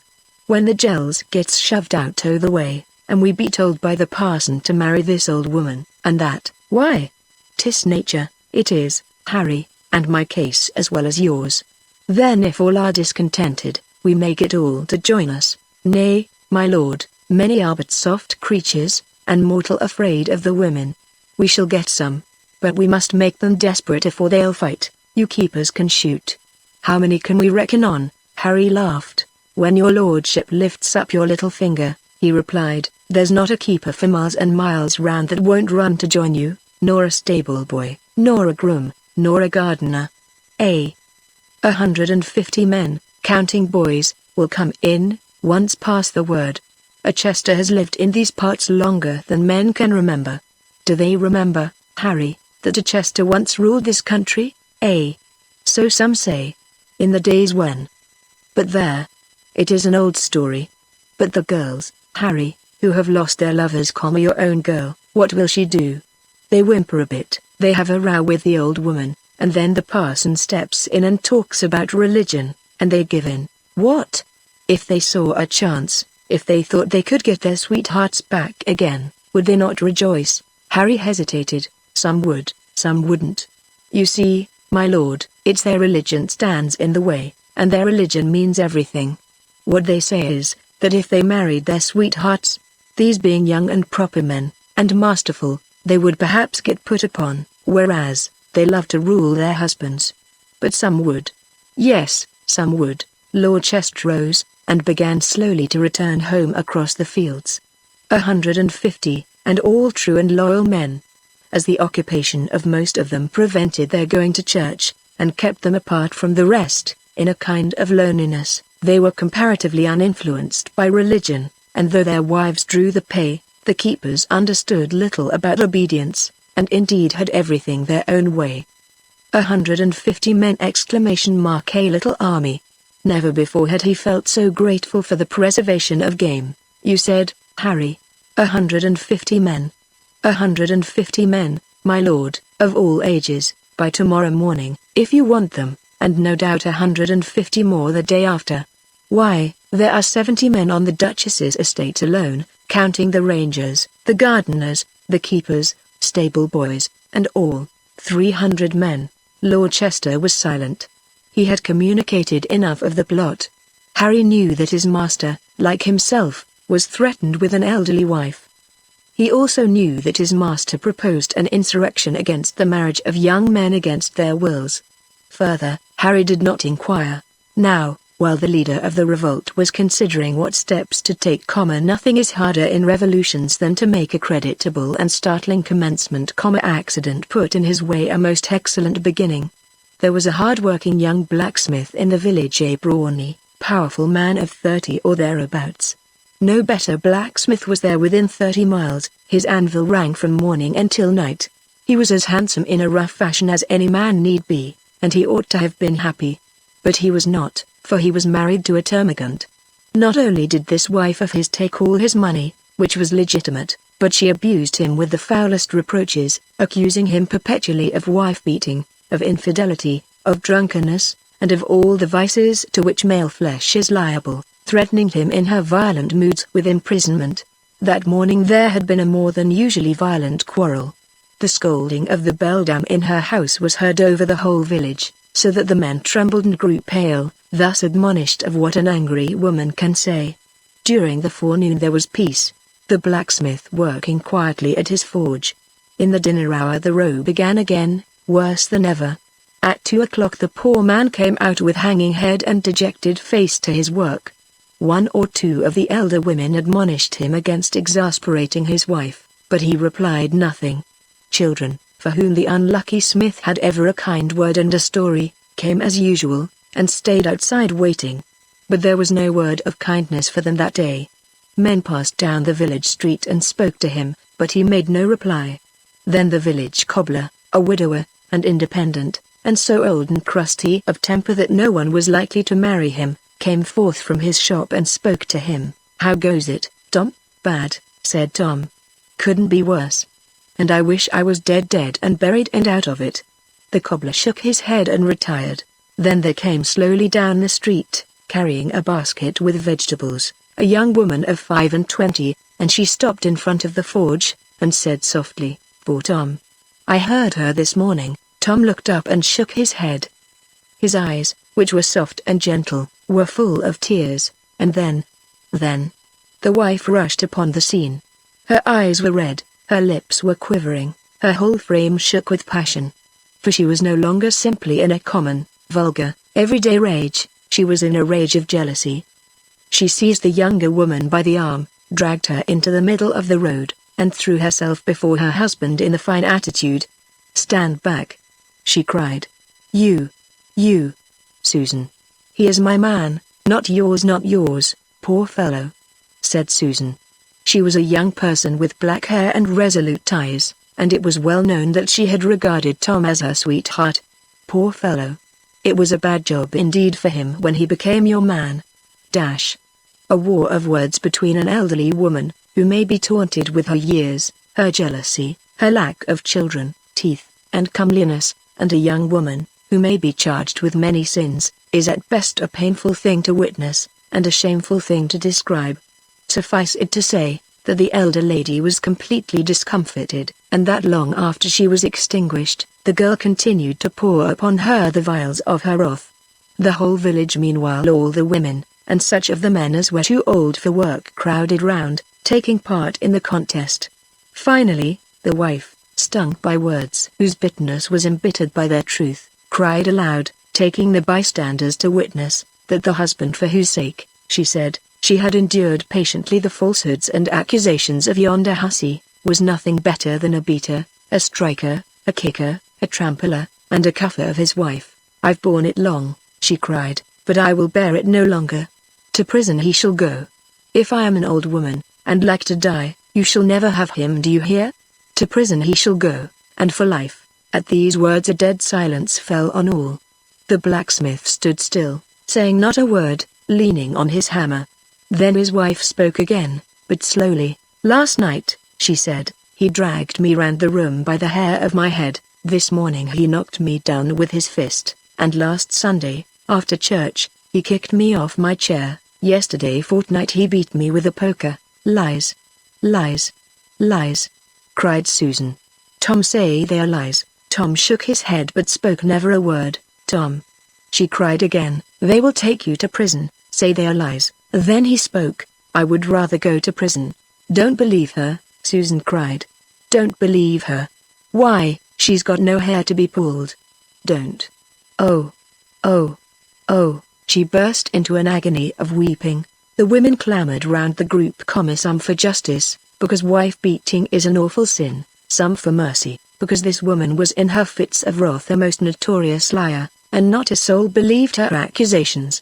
It was in the midst of this altercation that there arrived on the scene, from opposite points, Lord Chester with Harry, and 2 of the rural police. "Take him into custody," gasped the blacksmith's wife. "Take him to prison. Oh, the wretch.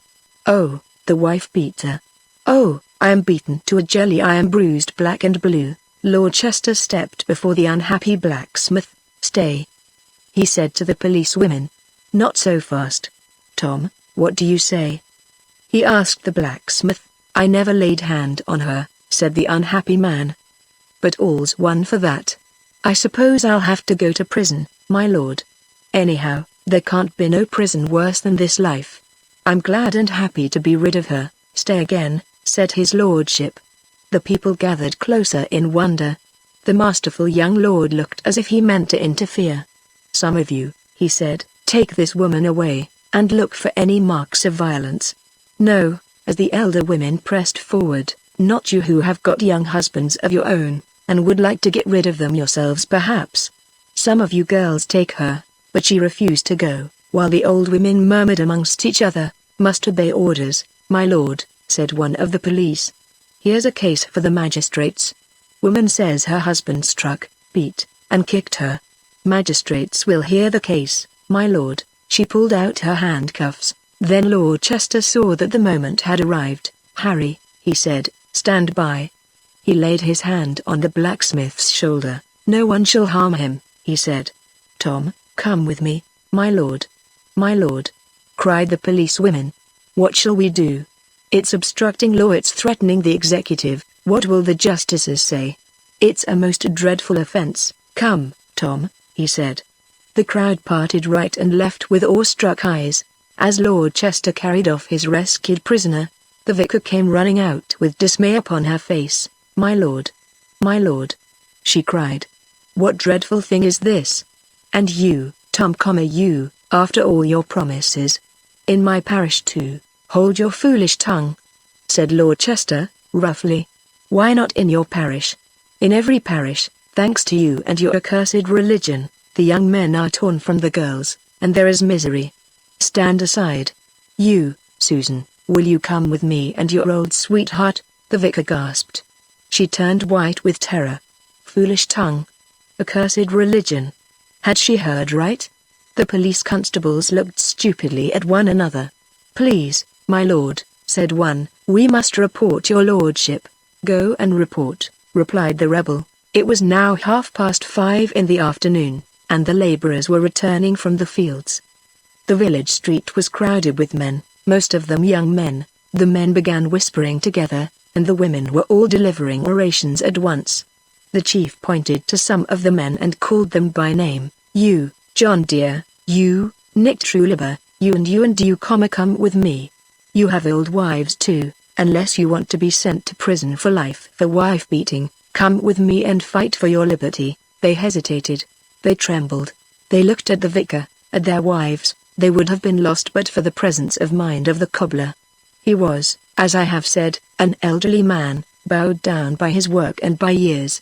But he sprang to the front and shouted to the men, come, unless you are cowards and deserve the hulks. Why, it's slavery, it's misery, it's unnatural pains and penalties.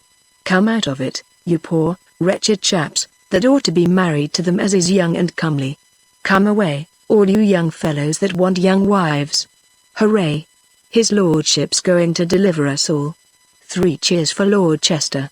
We'll fight for our liberty. He brandished his bridle, seized one of the men, and the rest followed. There was a general scream from the women of rage and terror, for all the men followed, like sheep, in a body.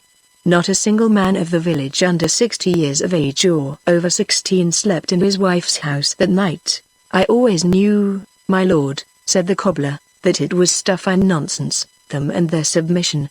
Yeah. Some day there was bound to be a row. Don't let him go back, my lord. I'll stick by your lordship.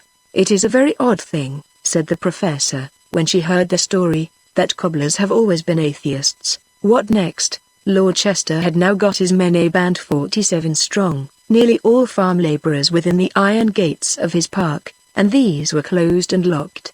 They were as fine a body of men, both young and old together, as could be collected anywhere. But they understood as yet nothing of what was going to be done, and they slouched along wondering stupidly, yet excited at the risk they were running.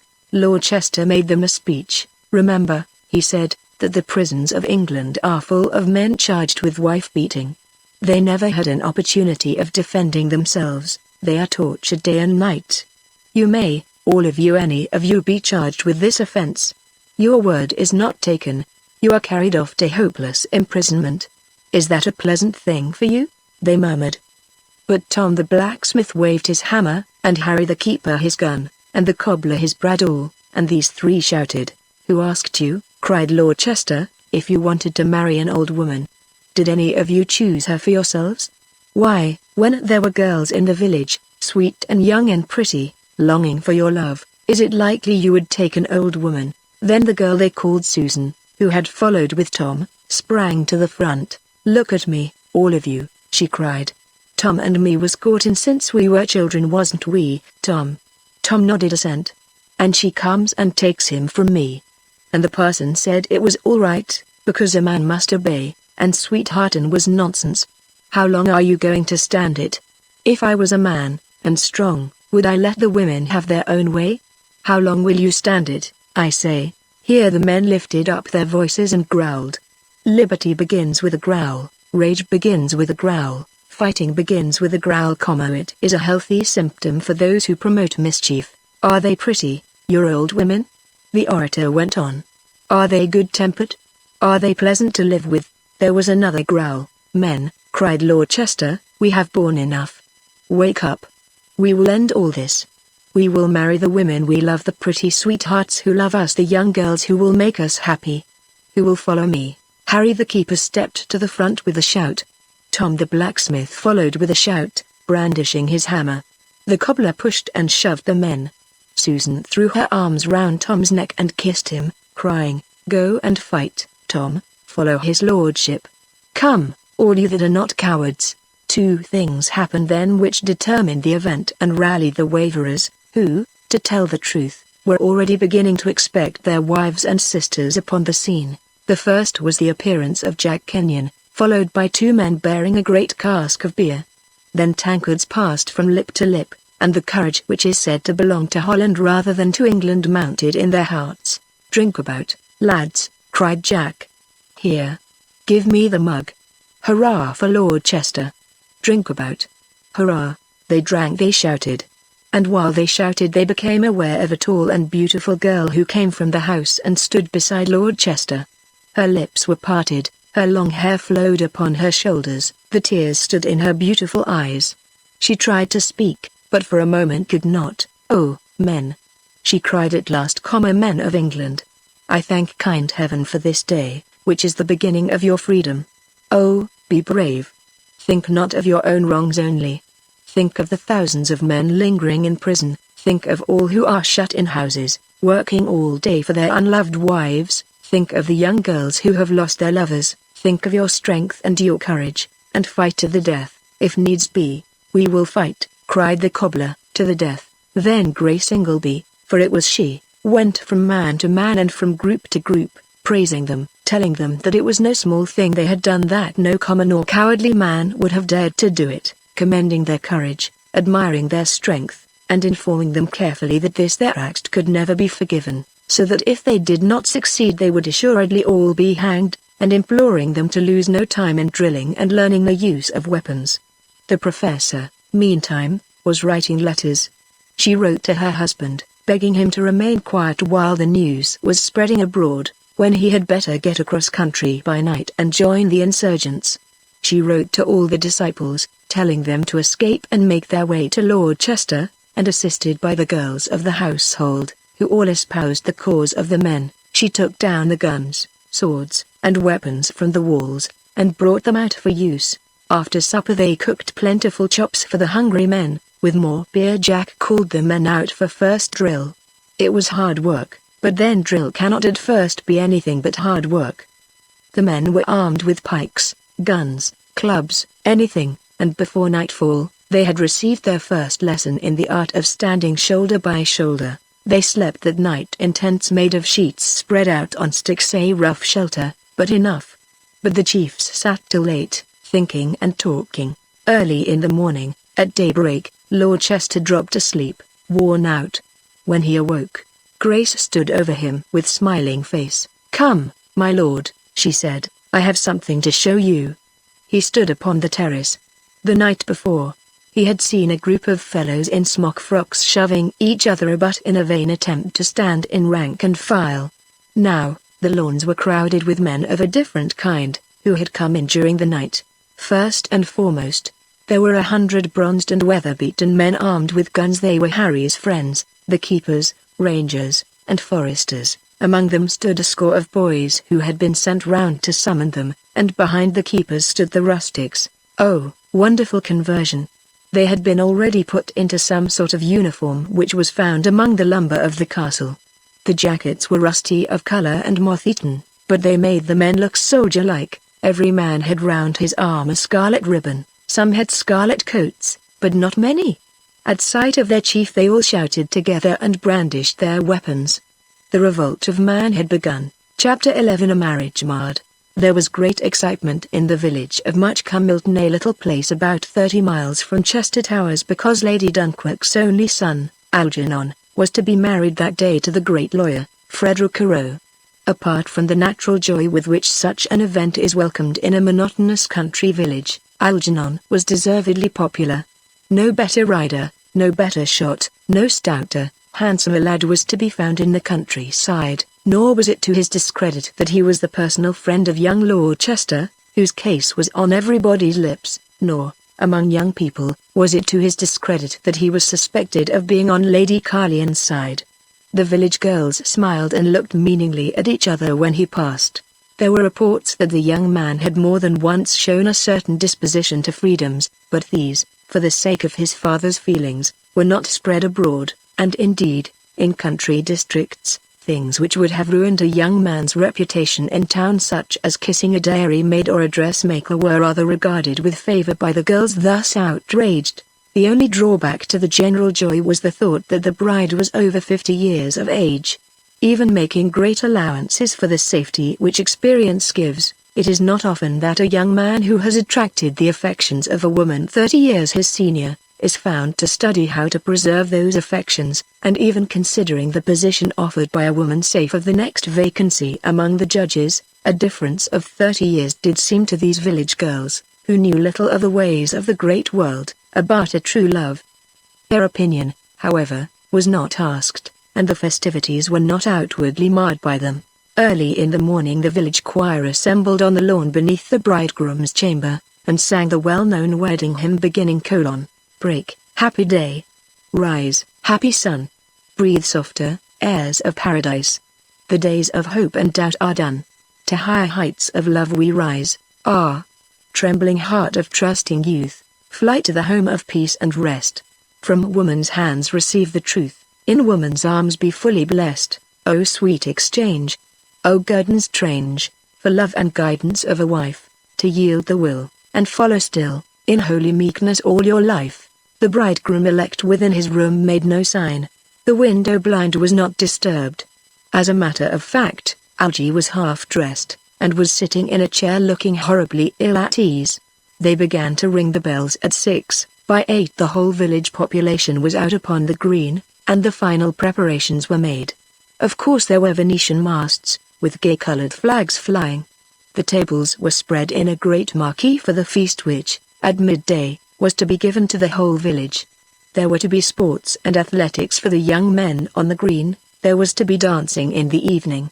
There was a band already beginning to discourse sweet music, there was a circus, which was to perform twice, and both times for nothing. There were gingerbread booths, and rifle galleries, and gypsies to tell fortunes. They had set up the perambulating theatre for the drama of Punch and Judy, in which the reprobate Punch, who dares to threaten his wife with violence, and disobeys her orders, is hanged upon the stage, a moral lesson of the greatest value to boys. And there was a conjuring woman's tent.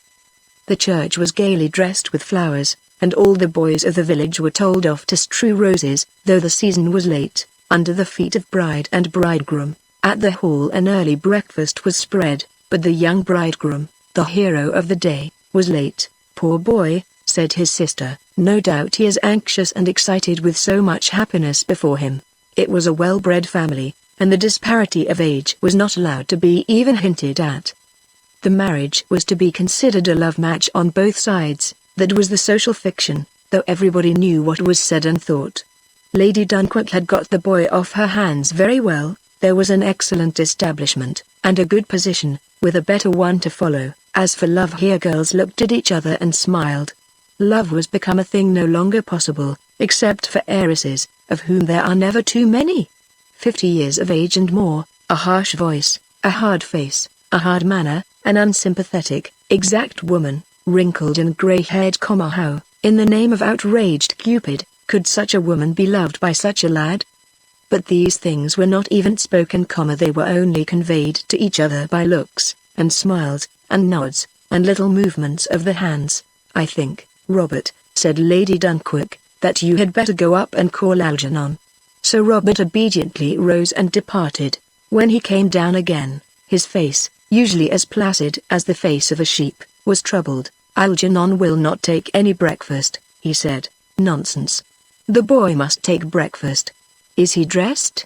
Lady Dunquick was evidently not disposed to surrender her authority over her son till he had actually passed into the hands of his wife. Yes, he is nearly dressed," stammered her husband. "Well, then, go and tell him to come to breakfast at once, without any nonsense." So Robert went once more.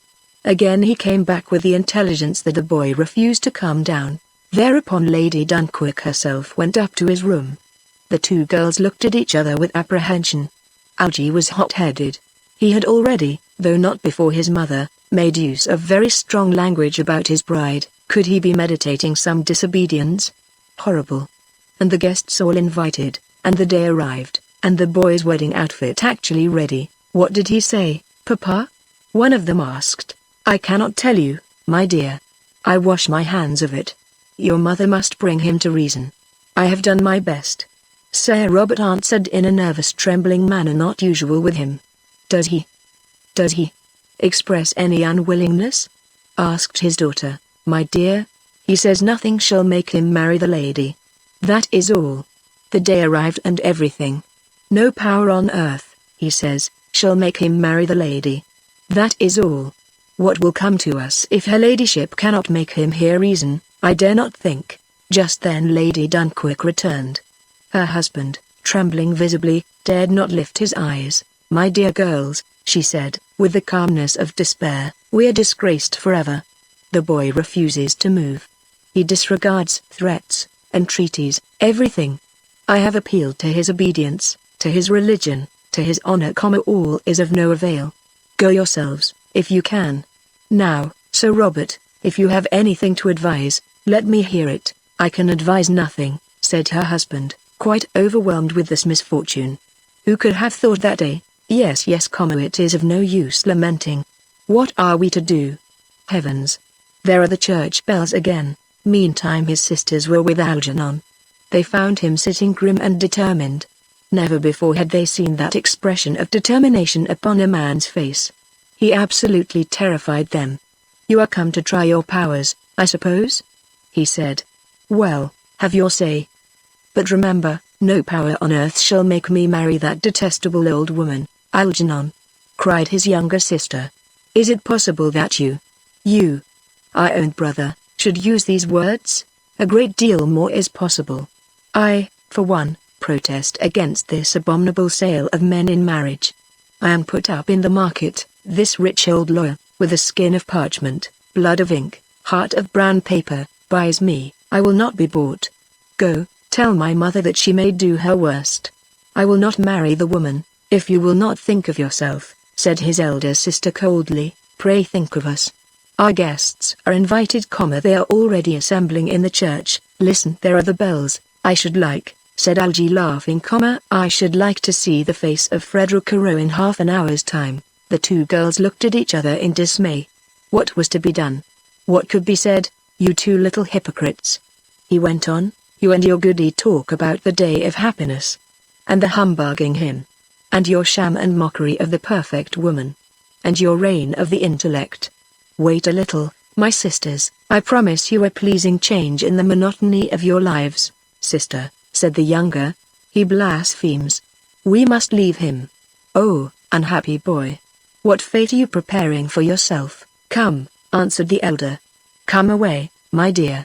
Algernon, if you disgrace us this day, you shall be no more brother of mine. I renounce you." They left him. Presently his father came back. "Algernon," he said feebly, "have you come to your right mind?" "I have," he replied, "I have. That is the reason why I am here, and why I am staying here." "Then I can do nothing for you." "Poor boy. My heart bleeds for you, my poor father," said his son, speaking in a parable. "My heart has bled for you a long time." "Patience!" Wait a little. "The last wedding present has arrived," said Sir Robert. "What we are to do I cannot, dare not, think. Your mother must break the news to Frederica, whose is the wedding present. It is from Lord Chester, the most magnificent hunter, saddled, and all, with a note. Algernon sprang to his feet and rushed to the window. On the carriage drive he saw a little stable boy leading a horse. He knew the boy as one of Lord Chester's sharp, trusty lad. What was the horse saddled for? "Give me the letter," he said, almost fiercely, to his father. Sir Robert handed him the note, which Lady Dunquick had opened, and read: "Congratulations, dear Algy, the happy day has dawned. Yours most sincerely, Chester. Among other disasters, you will lose this friend, Algy," moaned his father. "No one can ever speak to you again, no one can." "Tell my mother, sir, that I am ready," he interrupted, with a most extraordinary change of manner. "I will be with her as soon as I can complete my toilet. One must be smart upon one's wedding day. Go, dear father, tell her I am coming downstairs, and beg her not to make a row, not to allude to the late distressing scene." He pushed his father out of the room. 2 minutes later he stood in the breakfast room, actually laughing as if nothing had happened. "I am glad, my son," said his mother, "that you have returned to your senses." "Yes," he replied gaily, as if it had been a question of some simple act of petulance. "It is a good thing, isn't it? Have you seen Lord Chester's gift, sisters?" The girls looked at each other in a kind of stupor. What could men be like that they should so lightly pass from one extreme to the other? "Tell the boy," he ordered the footman, "to lead the horse to the green. I should like all the lads to see it. Tell them it is Lord Chester's gift, with his congratulations on the dawn of the happy day. Tell them to remember the dawn of the happy day." He seemed to talk nonsense in his excitement. But Sir Robert, overjoyed at this sudden return to obedience, shed tears. "Now," said Lady Dunquick, "we have no time to lose. Girls, you can go on with your father. Algernon, of course, accompanies me." When they were left alone, his mother began a lecture, short but sharp, on the duty of marital obedience. "I say no more," she concluded, "on the lamentable display of temper of this morning. Under the circumstances, I pass it over on condition that you look your brightest and best all day, and that you show yourself alive to the happiness of the position I have gained for you. I think," he replied, "that in the future, if not today, you will congratulate yourself on my line of action." A strange thing for the young man to say. Afterwards they remembered it, and understood it. Meantime the churchyard was full of the village people, and the church was crammed with the guests in wedding favors. On the green the band was discoursing sweet music. In the center, an object of the deepest admiration for the village lads, stood Lord Chester's gift, led by his boy. At 11:15 punctually, the carriage containing the bride and principal bridesmaid, a lady also of the inner bar, about her own age, arrived. The bride was beautifully dressed in a rich white satin. She was met in the porch by the other bridesmaids, including the groom's sisters. All were in great spirits, and even the harsh face of the bride looked smiling and kind. The sisters, reassured on the score of their brother, were rejoicing in the sunshine of the day, the crowds, and the general joy. Sir Robert and the other elderly gentlemen were standing in meditation, or devoutly kneeling before the chancel. Hush! Silence! Hats off in the churchyard. There are the wheels of the bridegroom's carriage. Here come the vicar and the choir ready to strike up the processional hymn. Clash, clang the bells. One more, and all together, if it brings down the steeple. Now the lads make a lane outside. Off hats. Cheer with a will, boys. Hurrah for the bridegroom.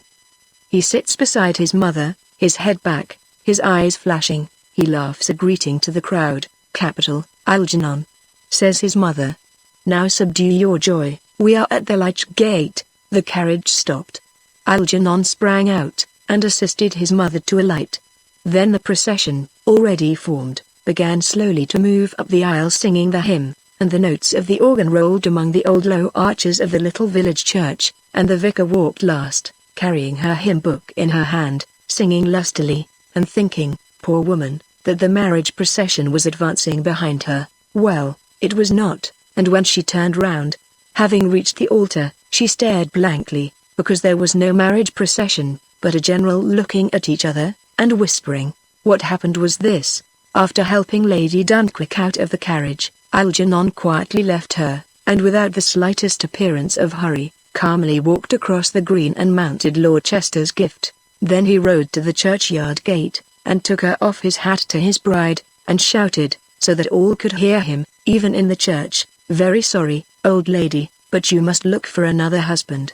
Then he turned his horse and cantered quickly away through the crowd, laughing and waving his hand. Half an hour later, Frederick arose, after a stormy scene with Lady Dunquick, which ended in the latter thanking Providence for having delivered her headstrong boy, even at the last moment, from so awful a temper, returned with her best maid to town. There was laughter that evening when the news reached the club. Cruel things, too, were said by the juniors. There would have been more cruel things but for the circumstances which followed. It was naturally a day of rebuke at the village. The circus, the gypsies, the conjurers, and the acrobats, were all packed off about their business. There was no feast. The children were sent back to school, the wedding guests dispersed in dismay, and Lady Dunquick, with rage and despair in her heart, sat amid her terror-stricken household, none daring to say a word to soothe and comfort her. Later on, her husband suggested the consolations of religion, but these failed. The summons reached Clarence V.C. on the next day. The boy who brought him the letter had ridden 50 miles. He was waiting at home in great despondency. The perpetual acting, the deception, tortured his earnest soul. He lacked companionship. He wanted the conversation of Grace Ingleby. His sisters wearied him with their talk, and their aims which he was about to make impossible for them. The boy, who was the son of one of Lord Chester's keepers, came to the house by the garden entrance, and found Clarence walking on the lawn. He tore open the note, which was as follows: "Come at once, we have begun. C." Then Clarence waited for nothing, but started to walk to Chester Towers. He walked for 24 hours. When he arrived he was faint with hunger and fatigue, but he was there. The rebellion had begun, and he was with the rebels. Chapter 12. In the camp at Chester Towers, the first days were spent in drill, in exhortation, in feasting, and in singing. Grace Ingleby fitted new words to old tunes, and the men sang them marching across the park. A detachment of keepers was placed at the gates to receive new recruits, and to keep out the women who crowded round them all day long, some laughing, some crying, some threatening. The women of the castle, being offered their choice whether to remain in the service of the Earl or to go at once, divided themselves into two parties, the elder women deciding to go, and the younger to remain, for, as they said, if the men ride all over the country, as Mrs. Ingleby says they will, what can we women do to keep them down? And then they blamed the unequal marriages, and irreligious things were said about the Duchess of Dunstanburgh. Those who stayed were employed in making rosettes and ribbons in scarlet silk, and in getting out of the old lumber rooms all the finery which could be found to serve for the men's uniforms. "First rule," said Jack the Prudent, "keep the men's spirits up with beer, and singing, and feasting. Next, make them proud of their gallant show. Every hour raise the spirits of the men. Every moment new recruits came in, who were greeted with shouts, beer, and exhortation, chiefly from the cobbler, who now wore a glittering helmet, and carried a 10-foot pike. In the course of the next 2 or 3 days all the bishop's disciples came in. Clarence V.C., dusty and wayworn, yet full of ardor. Algy Dunquick rode in gallantly, laughing at his escape. The others came in one after the other, eager for employment, and were at once set to work. No time this for love-making, but Grace exchanged a few words with Clarence, and Faith ran about among the men, telling them all that Captain Dunquick was her sweetheart, asking who were the girls they loved, and how they wooed them, and so delightfully turning everything upside down that she was better than all the barrels of beer. Lord Chester was the chief, but Captain Dunquick was the favorite. It was he who kept everybody in good spirits, who organized races in the evening, set the men to box, to wrestle, to fight with single stick, with prizes and cheering for the winners, so that the lads for the first time in their lives felt the fierce joy of battle and the pride of victory. It was Captain Dunquick who had a word for every man, forgetting none of their names, who praised them and encouraged them, was all day long in the camp, never tired, never lost his temper as some of the keepers did who were promoted to be sergeants, who was generous with the beer, who promised to every man money, independent work, and a pretty wife after the cause was won. So that Algy Dunquick, the first commander-in-chief under the new regime, began his popularity as the soldiers' general from the very first. On the evening of his arrival, Clarence preached to the men a faithful discourse, which yet only revealed half the truth. We must destroy before we can build up. He bade them remember that they were, as men, the workers of the world. Nothing could be done except by them, and then he told them some of the wonders which had been accomplished by their forefathers in the days when men had been acknowledged to be the thinkers and creators as well as the workers, and he told them in such simple language as he could command, how, since women had taken over the reins, everything had gone backwards. Lastly, he bade them remember what they were, what their lives had been, how slavish and how sad, and what their lives would still continue to be unless they freed themselves. Time was the good old time when every man could raise himself, when there was a ladder from the lowest station to the highest. Now, as you are born, so you must die. No rising for you, no hope for you. Work and slave and die.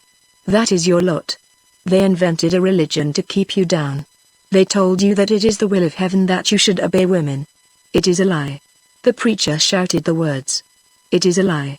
There is no such religion, and I am here to teach you the truth. When you have proved that you are fit to receive it, the preacher was received with an indifference which was discouraging. In fact, the men had been preached at so long, that they had ceased to pay any attention to sermons. Nor could even Clarence's earnestness surpass that of the preaching order, the Holy Sisterhood, which trained its members in the art of inspiring hope, terror, and faith. The address finished, the men betook them once more to singing, while the beer went round about their campfires. Here was a glorious change.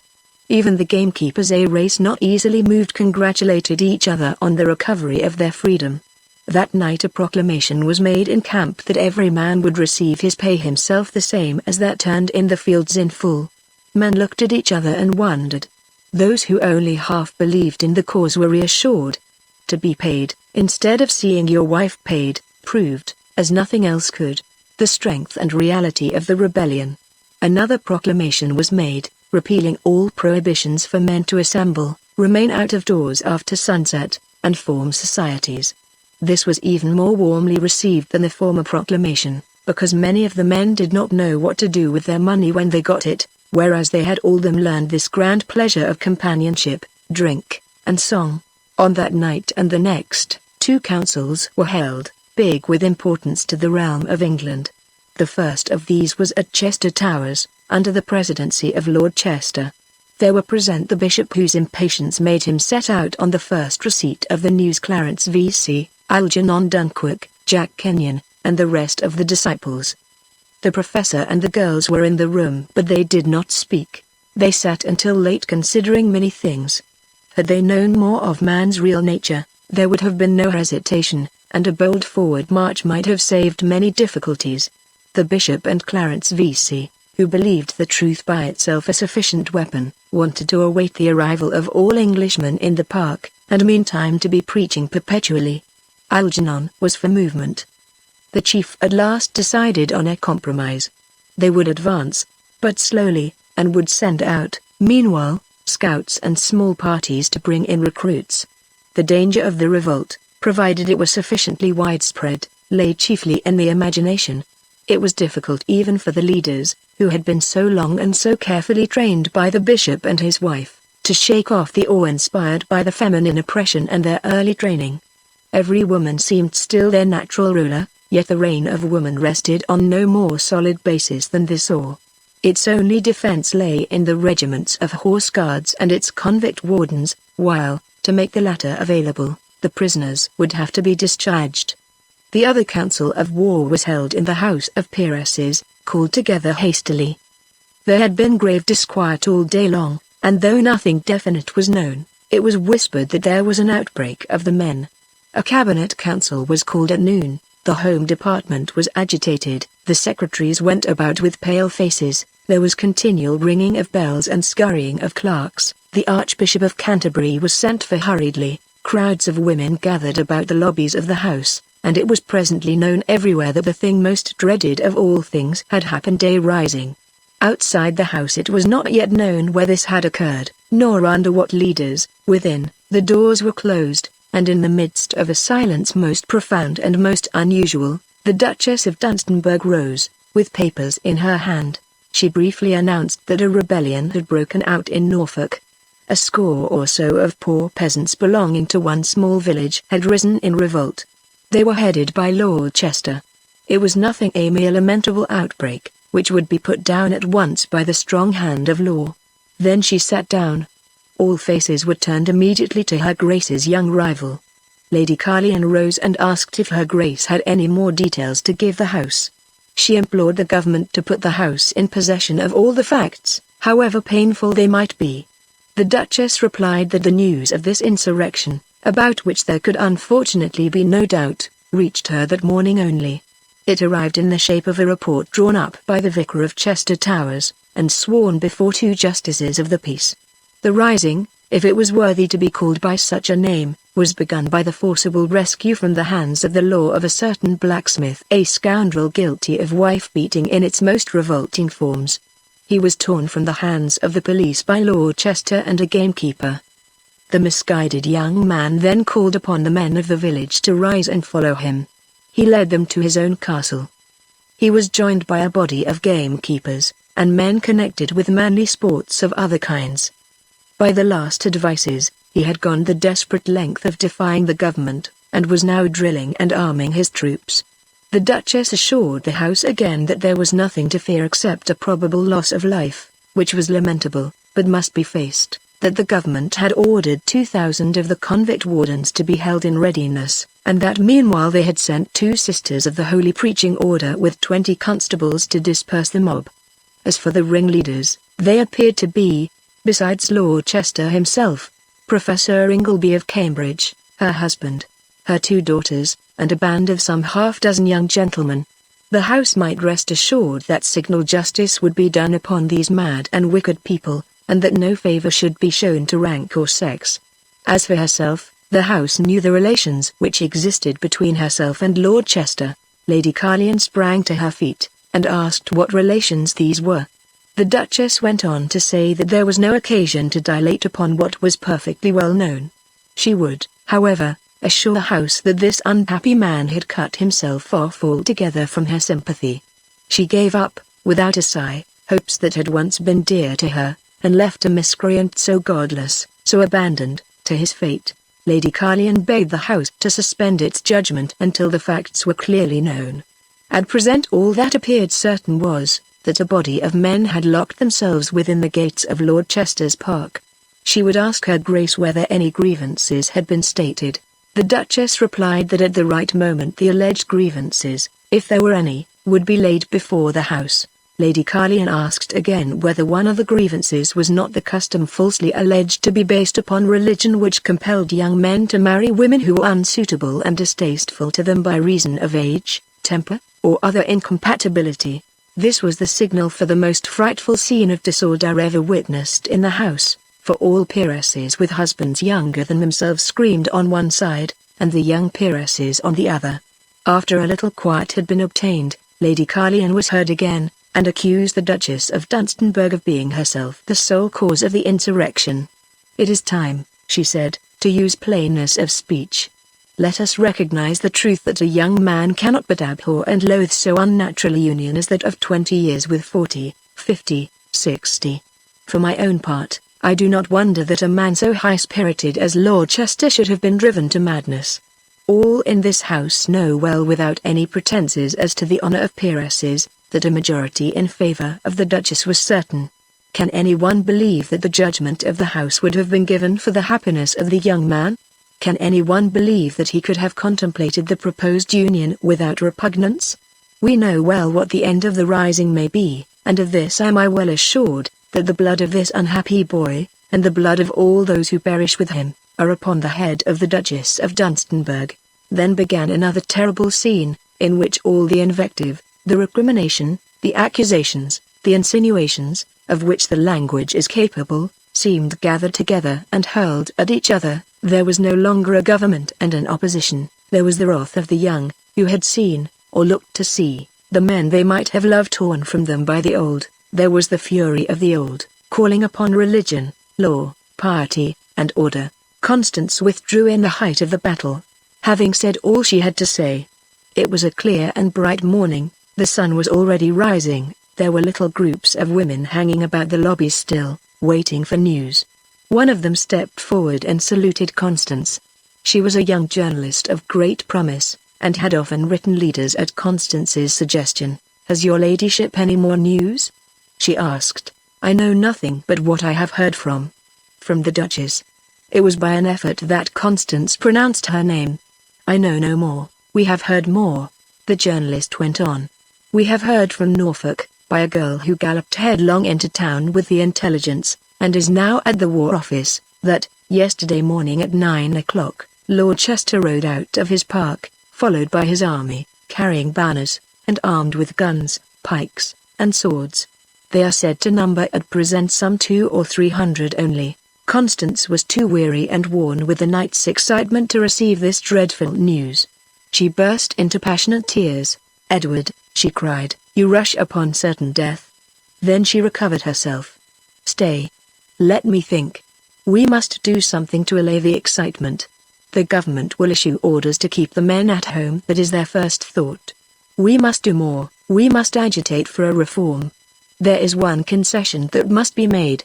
Go at once and write the strongest leader you ever wrote in all your life. Treat the rebellion as of the slightest possible importance. Do not weigh heavily upon the unhappy chief. Talk as little as possible about misguided lads. Say that, without doubt, the men will disperse. Urge an amnesty, and then strike boldly and unmistakably for the great grievance of men and women both.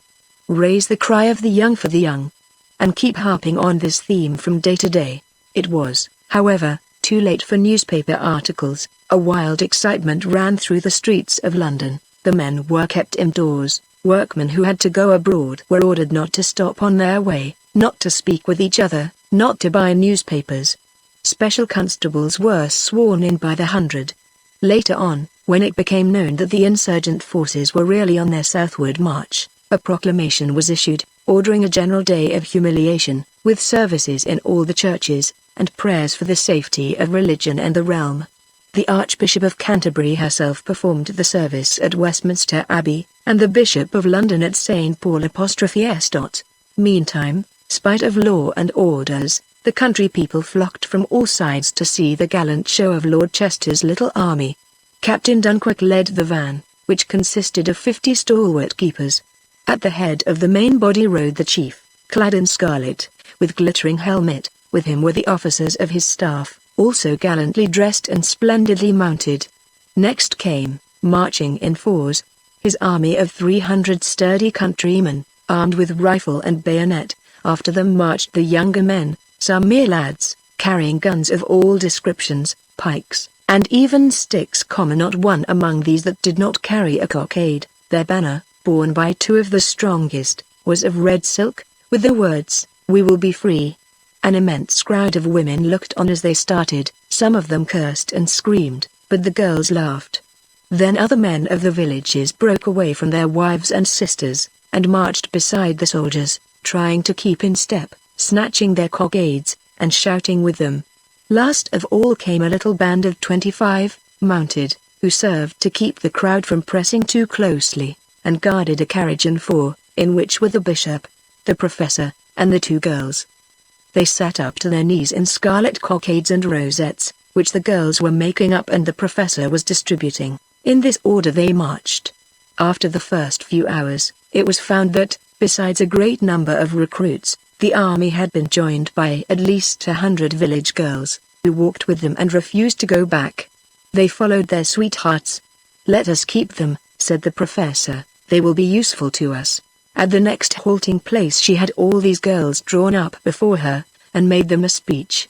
She told them that if they desired a hand in the great work, they might do their part. They would be allowed to join the army on condition of marching apart from the men, of not interfering with them in any way, of doing what they were told to do, and of carrying a banner. To this they readily consented, being, in fact, to one woman, enraged with the existing order of things, and caring very little about being the mistress if they could not of their own lovers. And in the end, they proved most valuable and useful allies. Whenever they passed a house, Lord Chester sent 6 men to seize upon whatever arms they could find, and all the ammunition, if there was any. They had orders, also, to bring out the men, whom the officers inspected, and if there were any young fellow among them, they offered him a place in their ranks. A good many guns were got in this way, but very few men, the young men of the middle class being singularly spiritless. They had not the healthy outdoor life, with riding, shooting, and athletics, that men of Lord Chester's rank enjoyed, nor had they the outdoor work and companionship which hardened the nerves of the farm labourers. Mostly, therefore, they gazed with wonder and terror at the spectacle, and on being brought out and harangued, meekly replied that they would rather stay at home, and retired amid the jeers of the soldiers. Several pleasant surprises were experienced. At one house, the squire, a jolly fox-hunting old fellow, turned out with his 4 sons, all well mounted, and brought with him a dozen good rifles with a large supply of ammunition. The old fellow remarked that he was 65 years of age, and had been wishing all his life, and so had his father and his grandfather before him, to put an end to the intolerable upside-down condition of things. "And mind, my lady," he shouted to his wife and daughters, who were standing by, filled with rage and consternation, "you and the girls, when we get back again, will sing another tune, or I will know the reason why." Nor was this the only instance. When they marched through a village, the trumpets blew, the drums beat, the soldiers shouted and sang, then the men were brought out, and invited to join, the place was searched for arms, and the company of women ran about congratulating the girls of the place on the approaching abolition of forced marriages. The first day's march covered 20 miles. The army had passed through 5 villages and 1 small town. They had seized on about 200 guns of all kinds, and a considerable quantity of ammunition. They had increased their ranks by 250 strong and lusty fellows. The evening was not allowed to be wasted in singing and shouting.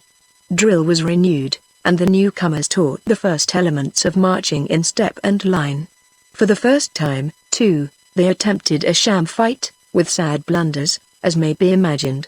"They are good material," said the professor, "but your army has yet to be formed." "If only," murmured Clarence, "they would listen to my preaching." "They have had too much preaching all their lives," said the bishop. "We will conquer first, and preach afterwards. Let us pray that there may be no bloodshed." The second day's march was like the first, but the little army was now swelling beyond all expectations. At the close of the second day it numbered 1,000, and commissariat difficulties began. Here the company of women proved useful. They were all country girls, able to ride and drive. They borrowed the carts of the farmhouses, and, escorted by soldiers, drove about the country requisitioning provisions. It became necessary to have wagons. These also were borrowed, and in a short time the army dragged at its heels an immense train of wagons loaded with ammunition, provisions, and stores of all kinds. For everything that was taken, an order for its value was left behind, stamped with the signature of Chester. At the close of the second day's march, being then near Bury St. Edmunds, they were 2,000 strong. At the end of the third, being on Newmarket Heath, they were 5,000, and here, because the place was open and the position good, a halt of 3 days was resolved upon, in which the men might be drilled, taught to act together, and divided into corps. Also, sham fights would be fought, and the men, some of whom were little more than boys, could grow accustomed to the discharge of guns and the use of their weapons. The camp was protected by sentinels, and the cavalry scoured the country for recruits and information. As yet no sign had been made by the government. But on Sunday morning, being the third day of the halt, the scouts brought in a deputation from the House of Peeresses, consisting of 2 sisters of the Holy Preaching Order, and a guard of 25 police women. Lord Chester and his staff rode out to meet them. "What is your message?" he asked. "The terms offered by the House to the insurgents," replied one of the sisters, "are, first laying down of arms, and dispersion of the men, secondly, the immediate submission of the leaders." "And what then?" asked Lord Chester. "Justice," replied the sister sternly. "Now stand aside and let us address the men." Lord Chester laughed. "Go call a dozen of the women's company," he ordered. Now, when they came, take these 2 sisters, and march them through the camp with drum and fife. These are the women who are trained to terrify the men with lying threats, false fears, and vain superstitions. As for you police women, you can go back and tell the House that I will myself inform them of my terms." The officers of law looked at each other. They saw before them spread out the white tents of the camp, the splendid army, the glittering weapons, the brilliant uniforms, the flags, the noise and tumult of the camp, and they were afraid. Presently they beheld, with consternation, the most singular procession ever formed. First went the drums and fifes, then came, handcuffed, the two holy preaching sisters. They were clad in their sacred white robes, to touch which was sacrilege. Behind them ran and danced the troop of village girls, shouting, pointing, singing their new songs about love and freedom, and the soldiers came forth from their tents clapping their hands and applauding. But the bishop sent word that they were to be stripped of their white robes and turned out of the camp. It was in ragged flannel petticoats that the poor sisters regained their friends, and in woeful plight of mind as well as of body. The 3 days' halt finished, Lord Chester gave the word to advance. And now his army, he thought, was large enough to meet any number of convict wardens who might be sent against him. He had 8,000 men, hastily drilled, but full of ardor. He had a picked corps of 500 guards, consisting of his faithful gamekeepers and the men who had been always with gentlemen about their sports. These were good shots, and pretty sure to be steady even under fire. He had 500 cavalry, mostly mounted well, and consisting of farmers' sons, eyed by the fox-hunting squire, his 4 sons, and a few other gentlemen who had come in. The difficulty now was to admit all who crowded to the camp. For the news had spread over all England, and the roads were crowded with young fellows flying from their homes, defying the rural police, to join Lord Chester's camp. The time was come for a bold stroke. It was resolved to leave Jack Kenyon greatly to his discontent, but there was no help behind, to receive recruits, and form an army of reserve. Lord Chester himself, with the main body and Algy Dunkirk, was to press on. The boldest stroke of all was the surprise of London, and this it was decided to attempt. For by this time the ardor of the troops was beyond the most sanguine hopes of the leaders. The submissiveness of 3 generations had disappeared in a week. The meek and docile lads whose wives received the pay, and ordered them to go and sit at home when there was no work to do, were changed into hardy, reckless, and enthusiastic soldiers. Turenne himself had not a more daredevil lot. They were nearly all young, they had never before been free for a single day, they rejoiced in their new companionship, they gloried in the sham fights, the wrestling, the single stick, all the games with which the fighting spirit was awakened in them. As for the march, it was splendid, they sang as they went. If they did not sing, they laughed. The joy of laughter was previously unknown to these lads. The ruling sex did not laugh among themselves, nor did they understand the masculine yearning for mirth. In the upper classes jesting was ill-bred, and in the lower it was irreligious. Irreligious? Why, in this short time the whole army had thrown off their religion. All over the country the men were rising and rushing to join Lord Chester. The great conspiracy was not alone answerable for this sudden impulse, nor, indeed, had the conspirators been successful in the towns, where the spirit of the men had been effectually crushed by long isolation. Here, however, the leaflets distributed among the girls bore good fruit. Not a household in the country but was now fiercely divided between those who welcomed the rebellion and those who hated and dreaded the success of the men. On the one side, orthodoxy, age, conservatism; on the other, youth, and the dream of an easy life, rendered easier by the work and devotion of a lover. So that, though the towns remained outwardly quiet, they were ready for the occupation of the rebels. The army presented now an appearance very different from the ragged regiment which sallied forth from the gates of the park. They were dressed in uniform, the guards wore a dark green tunic, only proved shots were admitted into their body. The cavalry were in scarlet, the line were in scarlet, the artillery wore dark green. All the men were armed with rifles.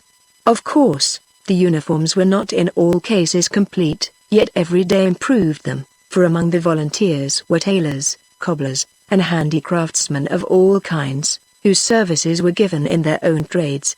The great banner, with the words "We will be free," was carried after the chief, and in the rear marched the company of 100 girls, also in a kind of uniform, carrying their banner, "Give us back our sweethearts." The line of march was kept as much as possible away from the towns, because it was thought advisable not to irritate the municipalities until the time came when they could be gently upset. Also, The material of the men in the towns was not of the sturdy kind with which they hoped to win their battles. Nothing more was heard of the house of Peirces. What, then, were they doing? They were holding meetings in the morning, and wrangling. No one knew what to propose. They had sent executive officers of the law to the camp. These had been contemptuously told to go back. They had summoned the leaders to lay down their arms. They had been informed that Lord Chester would dictate his own terms. They had sent preaching sisters, the most eloquent, the most persuasive, the most sacred. They had been stripped of their sacred robes, tied to a cart tail, and driven through the camp by women, amid the derision of women actually women. What more could they do? The army was reported as marching southwards by rapid marches, headed by Lord Chester. They passed Bury St. Edmunds and Cambridge, without, however, entering the town. They recruited as they went, so that beside the regularly drilled men, now veterans of a fortnight or so, it was reported that the line of march was followed for miles by runaway boys, apprentices, grooms, artisans, and labourers shouting for Lord Chester and for liberty. All these things, and worse, were hourly reported to the distracted house. "And what are we doing?" shrieked the Duchess of Dunstanburgh. "What are we doing but talk? Are we, then, fallen so low, that at the first movement of an enemy we have nothing but tears and recrimination? Is this a time to accuse me of forcing the rebel chief into rebellion? Is it not a time to act? When the rebellion is subdued, when the chief is hanged, and his miserable followers flogged, yes, flogged at the very altars they have derided, let us resume the strife of tongues. In the name of our sex, in the name of our religion, let us act." They looked at each other, but no one proposed the only step left to them. Lady Carlyon was no longer among them. She would attend no more sittings. The clamour of tongues humiliated her. She sat alone in her house in Park Lane, thinking sadly of what might happen. "On me," said the Duchess solemnly, "devolves the duty, the painful duty, of reminding the House that there is but one way to meet rebellion. All human institutions, even when, like our own, they are of divine origin, are based upon force. Law is an idle sound without force. Duty, religion, obedience, rest ultimately upon force. These men have dared to band themselves together against law, order, and religion. We must remember that they represent a very small, a really insignificant, section of the men of this country.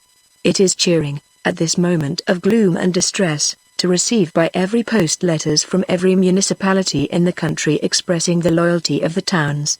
Order reigns everywhere, except where this turbulent boy is leading his troops to destruction.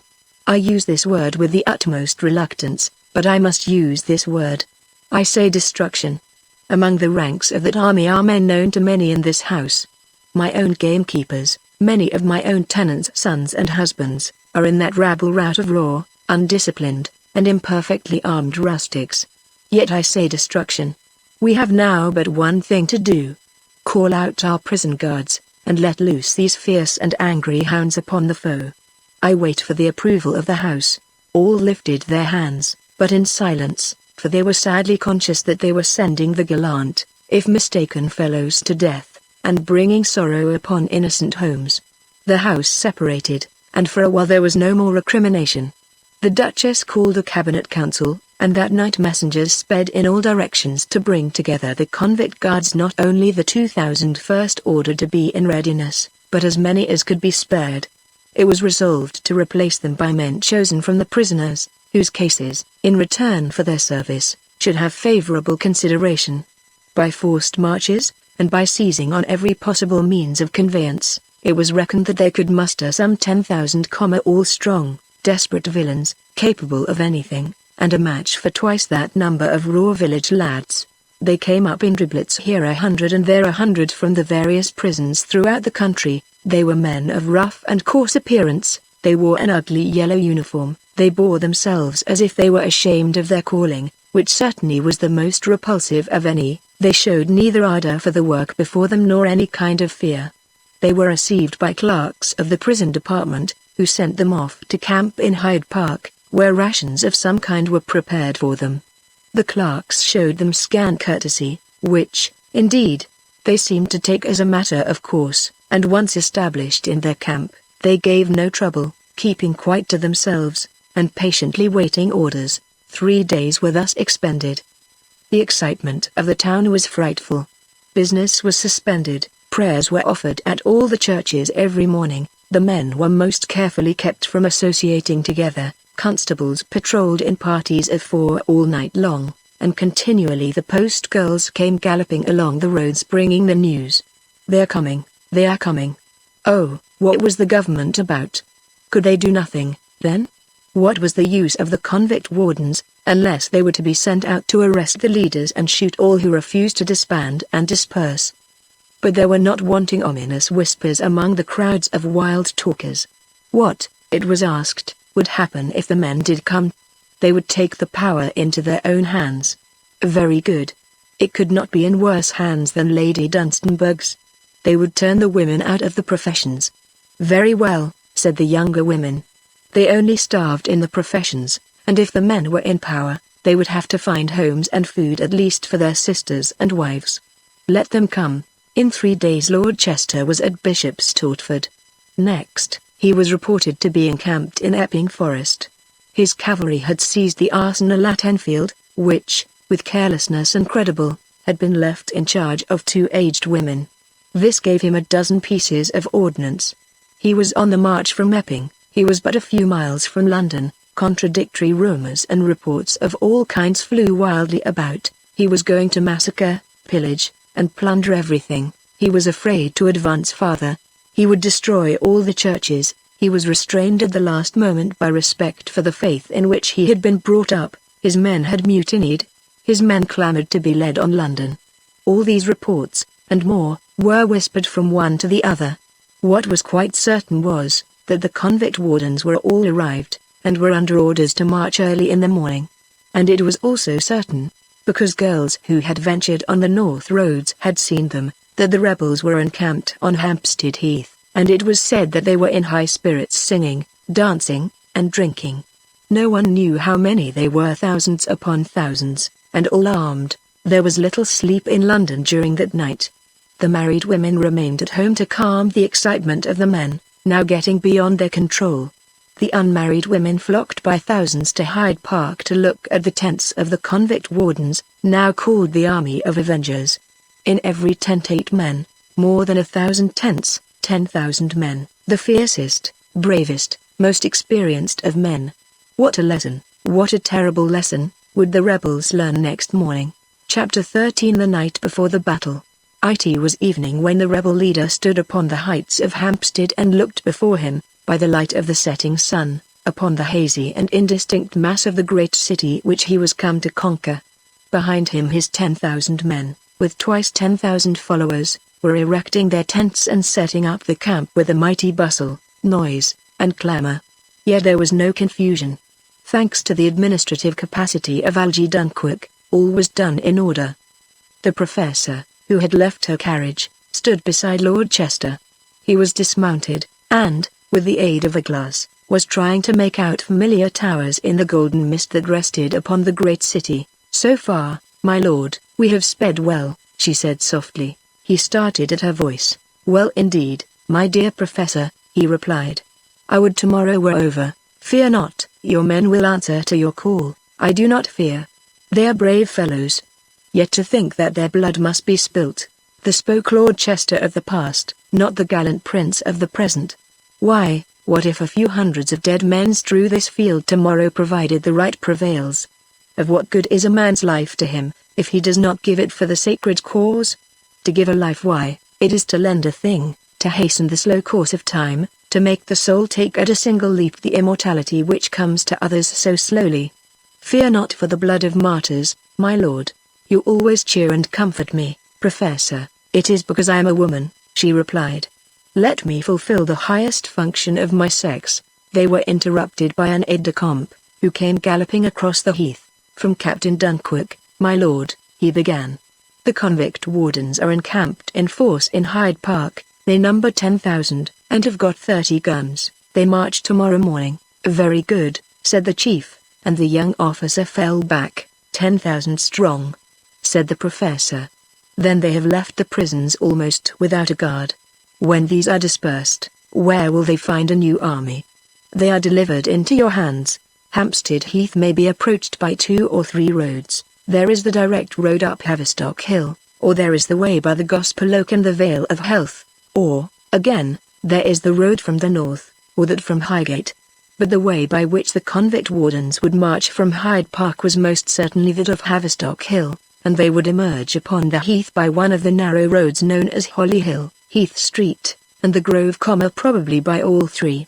Or they might attempt the upper part of the heath by the Vale of Health. The plan of battle was agreed to with very little debate, because it was simple. The cannon, loaded with grape shot and masked by bushes, were drawn up to command these 3 streets.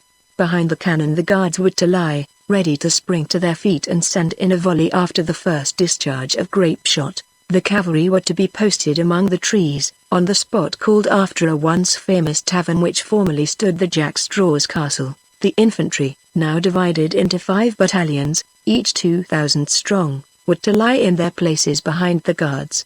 These simple arrangements made, the chief rode into the camp to encourage the men. They needed little encouragement. The men were in excellent spirits. The news that they would have to fight those enemies of mankind, the convict wardens, filled them with joy.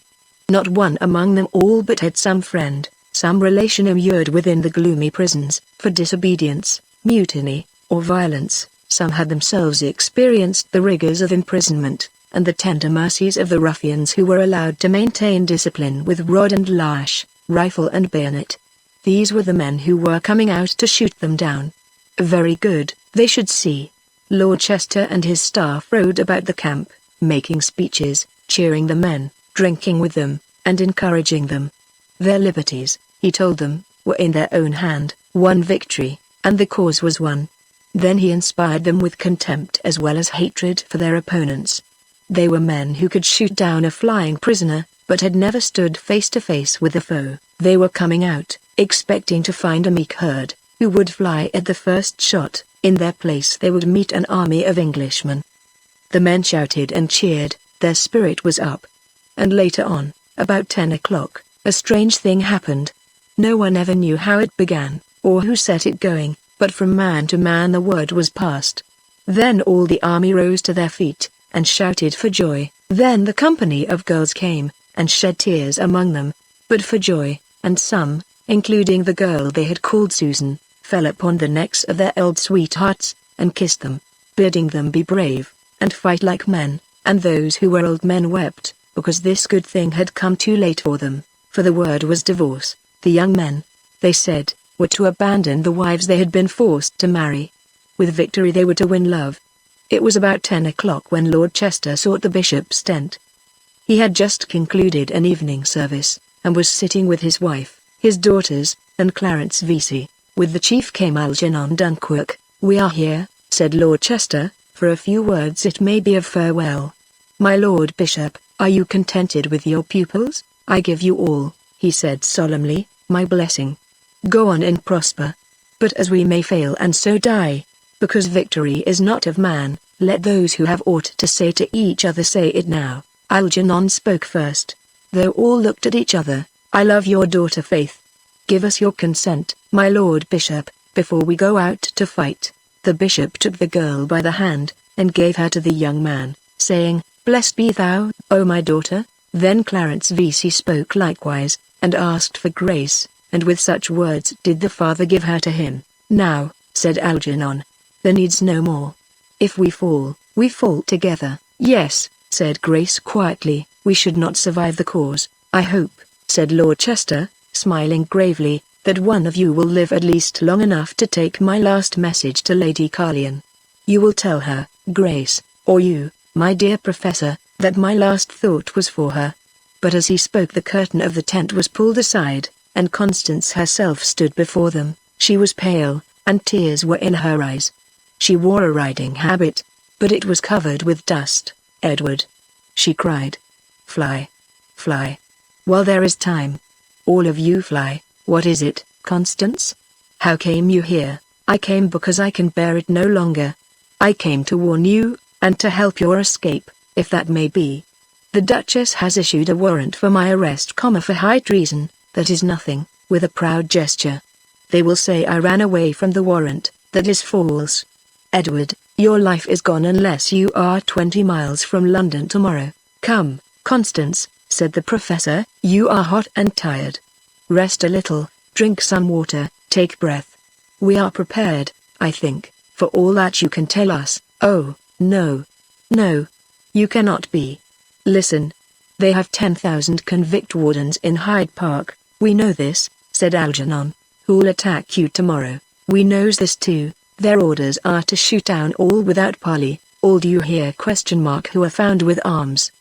The chiefs are to be taken to the Tower. She shuddered. We know all this, Constance, said Lord Chester. You know it. And you can look unconcerned?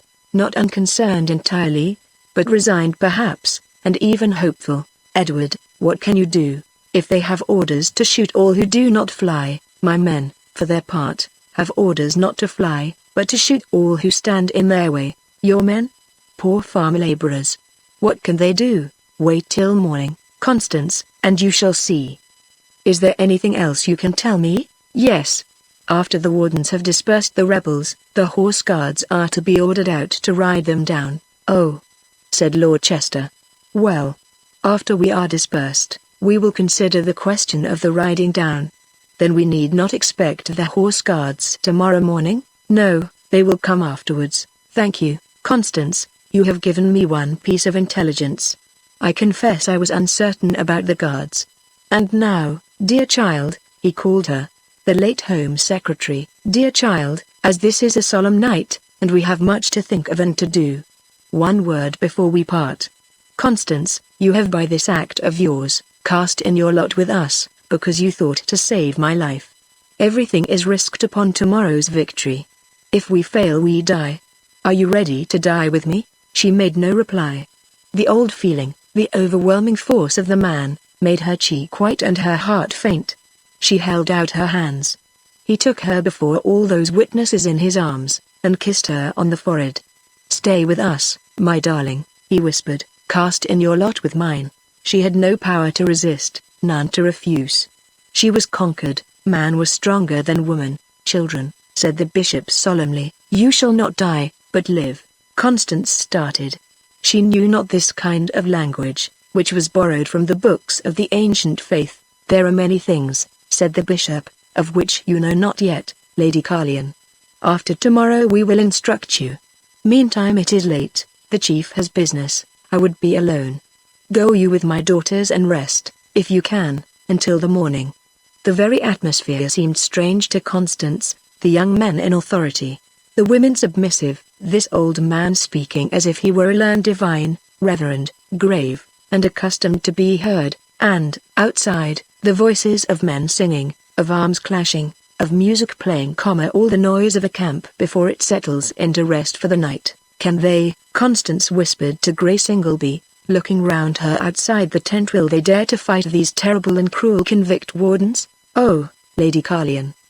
Grace replied, you do not know, you cannot guess, what wonderful things Lord Chester has done with the men in the last fortnight. From poor, obedient slaves, he has made them men indeed, men. Constance saw that she could not understand the word in the sense to which she had been accustomed. Surely you know, Grace went on, that our object is more than we have ventured to proclaim. We began with the cry of youth for the young. That touched a grievance which was more felt, perhaps, in country districts, where men retained some of their independence, than in towns. But we meant very much more. We shall abolish the established church, and the supremacy of woman. Man will reign once more, and will worship, after the manner of his ancestors, the real living divine man, instead of the shadowy perfect woman. Oh! Constance heard and trembled. And we, what shall we do? We shall take our own place, we shall be the housewives, we shall be loving and faithful servants to men, and they will be our servants in return. Love knows no mastery. Yet man must rule outside the house. Oh! Constance could say no more. Believe me, this is the true place of woman, she is the giver of happiness and love, she is the mother and the wife. As for us, we have reigned and have tried to rule. How much we have failed, no one knows better than yourself. Grace guided her companion to a great marquee, where the company of girls, sobered now, and rather tearful, because their sweethearts were to go a-fighting in earnest on the morrow, were making lint and bandages. "I must go on with my work," said Grace.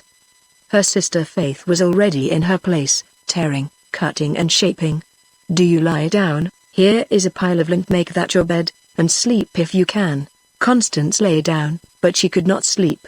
She already heard in imagination the tramp of the cruel convict wardens.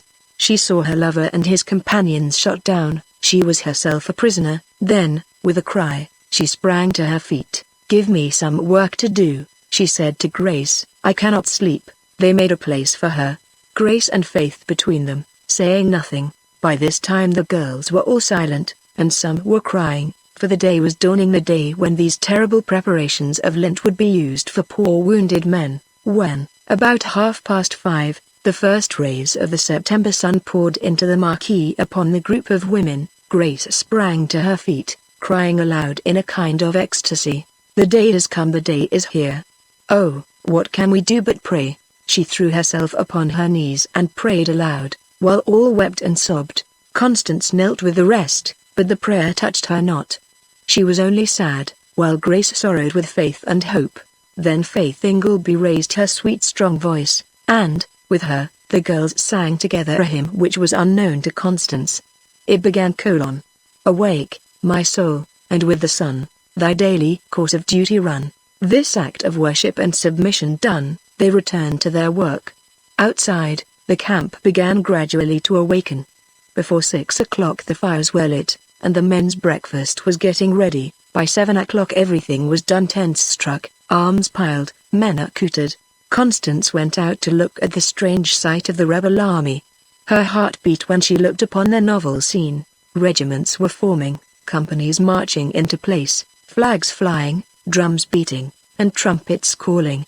And the soldiers' exclamation marks: "Saw one ever such men before?" They were marching, heads erect and flashing eyes, the look of submission gone forever. Yes, these men might be shot down, but they could never be reduced to their old condition. "There is the chief," said Faith Ingleby. He stood without his tent, his staff about him, looking round him. Authority was on his brow. He was indeed, Constance felt with sinking heart, that hitherto incredible thing, a man in command. "We girls have no business here," said Faith. "Let us go back to our tent." But as she spoke, Lord Chester saw them, and leaving his staff, he walked across the heath, bearing his sword in his hand, followed by Algernon Dunkirk. "Constance," he said gravely, "buckle my sword for me before the battle." She did it, trembling and tearful. Then, while Faith Ingleby did the same office for Algernon, he took her in his arms and kissed her lips in the sight of all the army. Every man took it as a lesson for himself. He was to fight for love as well as liberty. A deafening shout rent the air. Then Lord Chester sprang upon his horse and rode to the front. Everything was now in readiness. The cannon, masked by bushes, were protected by the pond in front. On either side were the guards ready to lie down. Behind them, the regiments, massed at present, but prepared for open order, and in the trees could be seen the gleaming helmets and swords of the cavalry. "Let us go to my father," said Faith. "He and Clarence will pray for us." "Algy," said Lord Chester cheerfully, "what are you thinking of?" "I was thinking how sorry Jack Kenyon will be to have missed this day." And then there happened the most remarkable, the most surprising thing in the whole of this surprising campaign. There was a movement among the men in front, followed by loud laughing and shouting, and then a party of girls, some of the company of women which followed the army, came flying across the heath breathless, because they had run all the way from Marble Arch to convey their news. "They have run away, my lord," they cried all together. "Who have run away?" "The army of avengers, the convict wardens. They have all run away, and there is not one left." "Run away? What does it mean? Why did they run away?" Then the girls looked at each other and laughed, but were a little ashamed, because they were not quite sure how the chief would take it. "It seemed such a pity," said one of them, presently, "that any of our own brave fellows should be killed. Such a dreadful pity," they murmured.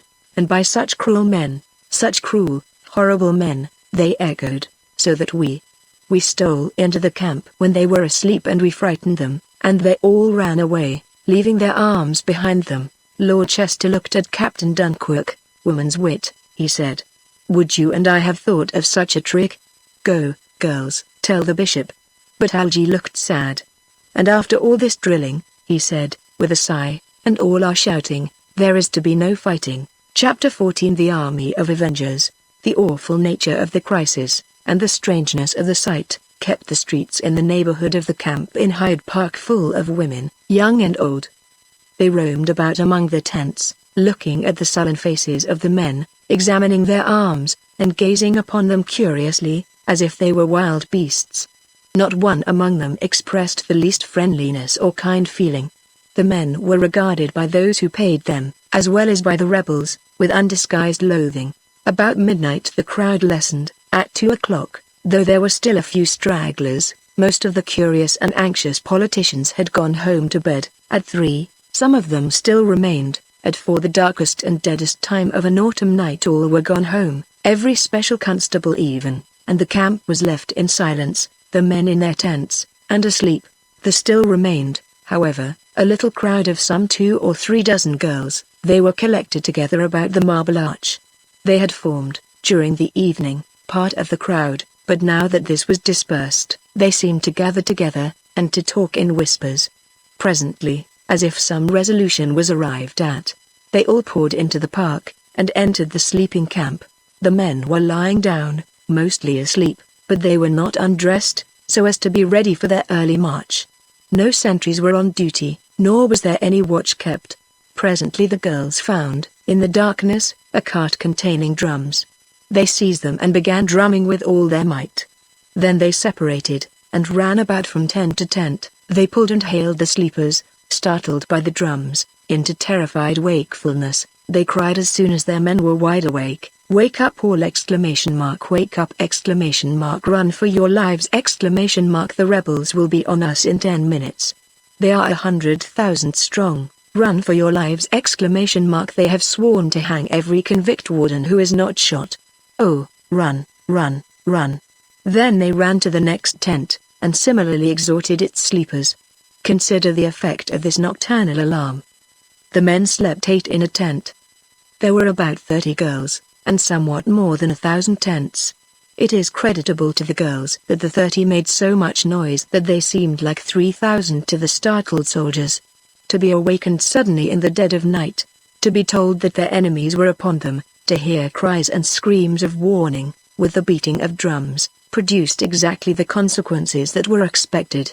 The men, who had no experience of collective action, who had no officers, who had no heart for their work, were bewildered. They ran about here and there, asking where was the enemy. Then shots were heard, for the girls found the rifles and fired random shots in the air, and then a panic followed, and they fled in wild terror, running in every direction, leaving their guns behind them in the tents, so that in a quarter of an hour there was not one single man of all the army of Avengers left in the camp. The orders were that the march should begin about 6 o'clock in the morning, that is, as soon after sunrise as was possible. It was also ordered that the army of Avengers should be followed by the head of the police department, Lady Princetown, with her assistant secretaries, clerks, and officers, and that they should be supplied with tumbrils for the conveyance to prison of any who might escape the vengeance prepared for them and be taken prisoners. At 6:15 o'clock an orderly clerk proceeded to the camp. To her great joy the camp was empty. She did not observe the guns lying about, but as there were no men visible, she concluded that the army was already on the march. She returned and reported the fact. Then the order of the police procession was rapidly arranged, and it too followed, as they thought, the march of the Avengers. By this time a good many women were in the streets or at the windows of the houses. Most of the streets were draped with black hangings, in token of general shame and woe that man should be found so inexpressibly guilty. The church bells tolled a knell. A service of humiliation was going on in all of them, but men were not allowed to participate. It was felt that it was safer for them to be at home. Consequently, the strange spectacle of a whole city awake and ready for the day's work, without a single man visible, was, for one morning only, seen in London. The police procession formed in Whitehall, and slowly moved north. It was headed by Lady Princetown, riding, with her 2 assistant secretaries. After them came the chief clerks and senior clerks of the department, followed by the messengers, police constables, and servants, who walked, after them followed, with a horrible grumbling and grinding of wheels, the 6 great black tumbrils intended for the prisoners. The march was through Regent Street, Oxford Street, the Tottenham Court Road, Chalk Farm, and so up Haverstock Hill. Everywhere the streets were lined with women, who looked after the dreadful signs of punishment with pity and terror, even though they acknowledged the justice and necessity of the step. These men, they told each other, have torn down religion, scoffed at things holy, and proclaimed divorce where the husband had been forced to marry. They pretended that theirs was the right to rule. They were going to destroy every social institution.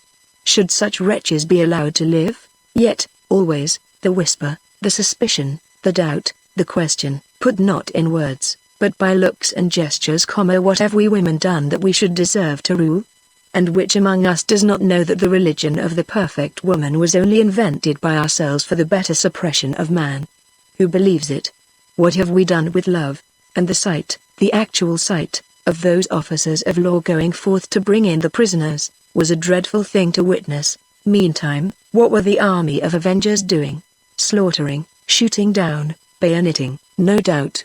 No farther off than the heights of Hampstead their terrible work was going on. It spoke well for the zeal of these devoted soldiers that they had marched so early in the morning that no one had seen them go by. Very odd, that no one at all had seen them. Would Lord Chester escape? And what exclamation mark would be done with Lady Garlian, Professor Ingleby and her 2 daughters, and the crowd of girls who had flocked to London with the rebels? Mere hanging was far too good for them. Let them be tortured. The procession reached the top of Haverstock Hill. Hampstead Hill alone remained. In a short time the relentless Lady Princetown would be on the field of action. Strange, not only that no sign of the army had been seen, but that no firing had been heard. Could Lord Chester have fled with all his men? Now just before the police procession reached the heath, they were astonished by a clattering of mounted soldiers, richly dressed and gallantly armed, who rode down the narrow streets of the town and surrounded them. They were a detachment of cavalry headed by Captain Dunkirk, who saluted Lady Princetown laughing. All the men laughed too. "I have the honor," he said, "to invite your ladyship to take a seat in a tumbril. You are my prisoner. Where is the army? You mean the convict wardens? They fled before daylight. Come, my lads, time presses." They were actually in the hands of the enemy. In a few moments the whole of the chiefs of the great police department were being driven in the rumbling black tumbrils, followed by the lancers, towards the rebel camp. They looked at each other in sheer despair. "As for you women," said Captain Dunkirk, addressing the clerks and constables, "you can go free. Disperse. Vanish." He left them staring at each other. Presently a few turned and hurried down the hill to spread the news. But the greater part followed timidly, but spurred by curiosity, into the camp. Here, what marvels met their eyes! Men, such as they had never dreamed of, bravely dressed, and bearing themselves with a gallant masterfulness which frightened those who saw it for the first time. Presently a trumpet blew and the men fell in. Then the astonished women saw that wonderful thing, the evolutions of an army. The regiments were drawn up in a great hollow square. At one corner stood the fatal black tumbril with Lady Princetown and her aides sitting dolefully and in amazement. Bands of music stood in the center. Presently Lord Chester, the chief, rode in with his staff, and the bands broke out in triumphal strains. "Men of England," he cried, "our enemies have fled. There is no longer any opposition. We march on London immediately." The shouts of the soldiers rent the air. When silence was possible, the bishop, venerable in lawn sleeves and cassock, spoke, "I proclaim Edward, sometime called Earl of Chester, lawful hereditary King of Great Britain and Ireland. God save the King." Then the officers of the staff did homage, bending the knee and kissing the hand of their sovereign. And the bands struck up again, playing the old and well-nigh forgotten air "God Save the King." And the soldiers shouted again. And Lady Princetown saw, indeed, that the supremacy of women was gone. Then the march on London was resumed. After the advance cavalry came the guards, preceding and following the king. Before him was borne the royal standard, made long ago for such an occasion by Grace and Faith Ingleby. The bands played and the soldiers sang "God Save the King" along the streets. The houses were crowded with women's faces, some anxious, some sad, some angry, some rejoicing, but all frightened, and the wrath of those who were wrathful waxed fiercer when the company of girls followed the soldiers, dressed in laurel ribbons and such finery as they could command, and singing, like the men, "God save the King." The house of peeresses was sitting in permanence. Some of the ladies had been sitting all night, a few had fallen asleep, a few more had come to the house early, unable to keep away. They all looked anxious and haggard. At 9 o'clock the first of the fugitives from the police procession arrived, and brought the dreadful news that the army of avengers had dispersed without striking a blow, that Lady Princetown was a prisoner, and that the rebels would probably march on London without delay. Then the Duchess of Dunstanburgh informed the terror-stricken house that she had ordered out the 3 regiments of guards. They were to be hurled, she said, at the rebels. They would serve to harass and keep them in check while a new army was gathered together. She exhorted the peeresses to remain calm and collected, and, above all, to be assured that there was not the slightest reason for alarm. Alas! The barracks were empty. What then has become of the guards? At the first news of the dispersion of the avengers, the wives of the guardsmen, acting with one common consent, made for the barracks and dragged away the soldiers, every woman her own husband to her own home, where she defied the clerks of the War Office, who rushed about trying to get the men together. For greater safety the women hid away the boots, those splendid boots without which the horse guards would be but as common men. Of the 3,000, there remained only 2 orphan drummer boys and a sergeant, a widower without sisters. To hurl this remnant against Lord Chester was manifestly too absurd even for the clerks of the War Office. Besides, they refused to go. On the top of this dreadful news, the House was informed by the Chancellor that the officers sent to carry out the arrest of Lady Carlion reported that her ladyship had fled, and was now in Lord Chester's camp with the rebels. What next? The next thing, ladies, said a middle-aged peeress who had been conspicuous all her life for nothing in the world except an entire want of interest in political questions, is that our reign is over. Man has taken the power in his own hands. For my own part, I am only astonished that he has waited so long. It needed nothing but the courage of one young fellow to light the fire with a single spark. I propose that a vote of thanks be passed to Her Grace the Duchess of Dunstanburgh, whose attempt to marry a man young enough to be her great-grandson has been the cause of this house's overthrow. She sat down, and the Duchess sprang to her feet, crying out that the house was insulted and that these traitorous words should be taken down. "We shall all be taken down ourselves," replied the noble lady who had spoken, before many hours. "Can we not devise some means of dying gracefully? At least let us spare ourselves the indignity of being hustled down the steps of Westminster Hall, as the unlucky Department of Police has been this morning hustled on Hampstead Heath." Several proposals were made. It was proposed to send a deputation of religion. But the preaching sisters had been rejected with scorn, when the army was still small and hesitating. What would happen, now that they were victorious? It was proposed that they should send 1,000 girls, young, beautiful, and richly dressed, to make overtures of peace, and charm the men back to their allegiance. The young Lady Dunlop, aged 18, icily replied that they would not get 10 girls to go on such an errand. It was proposed, again, that they should send a messenger offering to treat preliminaries on Hampstead Hill. The messenger was dispatched. She was the clerk of the house, but she never came back. Then the dreadful news arrived that the Conqueror had assumed the title of king, and was marching with all his forces to Westminster, in order to take over the reins of power. At this intelligence, which left nothing more to be expected but complete overthrow, the peeresses cowered.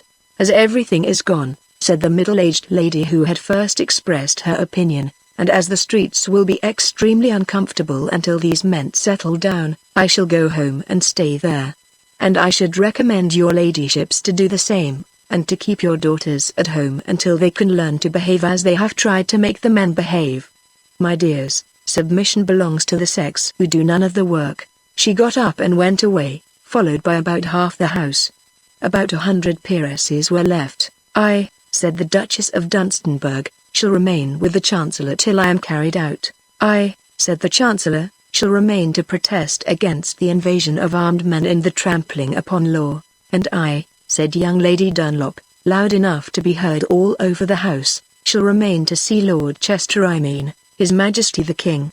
He is a handsome fellow, and of course Constance will be his queen." "Ladies," said the Duchess, dignified and austere to the last, "it is at least our duty to make a final stand for religion." Lady Dunlop scoffed. "Religion?" she cried. "Have we not had enough of that nonsense? Which of us believes any more in the church? Even men have ceased to believe, especially since they were called upon to marry their grandmothers. The perfect woman. Why, we are ourselves the best educated, the best bred, the best born, and look at us. As for me, I shall go over to Lord Chester's religion, and in future worship the perfect man, if he likes to order it so." The Duchess made no reply. She had received so many insults, such dreadful things had been said, her cherished faiths, prejudices, and traditions had been so rudely attacked, that all her forces were wanted to maintain her dignity. She sat now motionless, expectant, haggard. The game was played out. She had lost.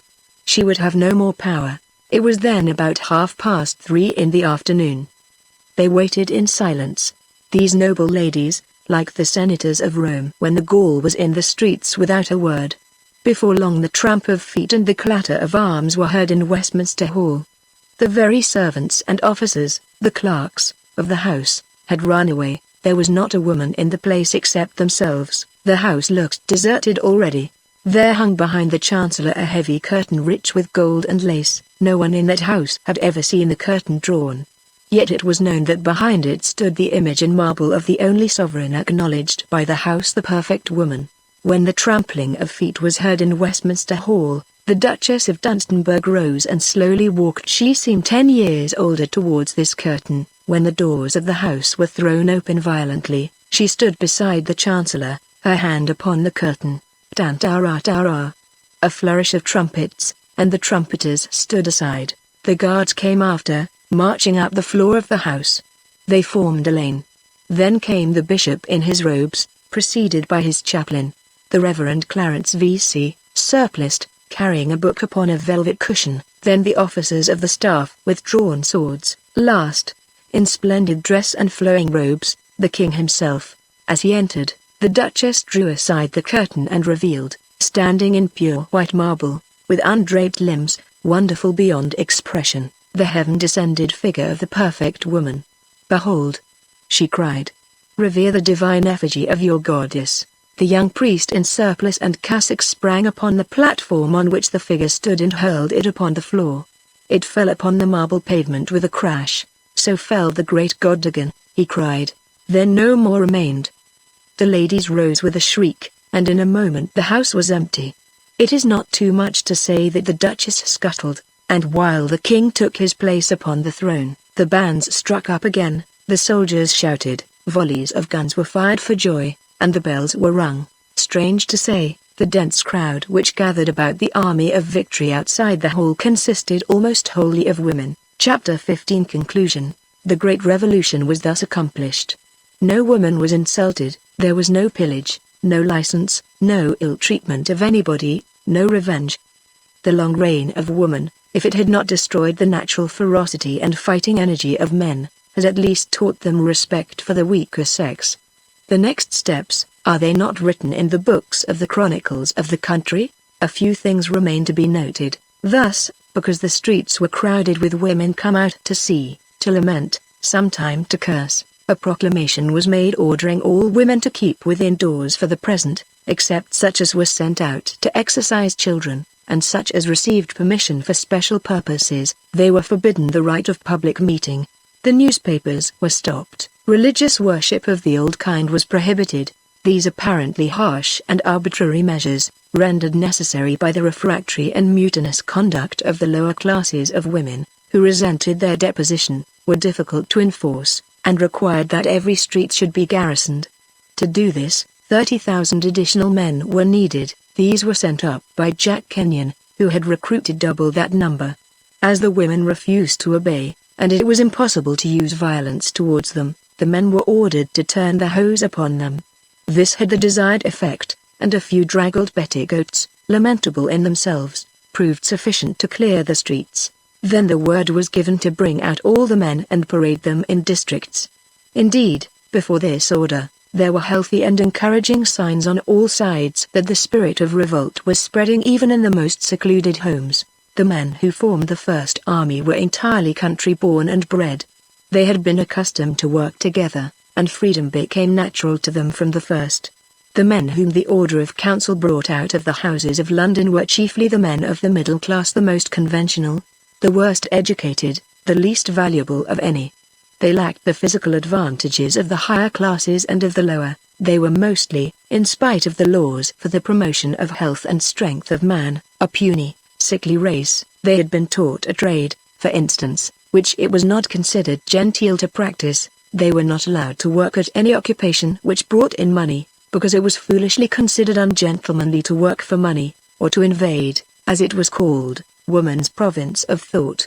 Yet they had no money and no dot. They had very little hope of marrying, and mostly they lounged at home, peevish, unhappy, ignorantly craving for the life of occupation. Yet when the day of deliverance came, they were almost forcibly dragged out of the house, showing the utmost reluctance to go, and clinging like children to their sisters and mothers. "Alas!" cried the women, "you will find yourselves among monsters and murderers, who have destroyed religion and government. Poor boys! What will be your fate?" They were brought in companies of 100 each before the officers of the staff. At first they were turned out to camp in Hyde Park and other open places, where the best among them, finding themselves encouraged to cheerfulness, and in no way threatened or ill-treated by these monsters, began to fraternize, to make friends, to practice gymnastics, to entertain rivalries, and in fact to enter into the body corporate. To such as these, who were quickly picked out from the ignoble herd, this new life appeared by no means disagreeable. They even began to listen to the words of the new preachers, and the doctrines of the new religion. They turned an obedient ear to the exhortations of those who exposed the inefficacy of the old government. Finally, they were promoted to work of all kinds in the public departments, or were enlisted in the army. It presently became the joy of these young fellows to go home and show their new ideas, their new manners, their new uniforms, and their new religion to the sisters whose rule they acknowledged no longer. There came next the feeble youths who had not the courage to shake off the old chains, or the brains to adopt the new teaching. These poor creatures could not even fraternize, they knew not how to make friends. It was thought that their best chance was to be kept continually in barracks, that to work at the trade they had been taught, to eat at a common table, to live in common rooms, and to be made strong by physical exercise. Out of this poor material, however, very little good stuff could be made.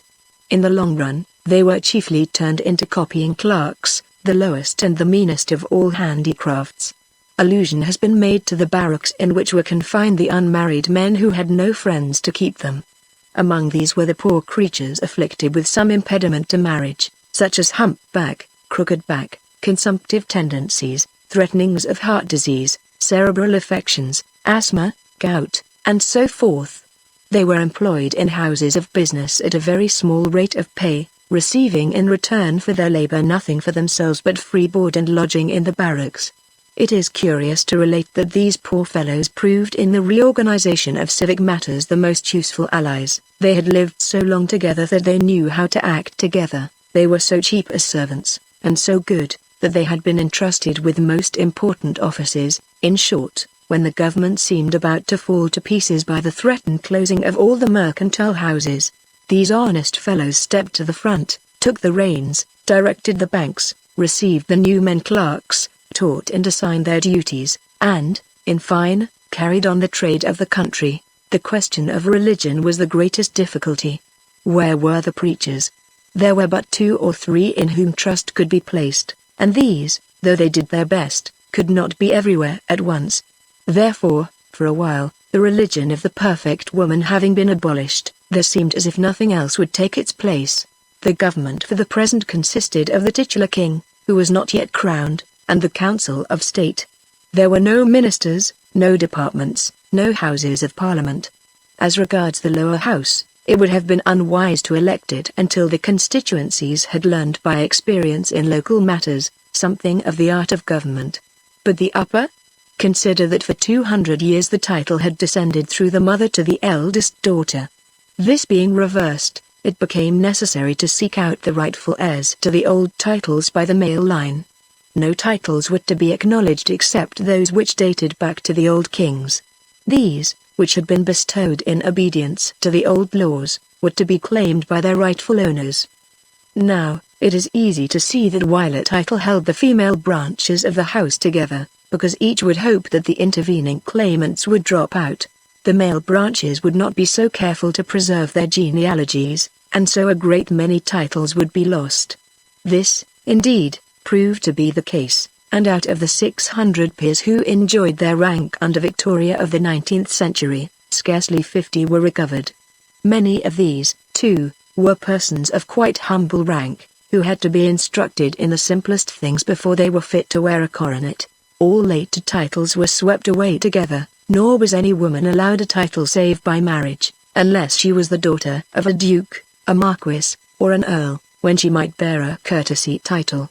Of course, the late peeresses found themselves not only deprived of their power, but even of their very names, and it was the most cruel of all the misfortunes which befell the old Duchess of Dunstanburgh, that she found herself reduced from her splendid position to plain and simple Mrs. Pendlebury, which had been the name of her third husband.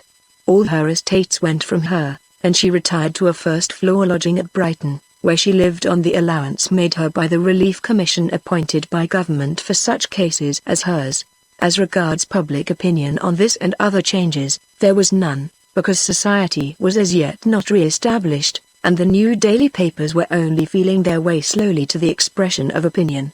It remains to be told how these changes were received by the sex thus rudely set aside and deposed. It cannot be denied that among the elders there was disaffection amounting to blind hatred.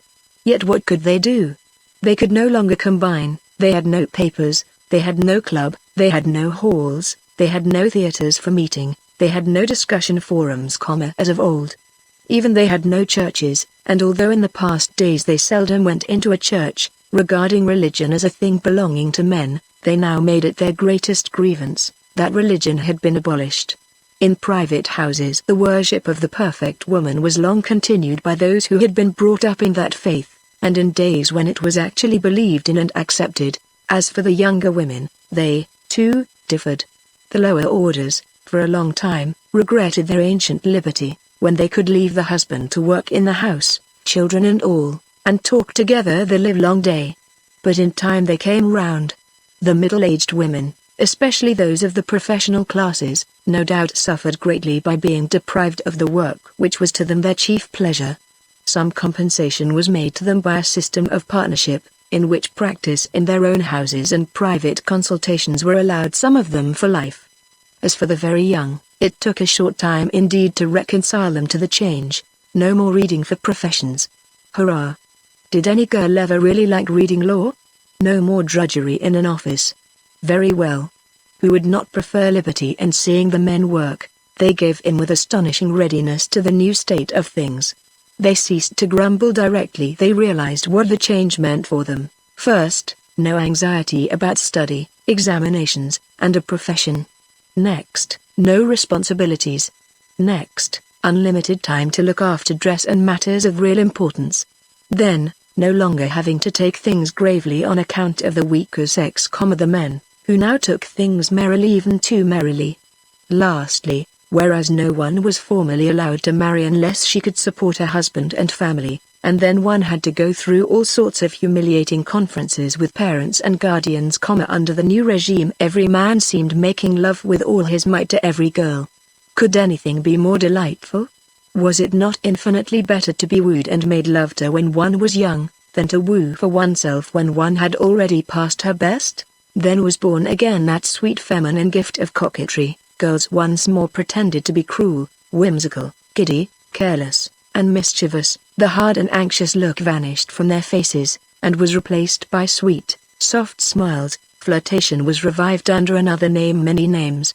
A maiden loved to have half a dozen, yea, she did not mind 100 dangling after her, or kneeling at her feet. Men were taught that they must woo, not be wooed, and that a woman's love is not a thing to be had for the mere asking, and dancing was revived, real honest dancing of sweetheart and maid. There was laughter once more in the land, and all the songs were rewritten, and such pieces were enacted upon the stage as would but a month ago have taken everybody's breath away. And there was a general burning of silly books and bad pictures, and they began to open churches for the new worship, and always more and more the image of the divine man filled woman's heart. Finally, these things having been settled in the best way possible, it was resolved to hold the coronation of the king at Westminster Abbey. Constance, he said, holding her in his arms, you believe that I have always loved you, do you not? I pray your majesty, she said, humbly, to forgive my errors of the past. My dear, what is there to forgive? Nay, now I know. There is the perfect woman, but she lives in the shadow of the divine man. She has her place in the order of the world, but it is not the highest place. We reigned for 100 years and more, and everything fell to pieces. You return, and all begins to advance again. It is as if the foot of woman destroyed the flowers which spring up beneath the foot of man. King, if I am to become your wife, I shall also become your most faithful subject. You are my queen, he said. Together we will reign. It may be for the good of our people. We have little strength of ourselves, but we seek it, love. We seek it, she replied, lifting her eyes to heaven, of the divine man. On the day of the coronation, by royal order, all classes of the people were bidden to the ceremony. As many as could be admitted were invited to the abbey. Along the line of march they had raised seats one above the other, covered with awnings. An innumerable crowd of people gathered at early morning, and took their places, waiting patiently for 11, the hour of the procession. At 10 the peers began to arrive, the newly recognized peers, the men who had been brought up in ignorance of their origin and rank. They were uneasy in their robes and coronets. They had been carefully instructed in their part of the ceremony, but they were nervous. However, the people outside did not know this, and they cheered lustily. Long before 10:30 there was not a vacant place in the abbey. The venerable church was crowded with ladies, who were anxious to make the coronation the point of a new departure. Society, it was said, would begin again with the king. No doubt, many ladies whispered, women were, after all, poor administrators. Their nature was too tender, too much disposed to pity, which produced weakness. Men, who received these confessions, laughed courteously, but remembered the crowded prisons, and the prisoners, and the convict wardens. At 11 o'clock the procession started from Buckingham Palace. The ancient ceremonials were copied as closely as possible. After the bands came the mounted guards, then followed heralds, then came the venerable Bishop of London, who was to crown the king, in a carriage, then officers of state on horseback, then the king's faithful guards, those sturdy gamekeepers who stood by him at the beginning, and last of all, save for a regiment of cavalry which brought up the rear, the king himself on horseback, gallant, young, handsome, his face lit with the sunshine of success, and riding beside him, at sight of whom a shout went up that rent the air, no other than the beautiful Lady Carlion herself. It appeared, when they arrived at the abbey, that the coronation was to be preceded by another and an unexpected ceremony. For the organ pealed forth the wedding march. There were waiting at the gates a dozen bridesmaids in white and silver. The choristers were ready with the wedding hymn, and the bishop, with the very Reverend Clarence V.C., newly appointed dean of the abbey, was within the altar rails to make this illustrious pair man and wife. Then followed, without pause, the coronation service, with the braying of trumpets, the proclamation of heralds, the king's solemn oath, the crowning of king and queen, and the homage of the peers. And amid the shouts of the people, while cannon fired feux de joie, and the bells rang, and the bands played God Save the King, the newly crowned monarch rode back to his palace, bringing home with him the sweetheart of his childhood. Now there is so much grace and virtue in a real love match that it goes straight to the heart of all who witness it. And since such fruits as these manifestly followed with man's administration, not a maiden among them all but cried and waved her handkerchief, and sang God Save the King.